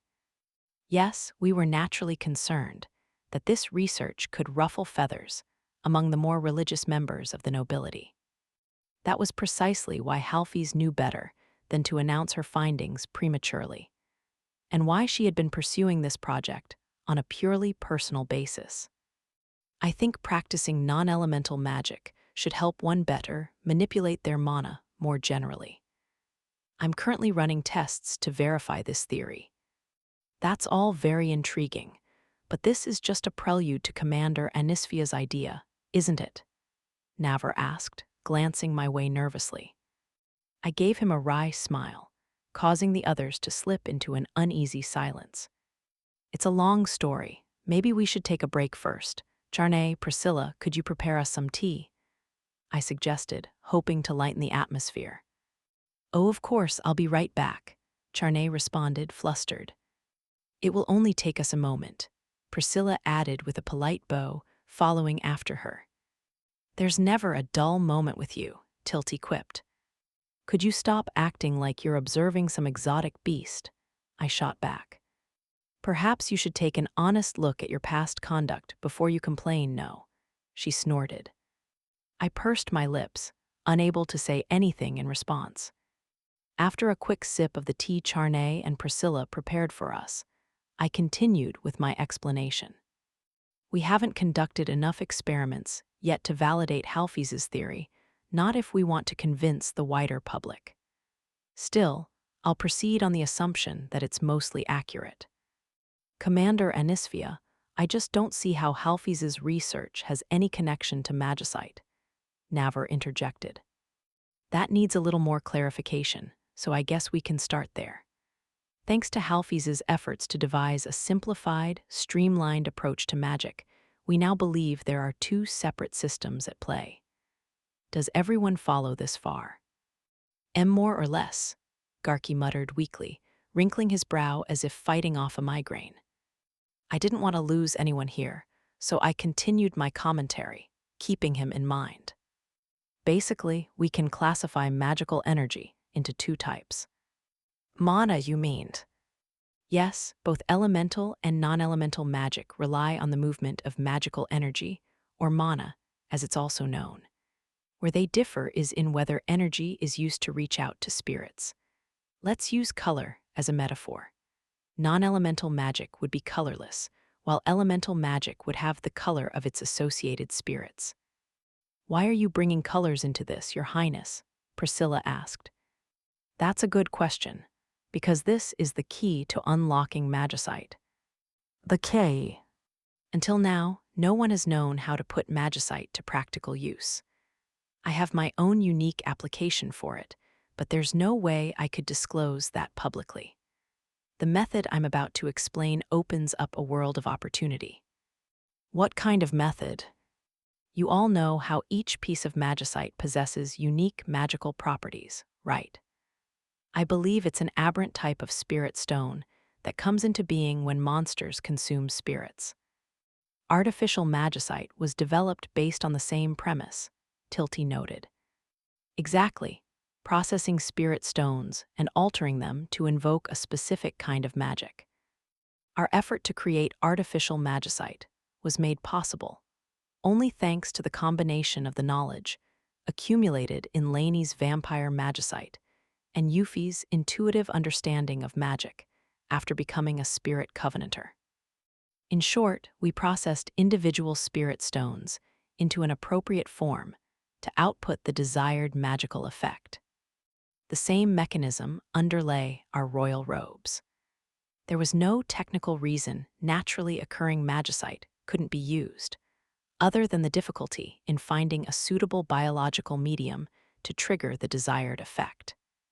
Then there was the ether drug that I was presently taking to stabilize my own condition.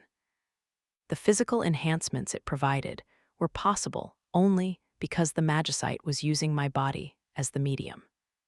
That being said, it put the body under immense strain. I could see now that this creation of mine, devised with only a shallow understanding of the side effects and consequences, was truly dangerous. Yuffie had been a terrifying sight when we finally confirmed that. This is no time for unpleasant memories," I muttered under my breath. Are you okay?" "Why, yeah, I'm fine. Sacrifices are unavoidable when you're doing research." "Sacrifices?" No, it's nothing. Anyway, back to the topic at hand. Incorporating magicite spells into Halfize's definition, I consider it to be a third branch of magic. A third branch, how exactly is it different? I'll explain step by step. Diagrams should help, I said, pulling out a portable blackboard and a piece of chalk. The common denominator underlying all magic is the ability to generate phenomena using magical energy. The first branch of magic is manipulating magical energy directly to exert an effect. This is the type we're calling non-elemental. First, I drew a circle, writing the word mana in the middle. Below it, I added an illustration of someone with enhanced abilities and a magic-based sword, drawing a line between it and the circle. The second branch of magic is the one we all know, elemental magic, that transforms spirits into different phenomena. You could describe this as a state where magical energy and spirits are bound together. I added another circle, again with the word mana scribbled inside. Next to it, I drew a circle around the word spirits, then drew a larger circle encompassing both. Finally, the third branch of magic is found in the unique powers of individual monsters. The diagram is similar to the one for the second branch, but the difference is that it isn't triggered by resonating with spirits, but by controlling them. For the third diagram, I drew two circles, containing the words mana and spirits respectively, then added a larger circle around both, in which I added the word magicite. Next to the word spirits on the second diagram, I added resonance. For the third diagram, I added control. After scribbling in all these annotations, I turned back to my audience. "It is easier to grasp when you describe it that way," Tilty remarked. "The first branch is about controlling magical energy itself. The second involves the combination of mana and spirits, urging them to transform into magic. And the third is about forcefully changing the spirits themselves into magic. Am I on the right track?" "Yep, you're always quick to catch on. We've been studying magicite together for a while, Anis." "I can understand this much," Tilty responded with a snort. I hadn't exactly been trying to praise her, but I really was glad she'd grasped this wider theory so quickly. The difficulty in handling magicite is due to the nature of the changes it's undergone.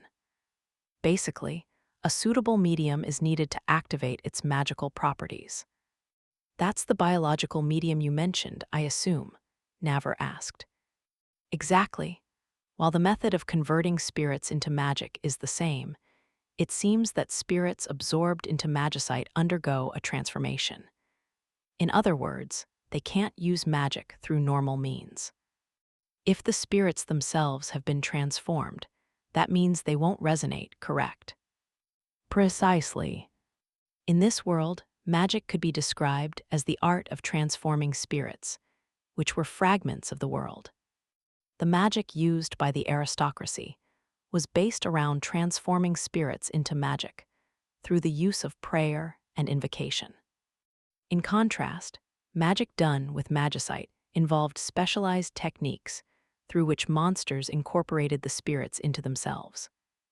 I'm not sure if I'm glad to learn this, or if I wish I hadn't, Naver groaned.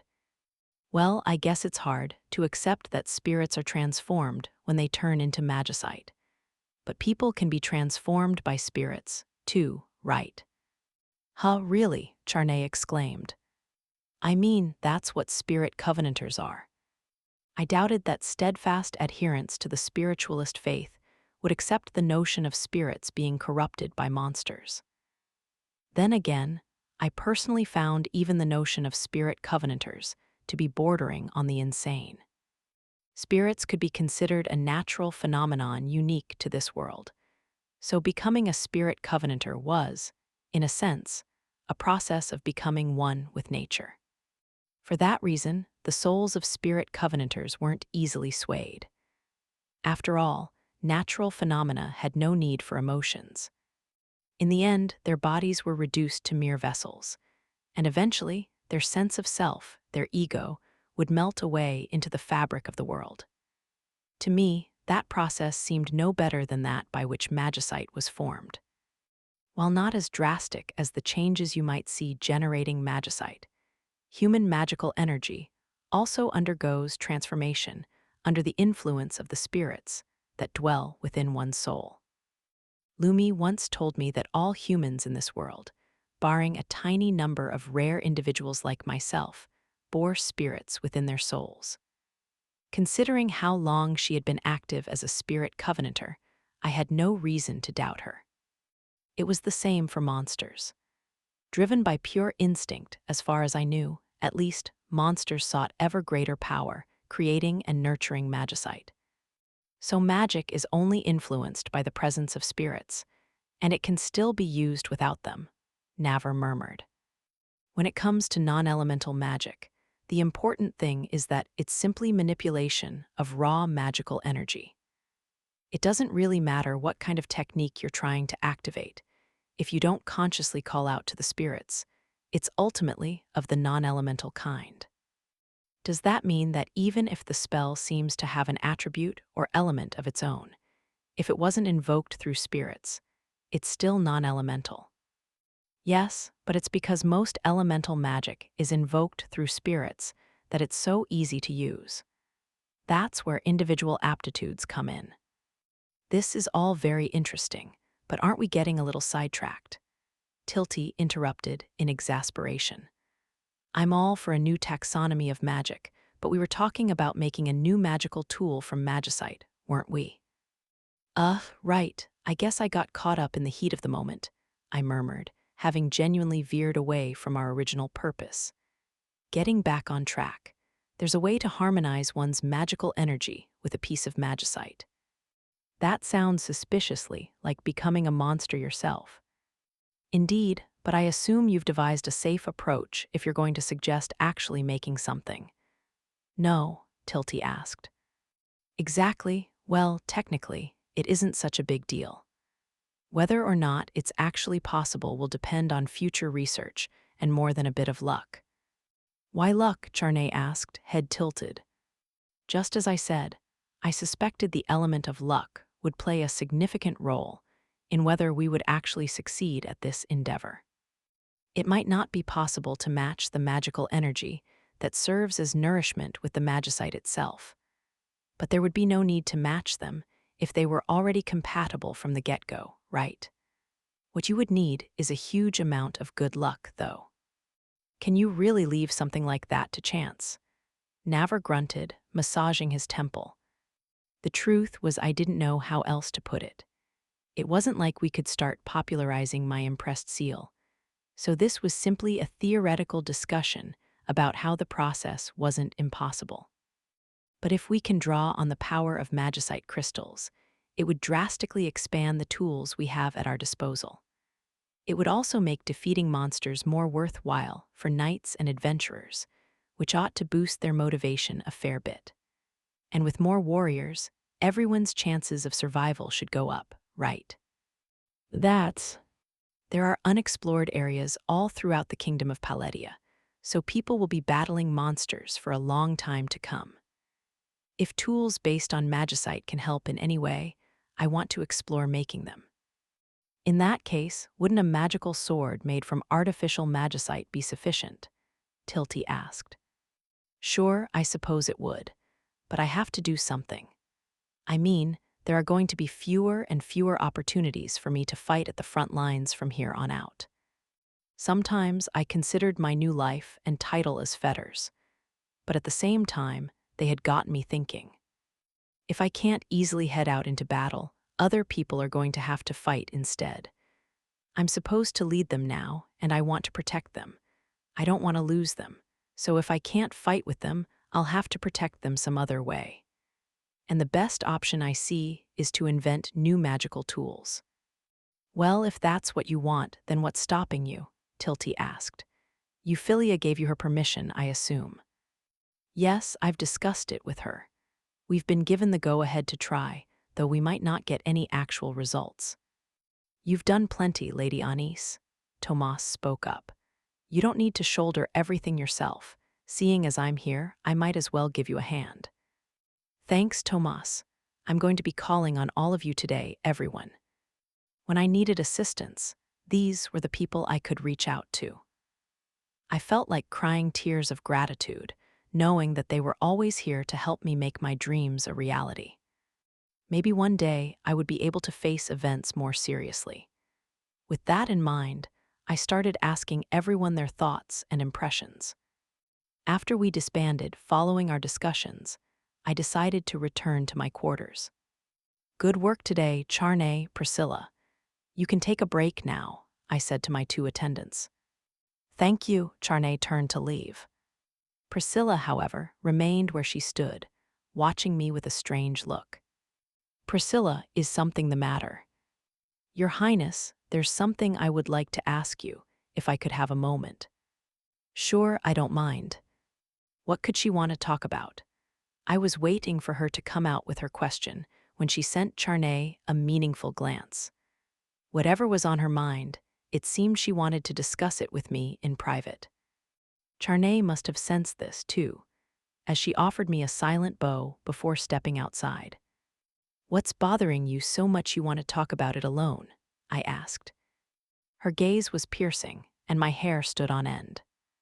Priscilla, usually so expressionless and difficult to read, was now revealing the faintest glimpses of emotion, and it was like a razor-sharp blade. Why? She demanded. Why what? I don't understand you. The powers you possess are terrifying. Why don't you want what I would take in your position? And what would you want if you had the power? Revenge. She said it quietly, almost under her breath. Her eyes were like an ice-cold abyss, and I could feel her hatred reaching out of it. Frankly, I was baffled by this sudden display of emotion. Why was she bringing this up now? What did she hope to achieve by doing this? You want revenge against someone, Priscilla. As I mentioned briefly a short time ago, I've had a difficult relationship with my father. Do you hate him that much? My father was an unjust ruler who always occupied a significant portion of my world. There have been times I wished not only that he would disappear, but that the entire kingdom would perish. Why do you want to tell me all this? Because it's a mystery to me. My circumstances could have been better, there's no arguing that, but I imagine yours were even worse. So why didn't you consider taking revenge? Revenge, once again, that word shook my heart to its core. I paused for a moment, taking a breath to steady myself, then turned back to Priscilla. Her expression remained cold and blank, as if her inner feelings had frozen over. I had met several people over the course of my life who wore their hatred on their sleeve. But the woman before me was the first to express it in such a muted, chilling way. I guess there have been countless times I've hated people over the years, I admitted. But you didn't seek revenge. No, because my father and mother always loved me. I suppose that's why I was able to hang on all that time. Then it's no exaggeration to say the former king and queen saved this country. That's a stretch, don't you think? Do you honestly believe that?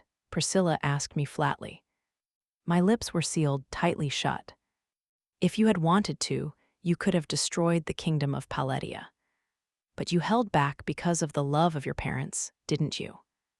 I won't deny it. Isn't that admirable? You had ample reason to seek recompense from the world, but you chose not to.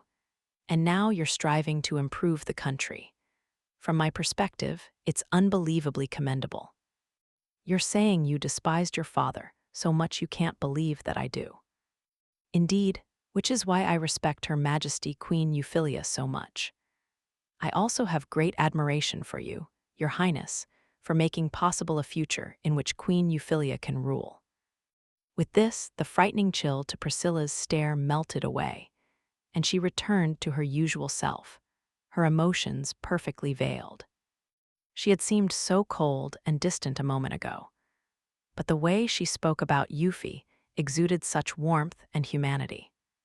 To me, Her Majesty is practically a divine being, not because she's a spirit covenanter or queen, but because she's been such a salvation for me. Ah, I remember thinking. Finally, someone in this world worthy of my prayers. I see. It's also why I was so intrigued by you, Your Highness. I'm very pleased to hear your answer just now. Priscilla nodded in genuine satisfaction. Priscilla had called me a mystery, but she was likewise an enigma to me. It would take time for us to fully understand each other. My father not only disrespected you, Your Highness, he scorned his former majesty. I realize now what a fool he was. Maybe it kind of makes sense when you look back on it, I suggested. Now that you've achieved tangible results, that's only natural. I just pray everything will be all right as we move forward, and wonder whether I might be wrong. Pride can have frightening consequences.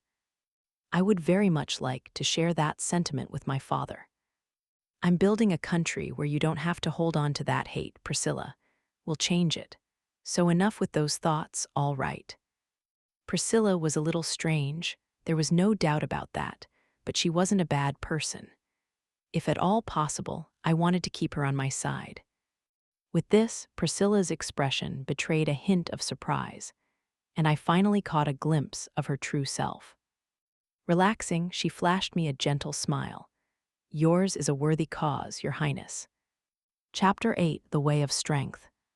In the 3 days since my return to the royal capital, I had entrusted Tilty, Halfies, and Tomas with researching and mass-producing a new magical sword design based on artificial magicite. Now, with that business concluded, I had returned to the development site with Navar and the others. That's the plan, Lieutenant Commander. For the time being, we'll be concentrating on magicite research, so let me know if anything urgent comes up. I cheered. Dragus, reading over a stack of documents in his office, smiled weakly. Our research facilities aren't fully up and running yet. Are you sure? Actually, this kind of research is better done outside. We'll be borrowing one of the vacant lots. I understand. I wish you the best of luck with your experiments. Thanks, by the way. Did you run into any trouble while I was gone? No, nothing in particular, only. Yes. I'm a little concerned about what the monsters are doing. We've seen less of them lately. Are they lurking on the perimeter, waiting for an opportunity to strike, or are they moving away? It would be a relief in the latter case, but there's still every sign they're nearby. We may find ourselves facing a small-scale stampede sooner or later. A stampede, huh? Do you think we could handle a small one with our current resources? I believe so, at present levels. But if a magicite monster rears its head, there's no way to know for sure. Got it? Then I want everyone to be vigilant. Anything out of the ordinary, I want to hear about it, down to the most trivial details. As you wish. Perhaps our efforts to thin their numbers had taught the nearby monsters caution. If we pushed them too hard, they could start fighting among themselves, which risked drawing the attention of magicite monsters, just as Dragus feared. Magicite monsters, that could be a chance to get our hands on more magicite, though, I wondered aloud. I hope I didn't hear what I think I heard, Commander Anisphia, Navar remarked. I just mean, if nothing happens, that's great. But if it does, as a researcher, well. There. I'm joking, Navar, come on, peace is what we want. Intimidated by his cold gaze, I looked away, retracting my statement. Navar shook his head. I'm sure he found my behavior incredibly vexing. I understand your desire to conduct research, but given your present magicite inventory, I don't see the need to add any more. I know, sorry. I'll think of ways to make better use of what I already have. Navar was right. I did have an extensive stock of magicite crystals. When I showed everyone the collection I had set aside for research, they were one and all taken aback by the sheer number of items. That being said, we would most likely have to let the vast majority of them lie dormant for the time being. The chances of being able to handle any particular specimen were low. Well then, let's start trying them out. I called, leading Navar and the others to a deserted lot set aside for later construction. It was an open space, a short distance from the outer wall, and though we could see people working in the distance, there was no one in the immediate vicinity. Once we were all ready, I opened the lid of my magicite storage case. There are so many of them, Charney murmured in admiration as she peered into the case. My head hurts thinking about how many monsters the commander must have hunted to get these. Navar mumbled with a sigh. I glanced at Garki, worried that he might be feeling a little left out lately, but he merely shrugged his shoulders. This is Lady Anis we're talking about, Navar. Surely you know her well enough by now. You can't just let her recklessness slide like that. All right now, come on, I interrupted in an effort to shift gears. We're going to conduct a few experiments to see how each crystal reacts, but there's something I need to warn you about first. We had to be careful from here on out if we were to respond to any contingencies. Perhaps sensing my concern, everyone wore a solemn look. They knew enough to take whatever warnings I had seriously, and for that, I was grateful. Now that everyone was on guard, I launched into my explanation. I don't think you'll find a compatible piece right away, but if you come across one that responds strangely, let go of it immediately. Worst case scenario, you might end up absorbing it into your body. Absorbing the magicite. That's a scary thought, Charney exclaimed, swallowing. The odds of that happening are low, but you should still be cautious. I reassured her as warmly as I could. I understand. Like I said, that's the worst-case scenario, but we do have to consider the possibility. That's a key difference between magicite crystals and spirit stones. Just how likely is it? Garki asked. About as likely as meeting someone who looks like your mirror image, I guess. That would be pretty difficult unless you're a twin, right? Like I said, it's extremely unlikely. But since we don't have a lot of information to rely on, we'll have to test and see what happens. I guess so, Garki muttered. That's the impression I always got, in my experience. Even here in the Kingdom of Paletia, I don't think people are doing enough research into magical energy itself. Plenty of people don't think any deeper than the surface level. I blurted out before I could stop myself. It was easy enough to say that magical energy, mana, was universal. I believed, however, that there were differences from person to person, which were what gave rise to varying strengths and weaknesses and aptitudes. More to the point, there were people like Tilty who became mentally and physically unwell when using magic. The true nature of magical energy clearly wasn't fully understood. In the Kingdom of Paletia, magic was considered mystical, and as a result, most people lacked any desire to delve deep into its secrets. The dominant culture led to this lack of curiosity about magic's inner workings. Those perceptions would have to be changed, slow though the process might be. As it was a matter of faith for much of the kingdom, it couldn't be rushed. For that reason, I had decided that the best shortcut was to proceed steadily, without haste. Today's experiment was one step in that direction. Commander Anisphia, is there a quick way to tell if one's mana is compatible with any given magicite crystal? Priscilla asked. Not until you try it. It's also not certain how much of its power we'll be able to draw out. There's every chance it won't do anything at all. That sounds rather challenging. In science and technology, progress is all about steady trial and error. I see. Is there anything else we should be mindful of? Right. Spirit stones react to a person's will when activated with magical energy. The key difference with magicite is that spirit stones don't harbor their own innate will.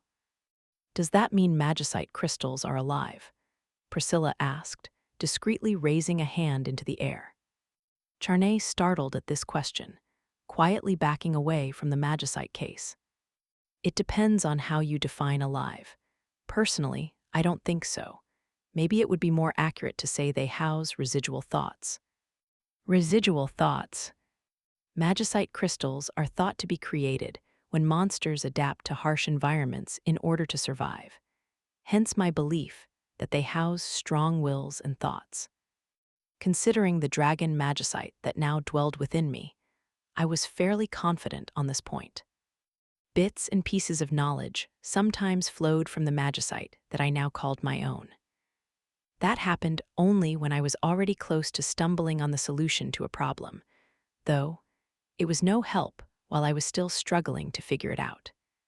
Why didn't you just tell me from the beginning? I sometimes felt like complaining, but it was no use. No matter how I pressed, the magicite wouldn't respond. Either the dragon's will had left it, or the crystal was just being stubborn. Personally, I thought it had a bit of a mean streak. Vampires were born the same way. In other words, it made perfect sense to think that magicite crystals possessed some kind of will or consciousness. To harness the power of a magicite crystal, you either need to be in tune with its will or overcome it with your own. Either way, you can then grow a new crystal inside yourself, and for monsters, they become ever stronger. So it's all about strength of will. Well, I don't have any concrete evidence to support this theory. That's what we're here to confirm. Let's get started, taking care not to make any mistakes, of course. That's all well and good, but why do you not sound particularly cautious, Commander? Navar murmured gloomily, his shoulders slumping. Shut up, Navar, I fired back, holding the magicite case in my arms. If anything catches your eye, go ahead and touch it. Intuition is key in situations like this. I'm scared to touch them. They're so rare, Charney, no doubt put off by my explanation, timidly kept her distance. They don't hold much practical value, but I do think they're worthwhile symbols of honor, I observed. Symbols of honor, Garki repeated softly. Garki. Before I knew it, I caught him staring down at the magicite crystals with uncharacteristic solemnity. Just before I could ask him if everything was all right, he looked up. Lady Anis, did you bring that crystal too? Which crystal? The one from the demi-human we encountered in Filwatch Forest. Ah, yeah, it's here. I understood now why he seemed so out of sorts. During our sojourn into Filwatch Forest, we came across a demi-human being chased by a vampire, and it was Garki who took care of him in his final moments. I indicated the demi-human's magicite, and Garki reached out to pick it up. If what you said is true, Lady Anis, and magicite holds on to its original consciousness, would we be able to figure out what he was thinking? He murmured as he held it up to the sunlight. I'm not sure. I'm just curious, is all. Do you mind if I try channeling mana through it? Go ahead, please, I said. Garki nodded, tightening his fingers around the crystal. He remained silent for a long moment, with no visible reaction. Eventually, apparently having failed to get a response from the magicite, he shook his head. It's no good, he breathed softly. You didn't feel anything. It wasn't that there's no response. More like my mana wasn't being absorbed by it. I see what you mean. It feels different from channeling mana into a spirit. I see, so just channeling magical energy isn't enough then. What kind of magic did the demi-human use? I mean, his whole body was covered in flames, Garki mumbled, still staring at the magicite crystal when it began to glow faintly. For a second, I doubted my eyes, but it was indeed emitting a dull light. Just before I could put my thoughts into words, the light vanished. A moment later, Garki's hand burst into flames. Wah, I sputtered. Hey, Gark, Navar exclaimed. Why your hand is on fire, Priscilla screamed. Huh, what, my hand? Garki snapped out of his reverie and looked up in panic, and the second he laid eyes on his burning hand, he froze. Huh, what the hell? Gark, let go of the magicite. See, can't you feel it? It's literally burning, right? Of course it's hot. No, hold on, what the hell is this? Garki screamed, waving his hand with all his might. The flames, however, refused to dissipate. Both Navar and Charney were crying out in alarm, but Garki was so flustered that he wasn't paying them any attention. We've gotta put it out. We've gotta extinguish it. Excuse me, Master Gark. Priscilla intervened calmly, summoning a sphere of water over his hand. But the water evaporated in a cloud of useless steam. Priscilla's eyes widened in shock. Oh dear. It won't go out. It has weakened, though. Then maybe another one will do it, Priscilla began when. No, it's all right. I'll stop it, Garki interrupted, regaining his composure. After taking a deep breath, he closed his eyes, and the flames clinging to his hand gently weakened until they were gone. There were no burns on his skin, but still, I raised a hand to my chest in relief. Are you okay, Garki? I asked. Why, yeah, I'm fine. And the magicite? It's fine too, I think, he said, showing me the crystal. I couldn't discern any outward changes. Realizing that I was sweating, I breathed a sigh of relief and wiped my forehead. There was a startling amount of perspiration on my hand. What on earth did you just do, Gark? How did you activate the magicite? Navar demanded. I was just imagining how the demi-human might have used it as I channeled mana into it, and then it ignited. You mean you recreated the demi-human's powers? Is that what happened? Garki wondered. I never would have expected that it could be so easy to unleash the power of a magicite crystal. Can you do it again? I asked. I'll try, he answered, clutching the crystal and focusing his attention once more. He let out a small groan, and the magicite again began to emit its faint glow. Then, in a split second, Garki's hand lit up in flame. The flames didn't seem to be burning him, they simply flickered over his hand, moving gently in the breeze. Very curious. I did it. This is pretty tough, though, you know. Tough? I mean, it's a lot more difficult than regular magic, pretty tiring. And I don't think I can control it at will. Can you put it out?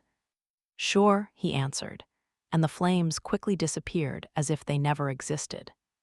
Just as I had expected, there was nothing wrong with either Garki's hand or the magicite crystal. The flame itself was very unusual, but what exactly distinguished it from regular magic? I can't use magic, so I wonder if it would normally be possible for someone to safely shroud their hands in flame like that. I asked the others. No way. I'd be too scared to cover my body with actual fire. We can cover staves and weapons with magic, but you would need an expert's level of control to directly enchant your own body. But Garki's hand was definitely burning just now from the magicite, right? I wouldn't say it was burning exactly. More like the flames were attached to his hand, perhaps. Garki waved his hand through the air, staring at it in muted consternation. I kept stealing glances and second-guessing myself, but he really seemed completely unharmed. What exactly was the nature of what we had just witnessed? You said you were never particularly good at traditional magic, right, Garki? I asked. Yeah, he answered. Tell you the truth, I'm surprised I managed to do whatever that was. Naver, I asked, turning to address him.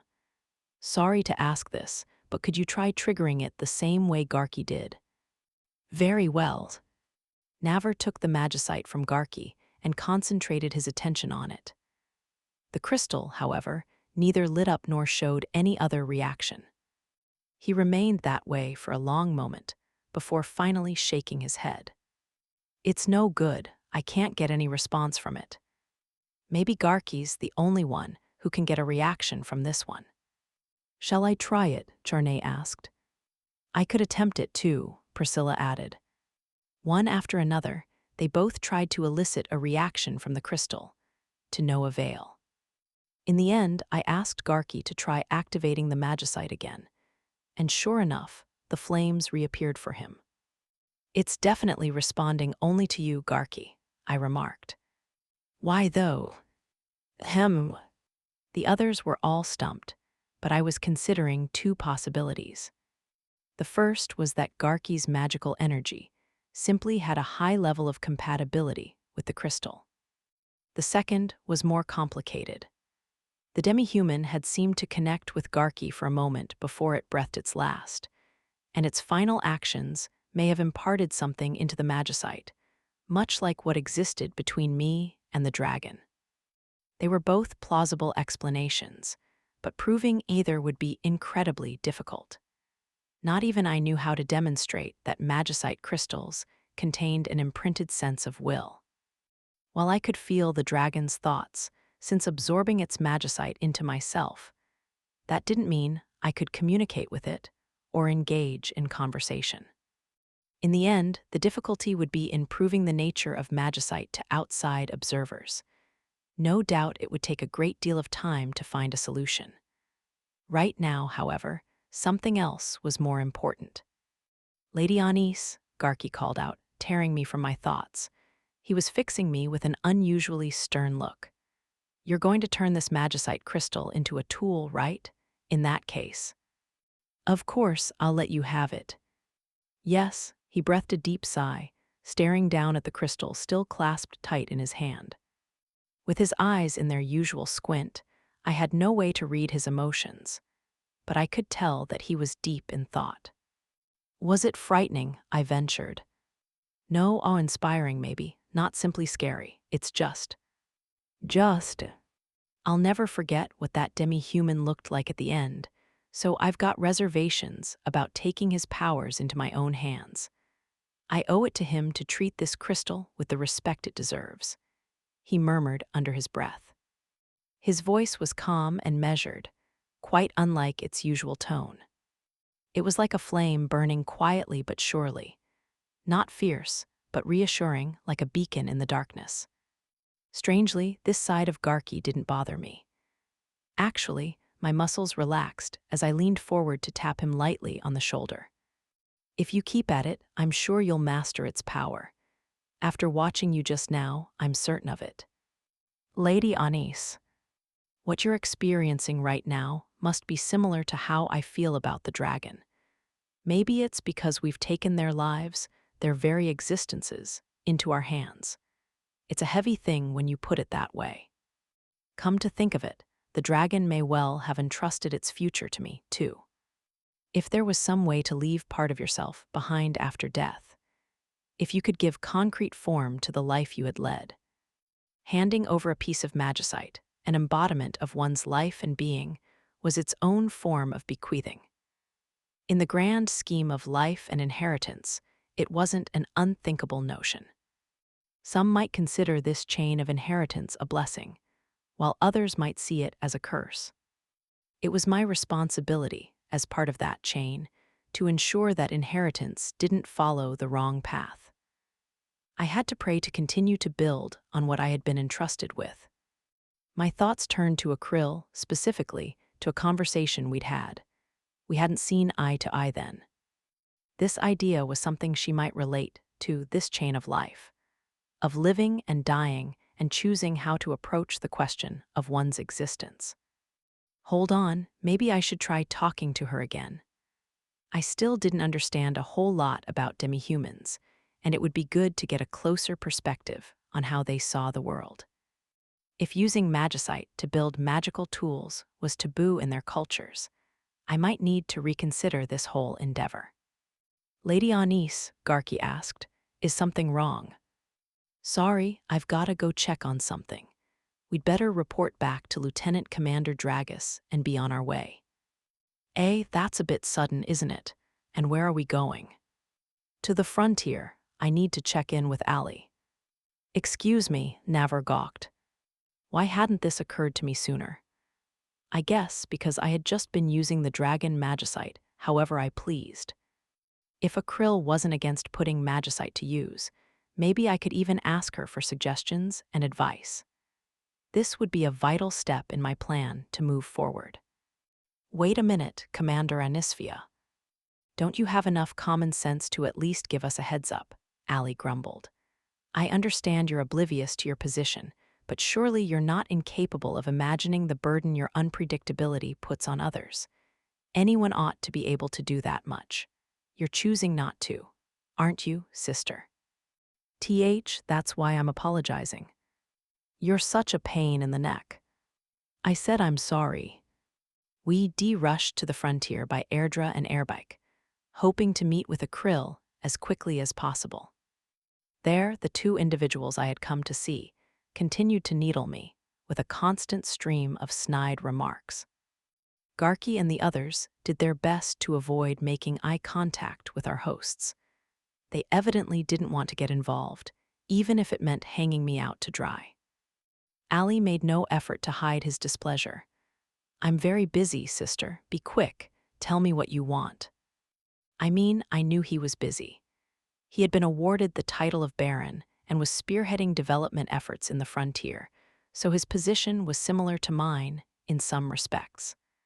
I guess I hadn't really given much thought to it before. I actually came here to see Akrill, so don't let me keep you. Her position here is complicated. By some perspectives, you could consider her a guest and a representative of the Lycant tribe. If you cause her any headaches, well. Hey, I didn't come here to be a bother. Isn't that what you're already doing? I don't trust you, Akrill interjected mercilessly. Ugh. I was to blame here. I knew that, but it still hurt. We're deeply sorry for the inconvenience, Master Algard. Navar spoke up. I'll give Her Highness a proper warning later. It can't be easy being my sister's advisor, Navar, Ali said in a show of sympathy. Navar chuckled with a hollow expression. Throughout this exchange, everyone's piercing gaze remained locked on me, leaving me to squirm awkwardly. Perhaps hoping to lighten the atmosphere, Ali feigned a cough to clear his throat. Well, sister, what did you need?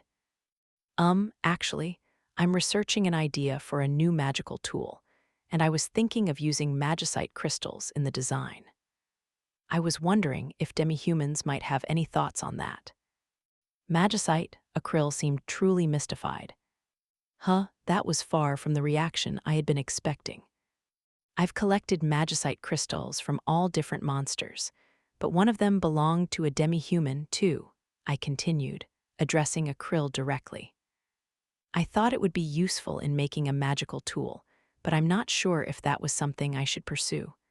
I wanted to ask you about it, Akrill. One came from a demi-human. During the vampire incident, I didn't take it by force or anything. He gave it to us willingly. That's a little dismissive, no? You think so? For a demi-human, the magicite was originally part of their body, I clarified. I thought maybe they wouldn't want it to be used making tools, you know. I see, that's what you are worried about. Akrill's expression softened in realization. If I may, I am surprised you would come to me for this. If you cheated him or killed him to take it by force, indeed, I would think little of you and your methods. But if it was a gift, I cannot say I have any stake in the matter at all. Really? For demi-humans, magicite crystals are like extensions of ourselves. They are priceless, so entrusting it to someone is a sign of recognition. For us, it is customary to pass them on to someone we trust before we die. Oh, wow. Our magicite crystals are the source of our powers. If one you trust is with you at your deathbed, you would leave your magicite with them. If not, you let it return to the earth. But it is common to give them to a family member or a close friend when the time comes. I see. That worldview was perhaps unique to demihumans. Having inherited their magicite and owing their lives to it, they would regard the crystals not only as the source of their powers, but as symbols of their very existence. That was certainly an understandable custom, passing on something so important to someone you trusted and acknowledged. So he entrusted it to me. He did, Akryl said firmly, meaning he was putting his faith in you to keep him safe, Anisphia. That is how we pass life down. I am surprised you would use it in a magical tool, but I suppose that's another form a legacy can take. Right. Akryl spoke plainly, as if the matter didn't require a great deal of thought. In a way, her thoughts were much like my own, just taking a different perspective. To a demihuman, their magicite crystal was just as important as their own life. If it could be passed on after death, no matter the method, that wasn't something to be avoided. It seemed I had been more worried than I needed to be. At least now, I could make a magical tool for Garki with confidence. I am impressed. Using magicite to make a tool instead of taking it directly, no one has even heard of such a thing, Akryl remarked. It isn't something just anyone can use, though, I pointed out. And I don't think we should make it too public either.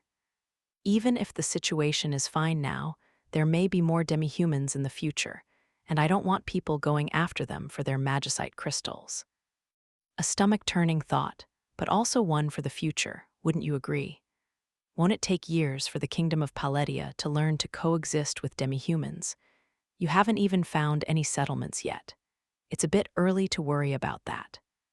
But I know you, Akryl. I have to be mindful of how you feel.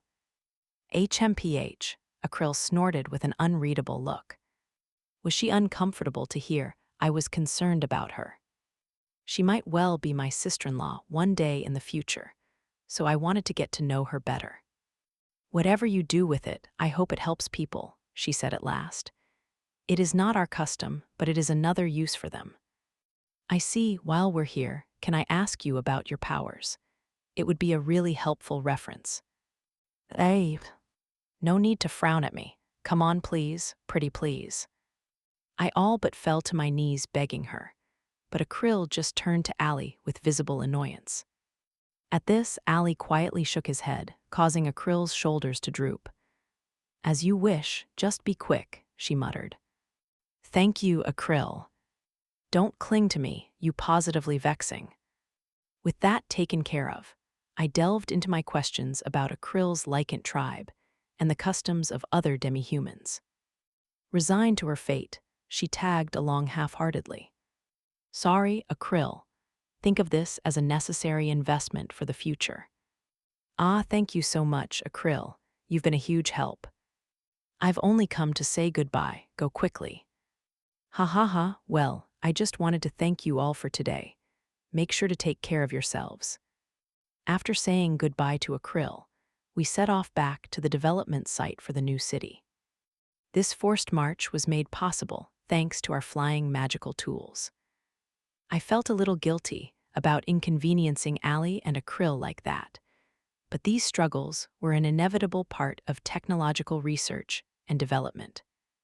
Next time, I would bring Akryl a gift both as thanks and as an apology.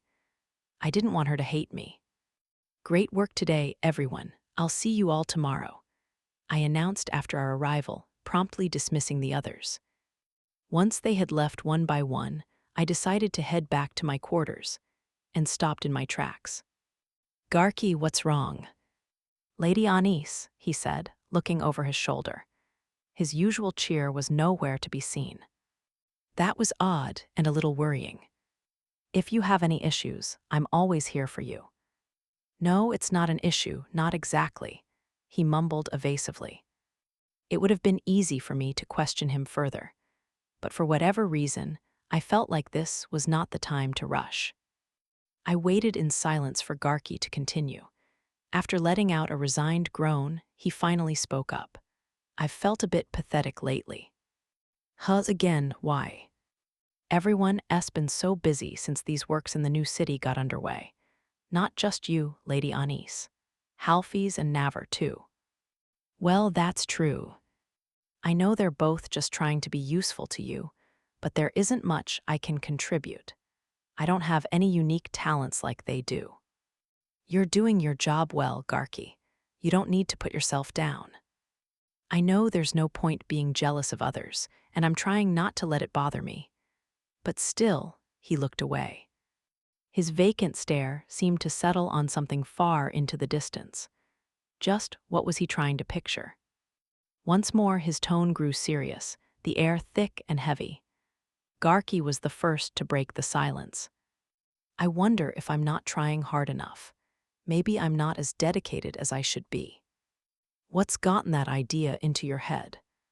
You're going to use the magicite from the demi-human to make a new tool, aren't you, Lady Anis?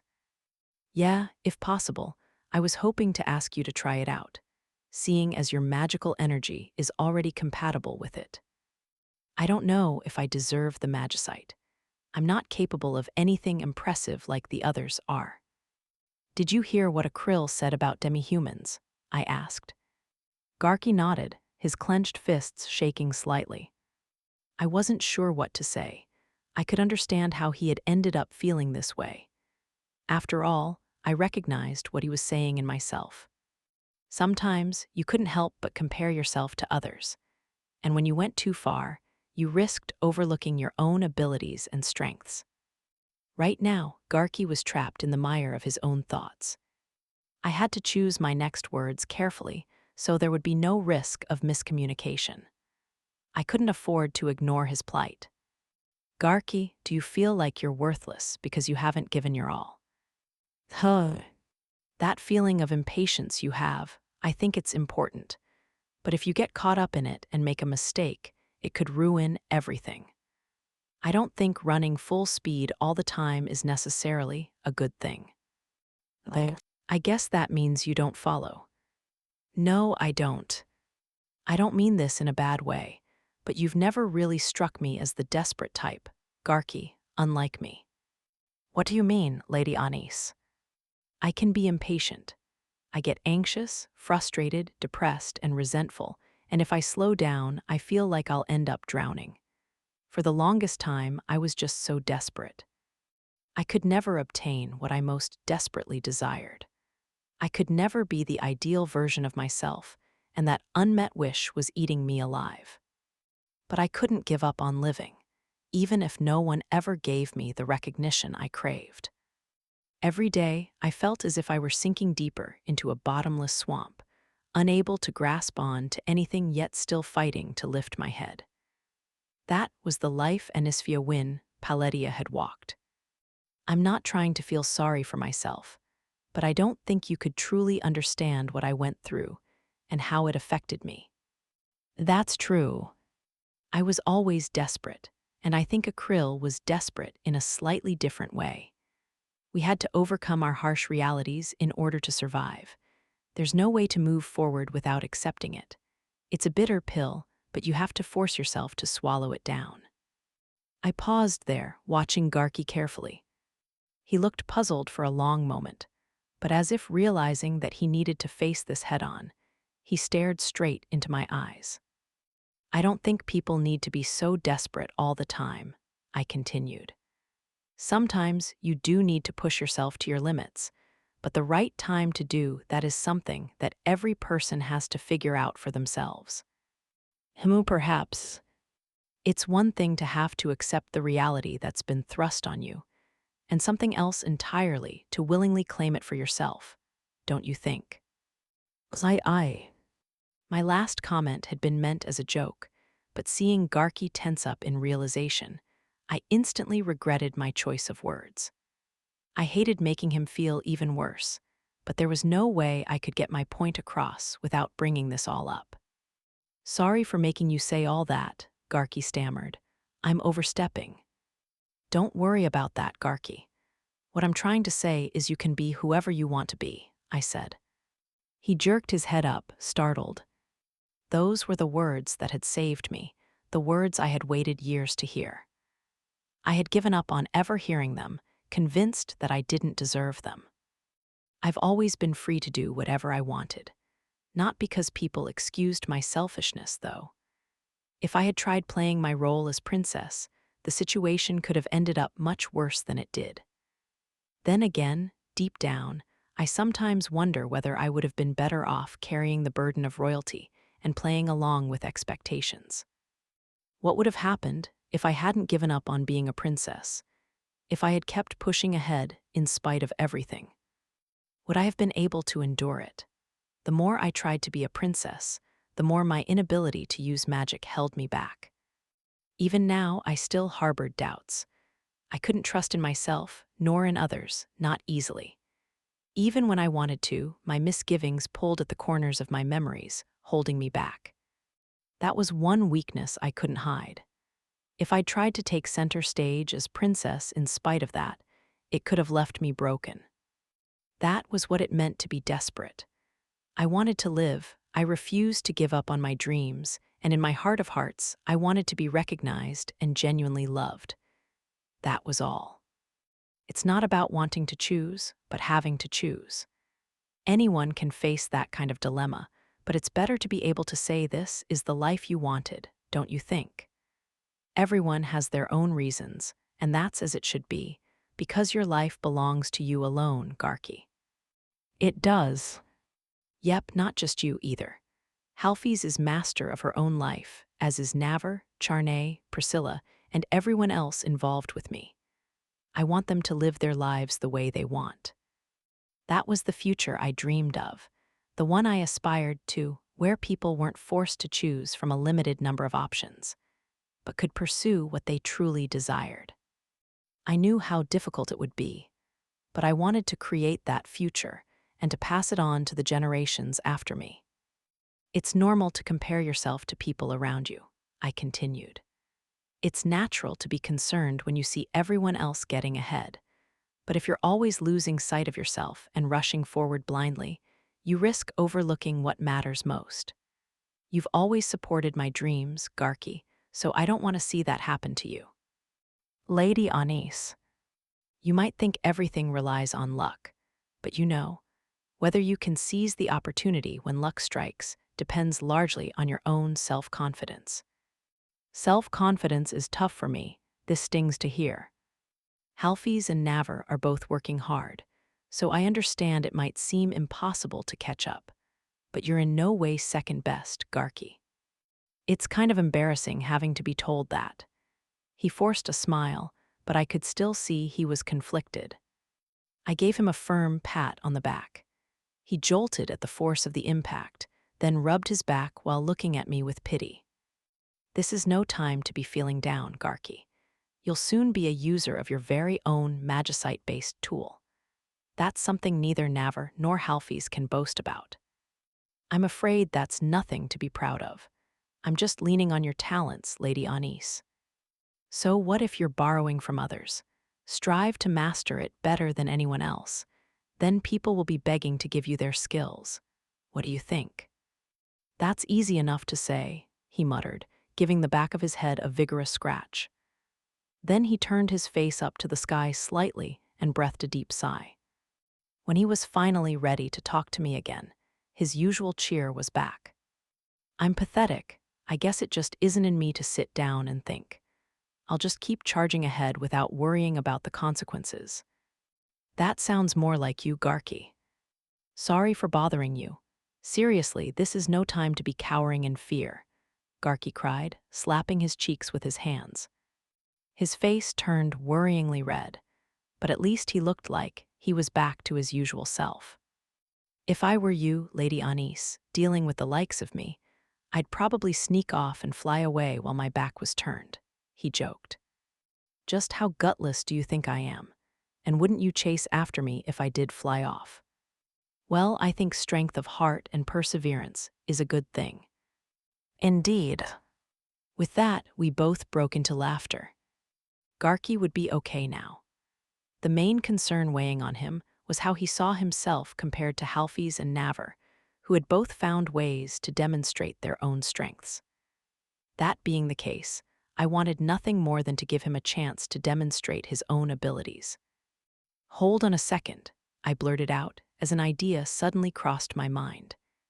What was it Dragus had said about all the local monsters? Combine that with a magicite-based magical sword, and we could easily kill two birds with one stone here. Lady Anis, did you just strike on an idea? I did. If I'm right, I think we can solve a bunch of problems all at once. I'll need to talk it over with everyone tomorrow and get started working on it. We're going to be busy. Yes, I get that feeling all right. You'll stick by my side. At this question, Garki gave me a fearless smile. Chapter 9, with sword in hand. The land where the new city was being built had formerly been returned to the crown after previous attempts to develop it ended in failure. Because the territory had been left untouched by human hands for so many years, there were countless monster dens and gathering places all over. One such area was a nearby forest, in which my fully armored knights were now assembled in formation with Lieutenant Commander Dragus standing at the forefront. "Listen up," he bellowed. "Commander Anisphia is going to make an announcement." I smiled self-consciously at his dignified tone of voice as everyone focused on me. The assembled knights stood at full attention as I stepped forward, Garki and Navar flanking me. "At ease, everyone," I began.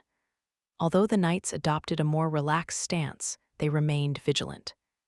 No, I still wasn't used to seeing people jump to follow my every command. Reminding myself again and again that I couldn't afford to let that anxiety show, I started with my explanation. Today's mission is different from usual. We won't be thinning out monster hordes, or at least, that isn't our main goal here.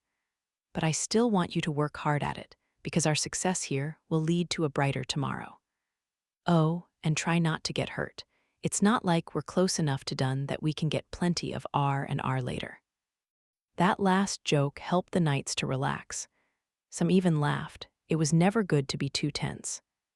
At that moment, Dragus gave an obviously fake cough, and the knights promptly snapped back to attention. "That's all from me. Lieutenant Commander Dragus can take it from here," I finished, turning to my second-in-command. "Understood, everyone. Commence the operation. Act swiftly, and may the spirits bless the kingdom of Paletia." "May the spirits bless the kingdom of Paletia," the knights shouted in unison. With that oath, they quickly dispersed into the forest. Watching them leave, Dragus breathed a deep sigh. "Very good, Commander Anisphia. I suppose neither of us are quite used to this yet, are we? Compared to you, all I have to be proud of are the accomplishments of age. If I can't do this much, I wouldn't deserve to hold my position," he answered, pounding his chest with a clenched fist. His grin soon faded as he turned back to the forest, his eyes sharpening as if he were searching for invisible enemies. "I hope the men can handle this," he murmured. "They'll be fine so long as they remember to be cautious. You trained them properly, didn't you?" I pointed out. "Of course. Knights in your service have a duty to be nothing but the best." "I owe you, Dragus, really, thank you. To be perfectly honest, I didn't think myself capable of leading a squad of knights. I had nothing but gratitude for how he acted as my proxy with them." "No need to thank me," he said with a shake of his head. "This is my role, my duty. So long as you continue to fulfill yours, Commander Anisphia, this is more than enough honor for me." "I appreciate you saying that. Besides, I'm excited beyond my years right now," he said, glancing at Garki and Navar. It was an intense glance, but the two remained at my side in stoic silence. "I've been looking forward to this day, to seeing your new magical sword in action," Dragus remarked. "They're still prototypes. It will be some time before they're really finished," I pointed out. Yes, the purpose of this outing was to serve as a field test for my newly designed magical swords. Thanks to all the experience and know-how we had built up over the years, the sword's development had proceeded without delay. At the same time, I had come up with the idea of conducting practical field tests, which would also help to address the monster movements Dragus was concerned about. This would allow us to both confirm the magical sword's performance and thin out the local monster numbers. 2 birds with 1 stone. However, there was a third reason as well. Garki, Navar, are you ready? I called out to my 2 companions.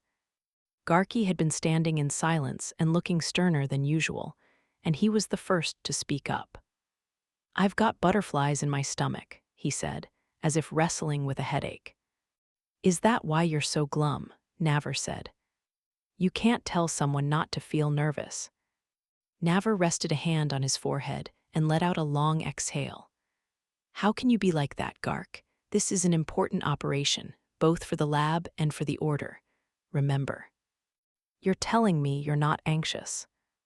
Look, I understand how you feel, but you've got to keep it together. Right now, the other knights are busy driving the monsters this way so we can do our part. I know. Yes, the reason we had dispatched our knights into the forest wasn't to defeat any nearby monsters, but rather to drive them all toward us. We had built 2 prototype swords, one each for Garki and Navar, and instead of having them go out seeking monsters themselves, I figured it would be easier to just lure as many toward them as possible. I'm sure we'll be doing this sort of thing more often in the future to test other magical tools. Here's hoping it goes well, I said softly. I'll make sure it does, Navar answered with a respectful bow. With an almost inaudible groan, Garki wriggled around and slapped himself loudly on the cheeks. Then, once he was ready to go, his attitude underwent a complete reversal. Damn it, I'm making a fool of myself again. I'm fine now. Don't worry too much. I'm here if things don't work out, I said, hoping to reassure him. That won't do, he answered with a weak smile before turning to face me directly. I don't want to be a burden anymore, and I don't want you to ask me to stand back. I'm a knight in your service, Lady Anis. I want to hold my head up high. I breathed a thin sigh. Garki was talking about the vampire encounter in Filwetch Forest. I had asked them all to fall back.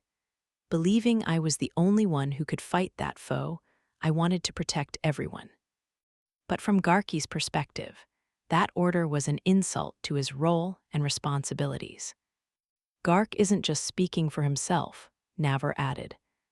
Navar, you're highly capable, Commander Anisphia, but no one can do everything on their own. That's why we need to achieve concrete results today so we can best serve you. Isn't that right, Gark? Yeah. The 2 of them exchanged casual grins. They were asking me not to hold them back, to let them perform their duties as knights under my wing. I wondered whether I could fully appreciate the depth of resolve it must have taken to say that so directly. I wasn't sure, but not for a lack of confidence. If that was what they wanted, there was only one thing for me to do. Garki, Navar, I'll be watching from here. Show me what you're capable of. Yep, keep your eyes peeled, Garki answered. We'll live up to your expectations, Navar added. As if waiting for just that moment, a high-pitched whistle rang out, signaling that the knights had succeeded in luring the monsters. Neither Garki nor Navar wasted a second before reaching for the swords sheathed at their waists. Garki drew his weapon, a long sword slightly wider than usual, with a thick reddish blade. With the magicite crystal embedded in the handguard, the sword gave off an almost rugged appearance. Navar's, on the other hand, was slender, its arc-shaped blade bluish-green in hue. Like Garki's, it had a magicite crystal embedded near the hilt. Both weapons were a perfect match for their wielders. The 2 adjusted their grips a few times and lowered into their battle stances, then turned to the forest. Think you're up to it, Gark? Navar asked. Of course, I'm ready to go, Garki said. Then let's give this a shot. You got it. No sooner did they finish encouraging each other than a group of knights suddenly emerged from the forest, followed closely behind by a pack of monsters, gray wolves. With their wide habitat and ability to breed rapidly, gray wolves ranked among the most common monsters encountered in the kingdom of Paletia. Their hides were said to be so tough that only the best weapons could inflict serious damage. The knights were running as fast as their feet could carry them, stopping occasionally only to slow the wolves with a quick feint. Just as they reached us, laboring for breath, they called out, "Sorry for the wait. It's up to you now." With that, Dragus bellowed his signal. "Master Navar, Master Gark, begin." "Right," the two men shouted back. Navar stepped forward, passing the knights who had lured the monsters our way. Then, standing directly before the approaching pack of gray wolves, he swung his sword in a wide arc as if to cleave them all to one side. "Mow them down." The next instant, the wind picked up around us, coalescing into a blade that traced the path of his sword. It cut the wolves before they could get any closer. With each step, he swung again and again, sending out one wind blade after another. Navar struck a dazzling figure as he unleashed those airborne attacks, dropping the gray wolves one after the next, slicing them clean in half and sending limbs flying. In the blink of an eye, he had finished off the gray wolves and moved on to his next prey. He didn't even pause to catch his breath. The artificial magicite in the vent suits you well, Navar. The vent was my first prototype magical sword based on an artificial magicite crystal. One used to activate an air cutter technique, and it suited Navar perfectly. It's an extremely simple spell, but it feels much better in the hand than a mana blade. Navar called out, spinning around to cut down a gray wolf that tried to lash out from behind. It was like he had eyes in the back of his head. There were two reasons we settled on an air cutter technique: because it was one of the simplest wind-type spells, and because it provided a similar sensation to wielding a mana blade. Navar had always been adept at wind magic, so the vent was a natural fit in his hands. Ever since he'd gotten hold of the new sword, his movements had been impossibly sharp and precise. Knowing him, he could probably perform fine with any weapon, but the vent provided a vital supporting role, greatly bolstering his speed and spell activation time. On top of that, since it was based on the design of the mana blade, the user could freely adjust the size and power of its attacks. It was extremely useful, activated with a simple swing. Using it several times in rapid succession enabled keen long-range attacks. Even those who lacked an aptitude for wind magic could still manipulate those air cutter blades, at least to some extent. Though, of course, it was much more deadly in the hands of a user with a talent for wind spells. In Navar's hands, as he cut down wave after wave of gray wolves, the results were as clear as day. Since the blade itself unleashed its magical attacks, the user could focus their own magic on reading their surroundings, better enabling them to counter and respond to any oncoming threats. As a quick aside, I'd noticed Navar had taken a liking to the vent ever since we had started testing it, taking care of it in his free time, and asking me all sorts of questions about magical tools. "Are you planning on hogging all of them, Navar?" Garky shouted. "HMPH, very well. They're coming from both sides, so I'll take the ones to the right." "I'll take the left then," Garky replied, one step behind him. The two split up, turning in opposite directions, while at the same time more knights rushed back, pursued by hordes of monsters. More gray wolves descended on Navar, while a killer bear looming as tall as two men stormed toward Garky. "Gark, I'm counting on you. Looks like we'll be eating bear hot pot tonight." "That thing's massive." "Damn it, someone help." A vaguely familiar-looking knight dashed past Garky at full speed, the bear close behind. "Yes, yes, I'm on it." Switching places with the departing knight, Garky confronted the creature, which lashed out with its fierce claws in an effort to brush him out of its way. It was a blow that would have crushed any other fighter trying to take it head-on. Yet Garki promptly neutralized it, sending the bear's foreleg hurtling through the air before it suddenly burst into flames. After the burning heap fell to the ground, the bear let out a piercing howl. It writhed in agony, which soon turned to fury, and the monster lunged forward with its remaining foreleg. "Not like that," Garki muttered under his breath, as if he'd forgotten the creature was there. "Like this. I can do it now, I think." In the blink of an eye, he swung his sword overhead, sending the bear's other foreleg flying. This time, the limb hit the ground without catching fire. The scent of burning flesh tickled my nostrils. The first severed limb was well cooked, like freshly grilled meat. Garki withdrew his sword, while the killer bear stood there stunned and enervated, as if unable to comprehend what had hit it. The next moment, the monster's head slid away from its body, hitting the ground hard while its body collapsed behind it. Garki showed not a shred of concern, as the impact of the creature's colossal body, collapsing, echoed all around. "Yep, that's the stuff," he nodded in satisfaction. Before any of us could catch our breath, however, another band of knights dashed out from the forest. "Whoa, there he is, just a little further, run. Everyone get out of here." As the knights rushed past Garki, the red blade clutched in his hands began to flicker, and its wielder took off toward a pack of gray wolves. He swung his weapon in an arc at the leading wolf as it closed in on the knights' backs. He bathed the creature in flames and launched it away in two cleanly separated halves. Seeing the head of the pack so easily defeated, the other wolves stopped in their tracks. Garki, however, took full advantage of that momentary lull to slip in and lay them all to waste. The second he stopped moving, the gray wolves collapsed one by one, each exploding in a burst of flames. Looking closely, I noticed that his weapon was glowing with a red-hot light, as if it had been pulled from a raging furnace.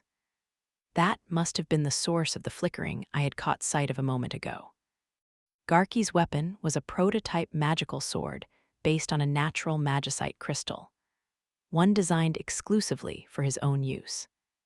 That's the power of the flamzel. Great work, Garki. A magical sword that could surround itself in roiling flame. Built from the magicite crystal, we had been entrusted with after meeting the demi-human in Filwatch Forest. The weapon was every bit as potent, as Garki had just aptly demonstrated. Its unique ability was to burn through its targets, and while it was based on the lessons learned from the Mana Blade, its destructive potential was leagues ahead. Given that the magicite crystal responded only to Garki, Tomas had designed the sword's length and weight to be a perfect match for him. In short, the flamzel more than made up for what Garki lacked in attack power. To be perfectly frank, even I was afraid to cross blades with him now. "Gark, another monster will make contact in 30 seconds. It's a big one," Naver called out. "Why do I have to take on all the huge ones?" Garki shot back. "You're the right man for the job. Everyone who's returned, regroup. Get ready for the next wave." "You trying to hold my nose to the grindstone?" Thanks to the vent, Naver's senses were more finely attuned, and he had gained a broader awareness of his surroundings. With the flamzel, Garki could annihilate any ordinary monsters in a single blow so long as he could get within range. Seeing them up close, the effectiveness of those weapons was undeniable. Naver moved to join up with the returning knights to prepare for the assault, while Garki leaped forward, swiftly decapitating the unrelenting monsters with a flash of his blade. The flamzel continued to flicker like a live flame, but what stood out most amid the carnage was its hazy shimmer as it streaked toward the monsters. "You've gotten strong, huh?" I murmured under my breath as I watched Garki and Naver dispatch one monster after the next. I should have been happy. They were both doing well, and the magical swords I had designed were outperforming every expectation. Yet I felt unsettled, a vague discomfort taking root in my chest, lingering along my spine. For some unknown reason, I wanted to join the knights in combat. "You're fretting, Commander Anisphia." "Oh, Lieutenant Commander Dragus." Dragus patted me lightly on the back as he fixed me with a confident grin. He soon returned his gaze to the knights fighting up ahead, yet his gentle smile remained. There could be no mistaking the look of a man watching over his students in battle. "You're very calm, Dragus," I remarked. "I've experience enough to match my years," he answered. "It's no good, I can't relax. I don't know why, I just want to leap into the fray." "Are you worried about our soldiers, perhaps?" "I really do have a bad feeling about this, you know." I muttered as if making excuses for myself. I was a princess by birth, and now a commander of my own knightly order. It was common sense, I knew, for someone of such high status to steer clear of the front lines. But for the longest time, no one had actually treated me like a princess. When I had slipped into the guise of an adventurer and leaped headfirst into their world, that new me had fit like a glove, and I still couldn't shake that feeling. But if I charged ahead and plunged into battle myself, I would be depriving the others of their roles. They might even take it as an insult. I knew I couldn't throw myself into the fray. I ought to have understood that.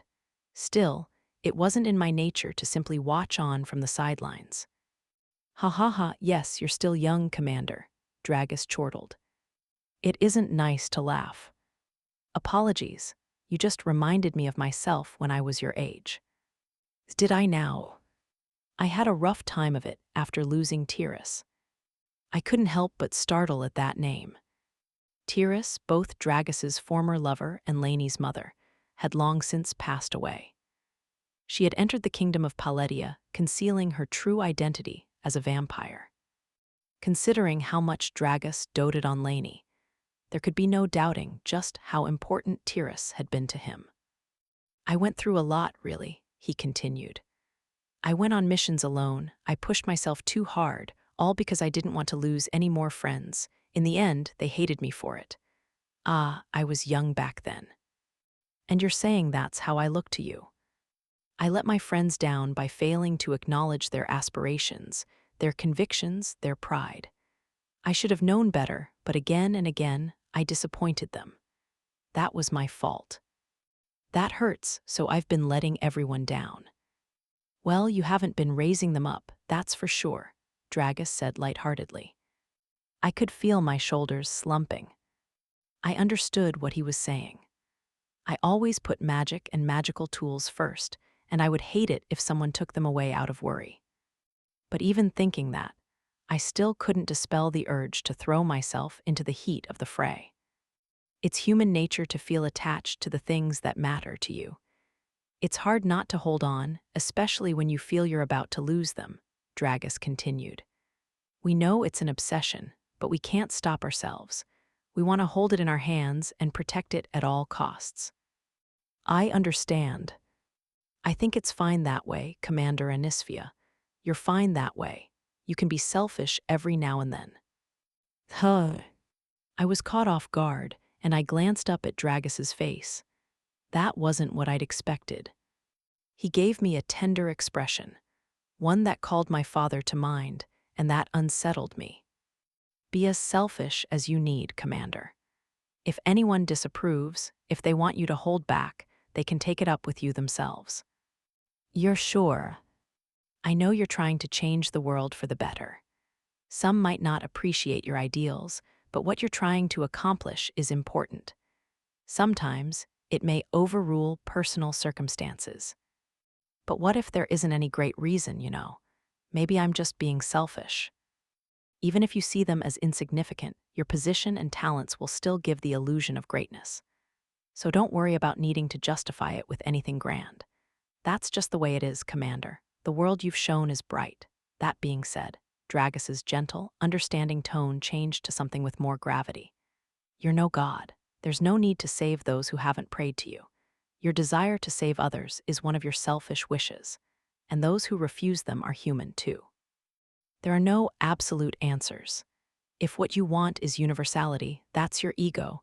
Never forget that. Harsh words, Lieutenant Commander. Those remarks cut deep. I had raised a hand to my forehead without realizing it, covering my face. My desire to see my dreams fully realized was my own vanity. I was no god, just a human being, the same as those who rejected my dreams. We were on an equal footing. Dragus was right, of course he was, but it hurt to hear. You want to believe in the potential people have. That's why you can't bear to see things turn out poorly for them, why you feel the need to protect them. Because the future you're chasing after is good. Ugh, that stings. You're kind and arrogant and young. But you still want to believe in me. I do, and that's why you need to realize when you're being selfish, and that it isn't always such a bad thing. But won't there still be people who resent me for it? Of course, that's what happens whenever you're dealing with anyone, Commander. You have the power and authority to push through when you're being selfish. Your cause and your justification for it will always seem greater as a result. So what should I do? That's simple, Dragus said calmly, as if addressing a child. You need to know when to depend on others, and you need to find people you can depend on. That's easier said than done. I take it that's why you're so troubled right now, Dragus joked. My lips pursed in a pout. This would all be so much easier if I could bring myself to go along with his suggestion. I knew I had to trust in those around me more. I did, but I didn't want to. Do you think it's selfish of me to wish for your safe return, Commander? Dragus asked. Is that what you want? If I don't share my thoughts with you, you won't hear them, let alone respond. I've lost opportunities in the past forever, and I'll regret that to the end of my days.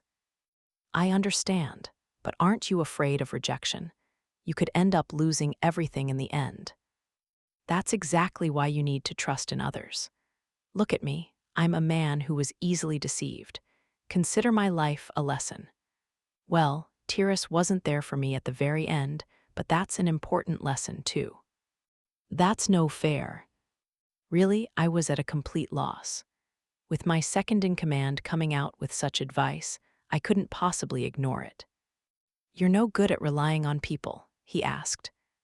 I know one person who spoils me rotten. You won't drown in it, not you. And if you do feel yourself slipping, there are people who will scoop you back up. I couldn't deny that, and it only made the sting worse. I pursed my lips when a scream suddenly stole my attention. Spinning around to see what was happening, I laid eyes on a large troll slowly emerging from the depths of the forest, snapping trees with every step. The knights cowered in alarm, while both Garki and Navar leaped into action to face it head-on. Blades of fire and wind struck the huge creature, but they inflicted only superficial wounds. Roaring in fury, the troll swung its fist to strike back. Navar, however, quickly fell back a step, while Garki dodged it by a hair's breadth. The troll must have set its sights on Garki, as it kept attacking relentlessly. Yet Garki was no slouch, narrowly dodging its strikes. All the same, he had no opportunities to counter. Finally, he shouted, "Sheesh! Hey Navar, this one's too big, don't you think?" We did suspect there might be magicite monsters nearby, but I wasn't expecting this. This foe was by no means insurmountable for the two of them, but it would take them some time to subdue. If the knights managed to regroup, that would probably speed things up a little. A level-headed analysis of the situation would have led to the conclusion there was no need for me to intervene. And yet, Lieutenant Commander, what is it? Today's objective was to collect data on the performance of the new magical swords, and the previous monsters were more than sufficient in that respect. Oh, the odds are extremely low, but we wouldn't want the prototype magical swords to get damaged fighting the troll. Meaning, he asked with a teasing smile, urging me to continue. He was doing this on purpose.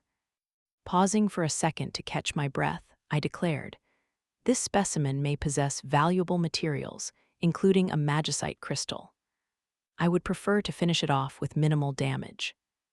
I see, you're saying you could dispatch it more cleanly, Dragus asked, as if suppressing a chuckle. Then he cleared his throat, and his expression changed dramatically, taking me by surprise. Everyone fall back. Commander Anisphia will finish it off.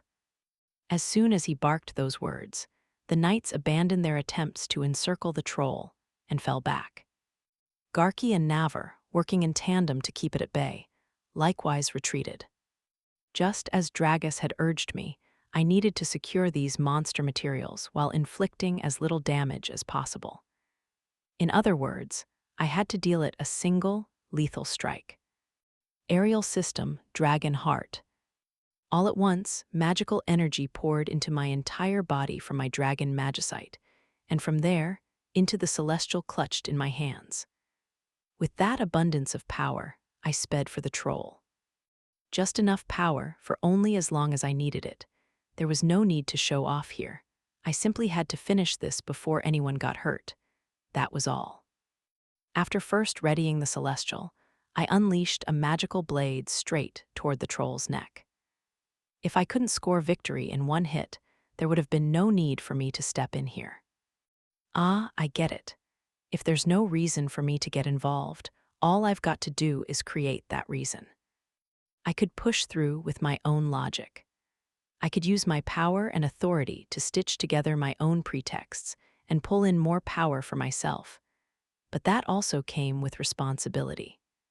What it took was determination, the determination to be every bit as selfish as you wanted. In the past, I had run away, but I was sure of myself now. And with absolute confidence, I separated the troll's head from its shoulders. Ending. The sunset dyed the sky red. On our way back from the forest, we set a bonfire in a clearing to hold a grand feast. Sure, there was that incident with the troll toward the end, but we could safely say that the field test for Garki's flamzel and Navar's vent had gone off without a hitch. We had decided to celebrate with a meal, with drinks, though only one per person, and generous servings of the monster meat obtained from our efforts. Fortunately, none of the knights had been seriously injured, so everyone could take part. We even called the carpenters and laborers, working diligently, to join us for drinks and song. Though there was one figure, sulking in the midst of all the festivities. Ah, if only that huge troll hadn't popped out at the end. Garki, are you drunk? I thought we were only allowed one drink each. How on earth have you gotten drunk? Garki breathed a deep sigh as he gave his now empty mug a shake. The flamzel had certainly proven its effectiveness, and our field tests had been a brilliant success, and yet Garki seemed down. His inability to defeat the troll toward the end was weighing on him, or so I guessed. Zalhe. Shut up, Navar grumbled. We're celebrating, enough with the dramatic sighs. You're one to talk, Navar. You're frowning as much as ever. Today was one of those days. Every day is one of those days. Shut up, do you think you're the only disappointed one here? In the end, we forced Commander Anisphia to step in. I answered. It wasn't like I thought you two were in any danger, you know. You could have easily beaten it. I just wanted to make sure the prototype swords didn't get damaged. I understand that, but we wanted to take them all down ourselves. Even the last one, Garki muttered. His tone was too hollow to really say he meant that as a complaint. Navar's frown deepened, but he said nothing. I had expected this reaction. But unless I was missing something, they weren't quite as unhappy as I had anticipated. Sorry, there will be plenty more chances to show off in the future. All right. You're leagues ahead of us, Lady Anis, Garki said, moping. He shifted his forlorn gaze to his empty mug, then up to the sky. You say that, but you were both incredible with those magical swords, you know. Right, I'm happy with the results as well. I'm sure a great many knights would be excited to use similar weapons, Navar said, his wrinkled forehead relaxing somewhat. As his expression softened, he finally looked his real age. That alone was enough to tell me what he thought of the vent, and I couldn't have been more pleased. Garki, on the other hand, remained silent, lost in thought, which wasn't at all like him. I wondered what was going through his mind. Garki, I asked. Ah, it's nothing. I mean, the flamzel was a huge help and all. It's just. My mind's all over the place. I can't get my thoughts in order, he groaned, letting go of his mug and holding his head in his hands. While waiting for him to find his words, the rest of us sipped at the soup we had made together, savoring the flavors. This was the outdoors at its finest. I'm conflicted, Garki said at last, lowering his hands from his head. Part of me is saying I've got to do my best, and the other half is wondering if I really have given it everything I've got. I'm not sure which is right. What were you hoping to achieve exactly? I asked. I wanted to really master the flamzel. That sword is amazing, to the point I'm not even sure if I'm worthy of using it. I sure wouldn't want to fight you with that firepower, Gark, Naver said with a sincere nod. I could understand his trepidation. After all, one wrong move and Garki could burn straight through you, weapon and all. The only way to avoid the blade was to keep your distance. But if you tried a long-range attack, then you risked coming under the full brunt of the flamzel's firepower. It's just, I feel like I'm only getting stronger thanks to these magical tools. Can I really say I'm doing my best? What does that make me? I asked. Without my tools, I can't use magic at all. I know that, but I can, so it's hard to really accept the result. That thought keeps going round and round in my head. I understand the feeling, Naver joined in. I wonder whether I relied too much on the vent. It makes you doubt your own abilities. Right, Garki exclaimed. That's what I'm trying to say. I knew you'd have a better way of putting it. I began when. Don't you consider a mastery of your tools to be a testament to your abilities? That voice, I couldn't believe my ears. But I hadn't misheard. Spinning around in panic, I laid eyes on a face I would never have expected to see today. Euphyllia. Good evening, Anis. How are you doing? It's good to see you, Lady Anis. You too, Lainey. What are you doing here? We're paying you a surreptitious visit, Euphy said with a smile, raising a finger to her lips like some kind of prankster. Lainey, by her side, wore a reluctant smile. A surprise clandestine visit. She was queen, and she had sneaked off to this remote development project. I stared at her, while Garki and Naver raced to get down on their knees.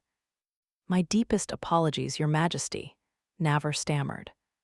Rest easy, Naver. I thought I said we were here unofficially. Be but a surreptitious visit, I buted in.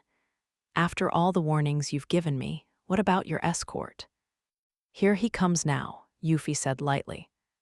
I glanced around, wondering who on earth she meant. The second I spotted him, I almost shouted in shock. What was he doing here? You mean Commander Sprout? Huh, Garki exclaimed. Father, Naver startled, his head snapping up.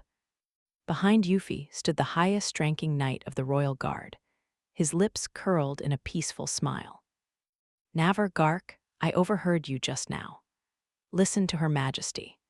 While it's a mistake to assume your abilities have improved merely because of new tools, it's just as much an error to trick yourselves into believing you can't draw on them to improve your abilities. You should take that lesson to heart. All right, but what are you doing here?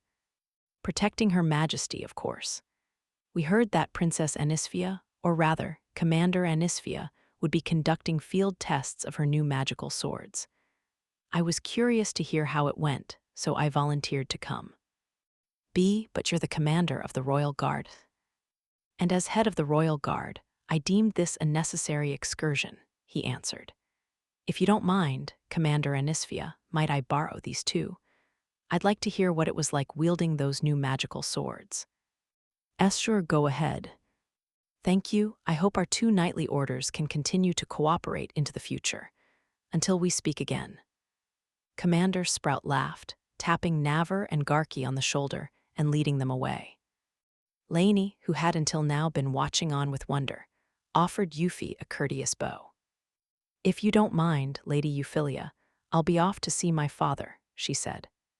"Yes, take your time," Yuffie answered. "Thank you, enjoy yourself, Lady Euphyllia." Lainey giggled, walking away in a cheerful mood. She hadn't seen her father, Lieutenant Commander Dragus, since our new city's development works got underway. Hold on, this is no time for idle thoughts. Should Yuffie really be here? Surely someone would notice she was gone, especially if Commander Sprout was nowhere to be found, either. My head was spinning when I suddenly noticed that Yuffie's companions had left. Had they all run away? "Anis," Yuffie called out, crossing her arms. For whatever reason, her gaze felt even stronger than usual. "I'm sorry," she continued. "I just had to see you." Don't say that with a huge smile. You think this is perfectly fine, don't you? I did want to hear the results of your test run with the new swords. This is all part of my official duties. You know that sounds like an outright lie. Heh, shall we take a walk? You're getting really demanding, Your Majesty. I can't refuse a royal order, can I? I joked. The next thing I knew, Yuffie had pulled me close. She could be so pushy when she was chasing after affection.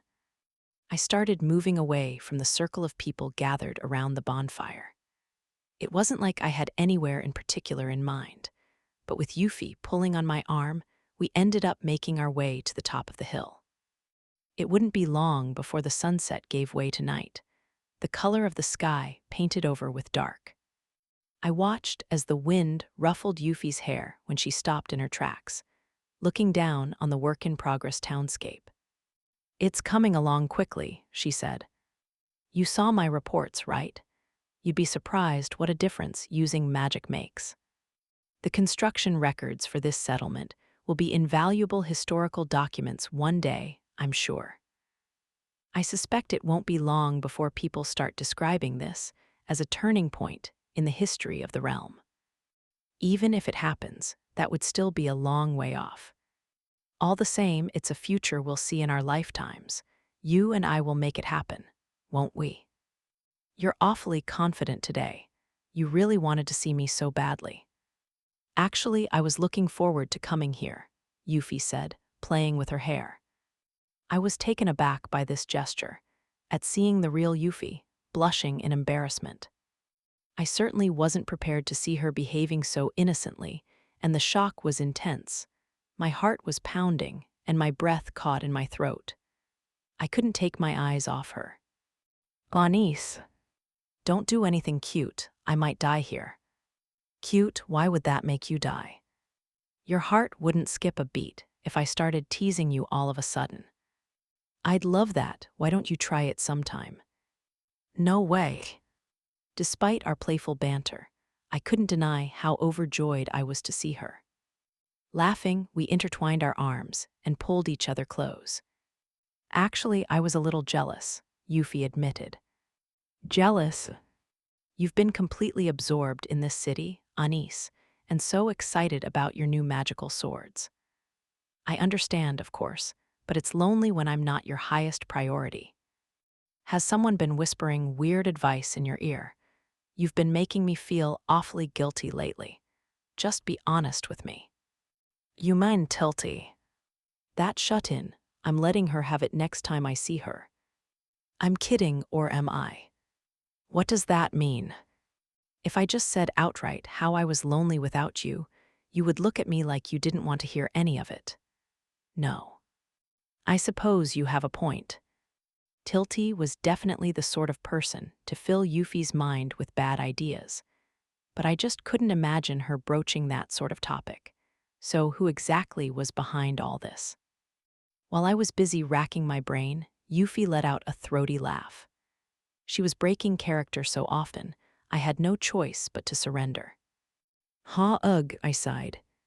"What's wrong?" Yuffie asked. "You're painfully, adorably cute. I wish we could do everything together."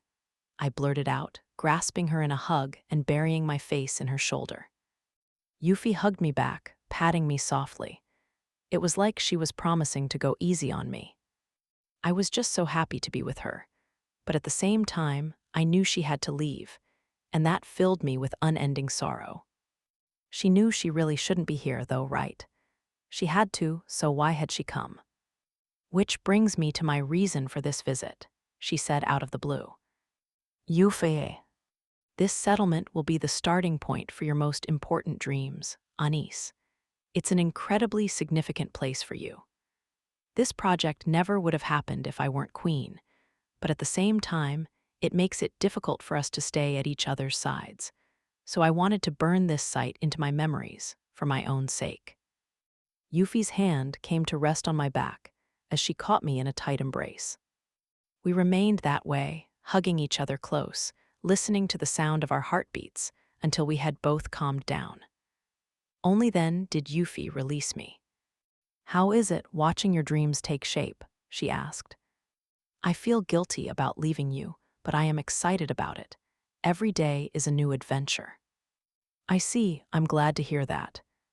But it can be a little painful at times." Painful, Yuffie tilted her head to one side. She didn't realize, it seemed, just how lonely I was. Maybe lonely wasn't quite the right word, but all the same. It's kind of hard to express in words. "Yes, I see. I want power, authority." "Excuse me."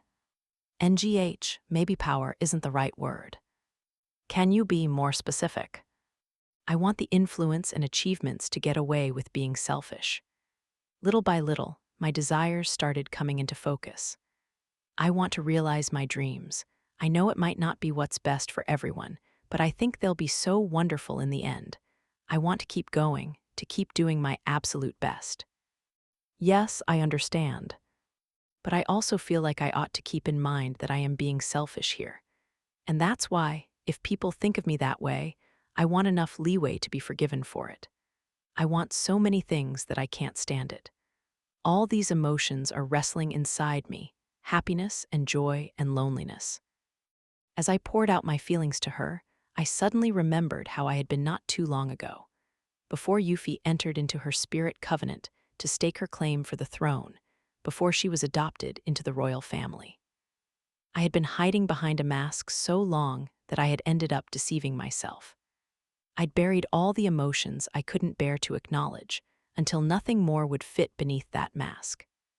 I had been marching forward on an undeviating path to achieve my dreams. Deep down, however, I understood instinctively that if I were to stop, I would be crushed. I realized now that my dogged pursuit was nothing more than a self-preservation mechanism. I was still the same person I was then. If I stopped, I would likely crumble. The difference was that it was joy and excitement that threatened to bury me now. I was fulfilled. I could see, with full confidence, that I was happy. "I want to hold on to this happiness forever. Every minute of every day is filled with joy," I murmured, but I knew just how impossible that would be. Maintaining happiness was far from easy. Sometimes, you got caught up in currents beyond your control, and there was nothing you could do about it. But all the same, I didn't want to let go of the happiness I had found. Which was why, every now and then, I was paralyzed with fear. "When you said power, I didn't know what to think at first," Yuffie said. "But that's such a you answer, Anis." "You're hopeless," she all but said as she leaned in to deliver a kiss on my forehead. When her fingers brushed up against my cheek, I realized I was crying. "Happiness can be a scary thing," she remarked softly. "You think so, too." "Yes, just being with you makes me so happy, but it also frightens me. Sometimes, I find myself imagining a world without you in it, and that makes me want to disappear." "I'll never leave you behind, Yuffie." "I know that, but at the same time, neither of us can help worrying, can we?" Our foreheads pressed up against each other's, our fingers and breath intermingling. Nothing was eternal. That was the entire basis of my rejection of Lalana, and that was why we would both persevere to preserve things that we didn't want to change. Our goals were important, and I had no intention of giving them up. However, there were times when I grew tired of putting in so much effort, even when I was having fun. I think I understand now, wanting to end things while we're still happy. Yes. But I don't want to throw it all away. It's too early for this to all be over. I looked into Yuffie's eyes as we supported and encouraged each other, slowly drifting closer together. It was a gentle kiss, just a touch, but it was more than enough to fill my heart. Even lost in this mire of uncertainty, I could still promise myself to give tomorrow my all. It was far simpler than it seemed. We humans really are fickle creatures, I thought. But I think it's good you're more aware of your own power and authority now, Anis, Yuffie continued. If it means you'll act more responsibly from now on, then I welcome it wholeheartedly. I'll try to take that positively. I have news for you that might help with that. About the name of this new city. The name, where did that come from? Though it was true that we hadn't yet decided on a name for it, at least as far as I knew. I cocked my head in uncertainty. Yuffie raised a finger to her lips and flashed me a brilliant smile. Authority comes with great accomplishments, wouldn't you say? That's why people leave behind the fruits of their labors, to serve as evidence of their deeds. Do you follow? Why, yep. And when this city is completed, it will be your greatest achievement, wouldn't you say? I suppose so. This city will serve as proof that you lived happily, that you were respected and admired by those around you.